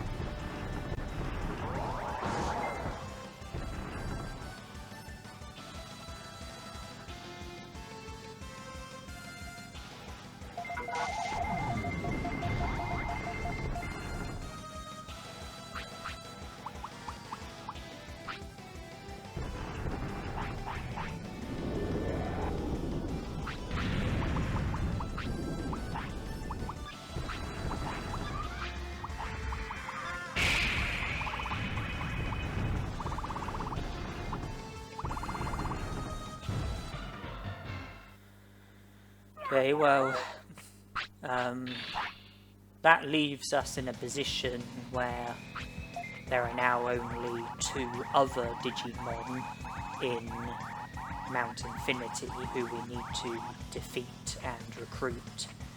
The 2 Digimon being Digitamon and Megadramon. I do tend to leave Megadramon until after Machine Dramon, because in the area where Megadramon is, if you were to defeat him before Machine Dramon, then when you return to Mount Infinity for Digitamon, when you go through the area that Megadramon was in, there would be random Digimon in there instead, who would get in the way. But by defeating Machine Dramon before Megadramon, when you return to Mount Infinity for Digitamon, there won't be random Digimon roaming around in the area where Megadramon is, because it will still be Megadramon who's there. And then it's easy enough to battle and defeat Megadramon and then go straight to Digitalmon. And from watching my videos, if you watch a variety of my Digimon videos, then you will know that avoiding random Digimon is one of my weaknesses in this game. I'm not very good at avoiding Digimon. I do have a tendency to get into quite a few unwanted battles, so having Digimon roaming around can be quite a big obstacle for me, and it's something that I like to try to avoid as much as possible.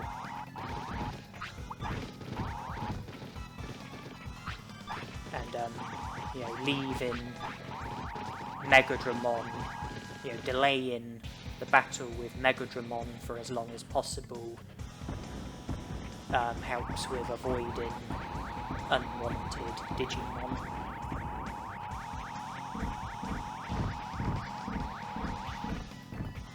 But the topic of Digimon who we sort of remember the most easily, and also like scenes that we remember most easily. One scene from the first season of Digimon, which I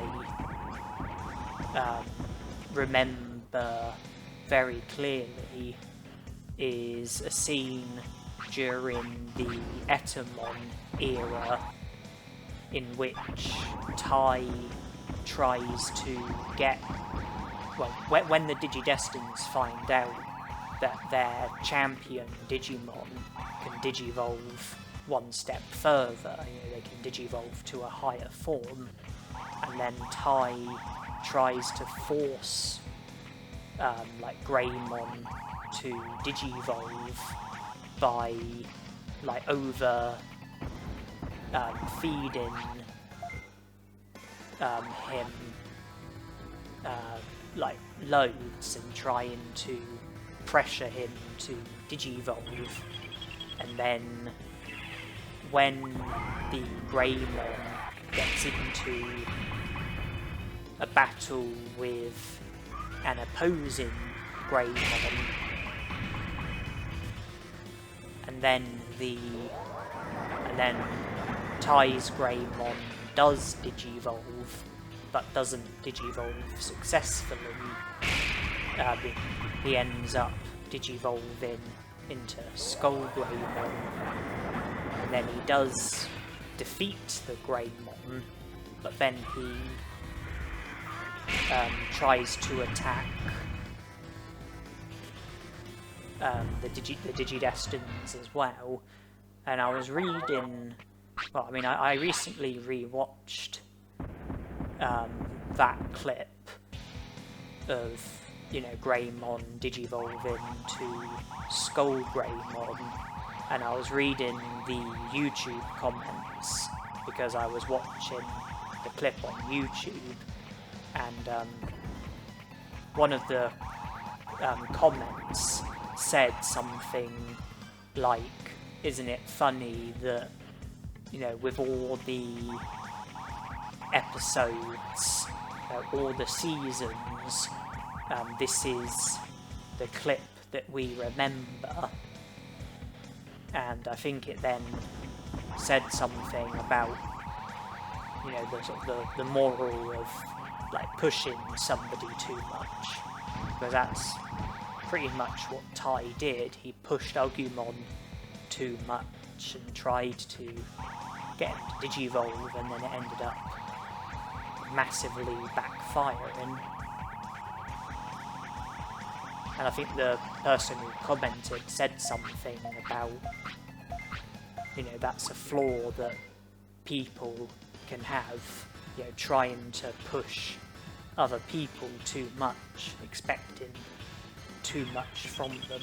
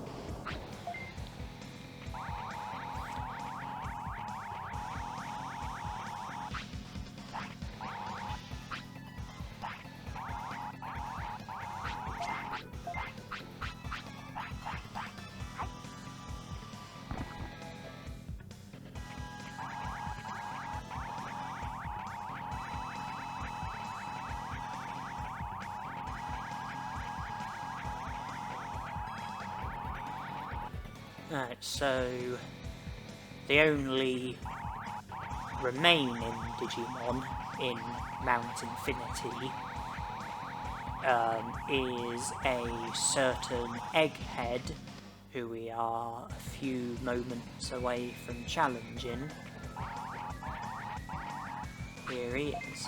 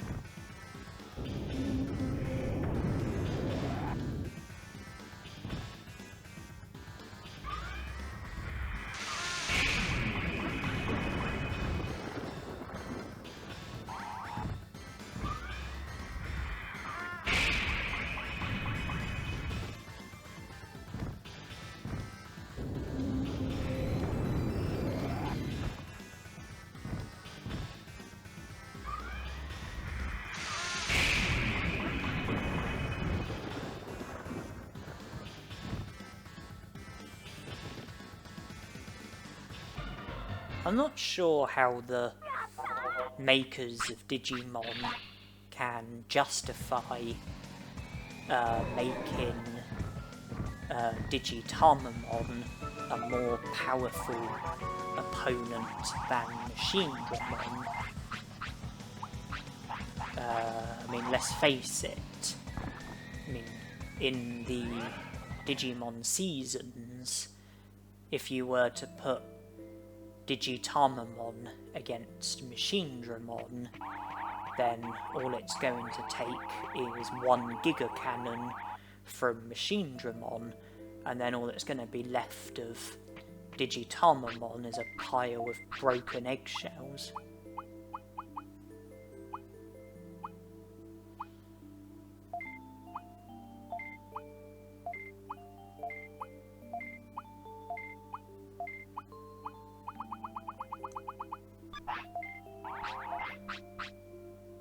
I was tempted to try and produce an egg pun, but then I thought that if I do produce a pun and then it turns out to be a bad one, then that might create problems between us, problems between me as the gamer and commentator, and then you as the viewers. And okay, it's just Garudamon left. And yeah, I didn't want to you know, put myself in a position where I would end up walking on eggshells. So yeah, I decided not to make a pun because of the risk of me ending up having to walk on eggshells.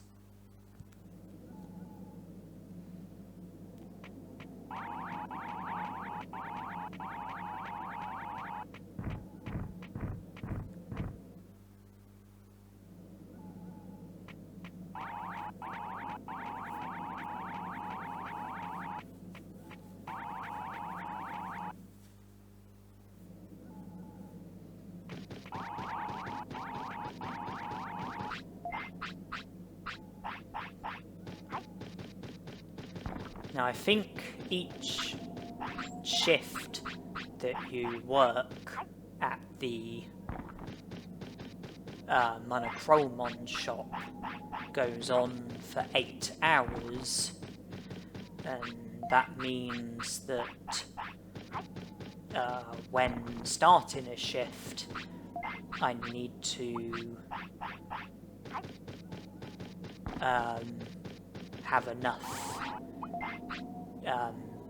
Digi-Seabasses inside of me in order to still be alive at the end of the shift. And that means a minimum of 3 Digi-Seabasses. 3 Digi-Seabasses should keep Vegiemon alive for 9 hours, and each shift should consume 8 hours.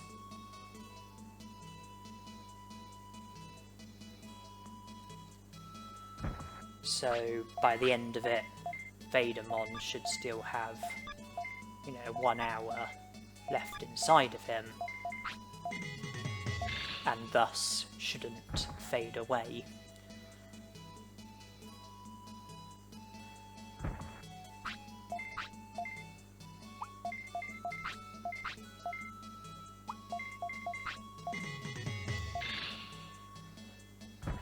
I think the reason why this shop minigame is something that I dread so much is because of the fact that you do have to rely quite heavily on luck. A lot of it is out of your hands, a lot of it simply boils down to luck. You know, the luck of which Digimon you get, the luck of which items they ask for, the luck of how they are going to respond when you offer them a price. I know that you have control over whether you keep the price the same or raise the price or lower the price, and you have control over how much you raise the price by and how much you lower the price by, and from experience you should get to know how easygoing each Digimon is or isn't. You know, get to know sort of how far you can like push a Digimon, how much money you can get out of them, you know, the most that you can get away with charging. But at the end of the day, if they if most of them just ask for meat, then you know it's highly unlikely that you're going to reach the target. Yeah, medicine is where you make the big money. Portable potties, you make some money, and meat, you make virtually no money whatsoever.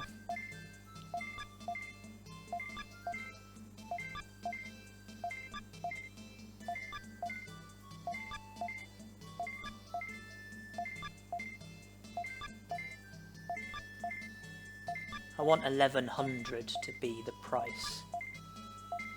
It will pop up eventually, I hope. If he had accepted that, then I would have reached the target inside the first half of the shop minigame.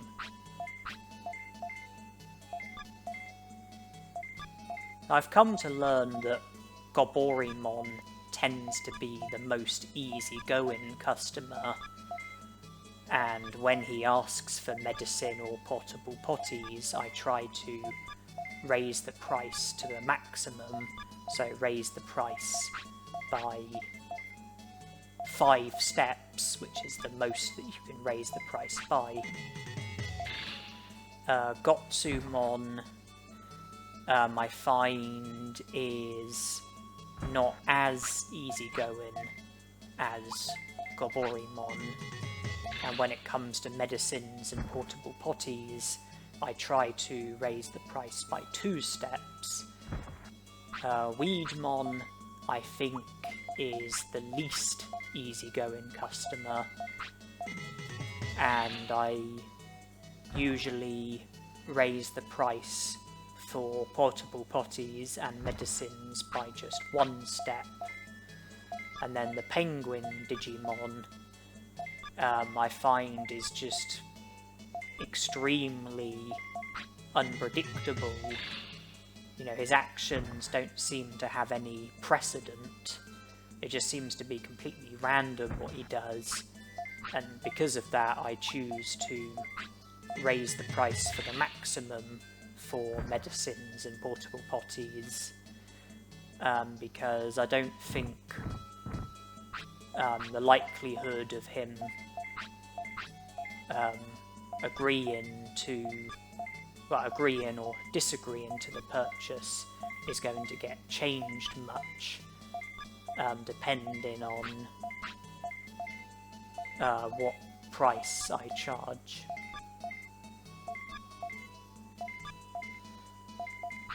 And each time I said that I was referring to medicines and portable potties, when it comes to meats, I always keep the price the same, regardless of which Digimon it is.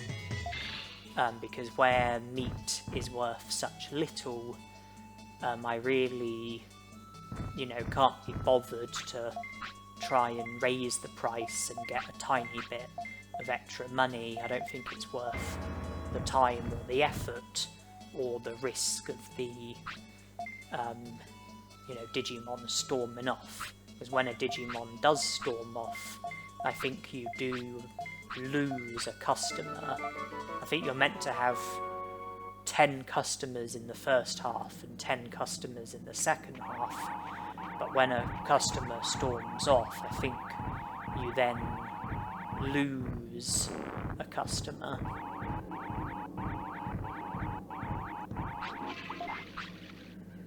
So if a customer storms off, if one storms off, then in the half of the shift that you're in, I think you'll only get 8 other customers instead of 9. And if 2 storm off, then I think you'll get just 6 instead of 8.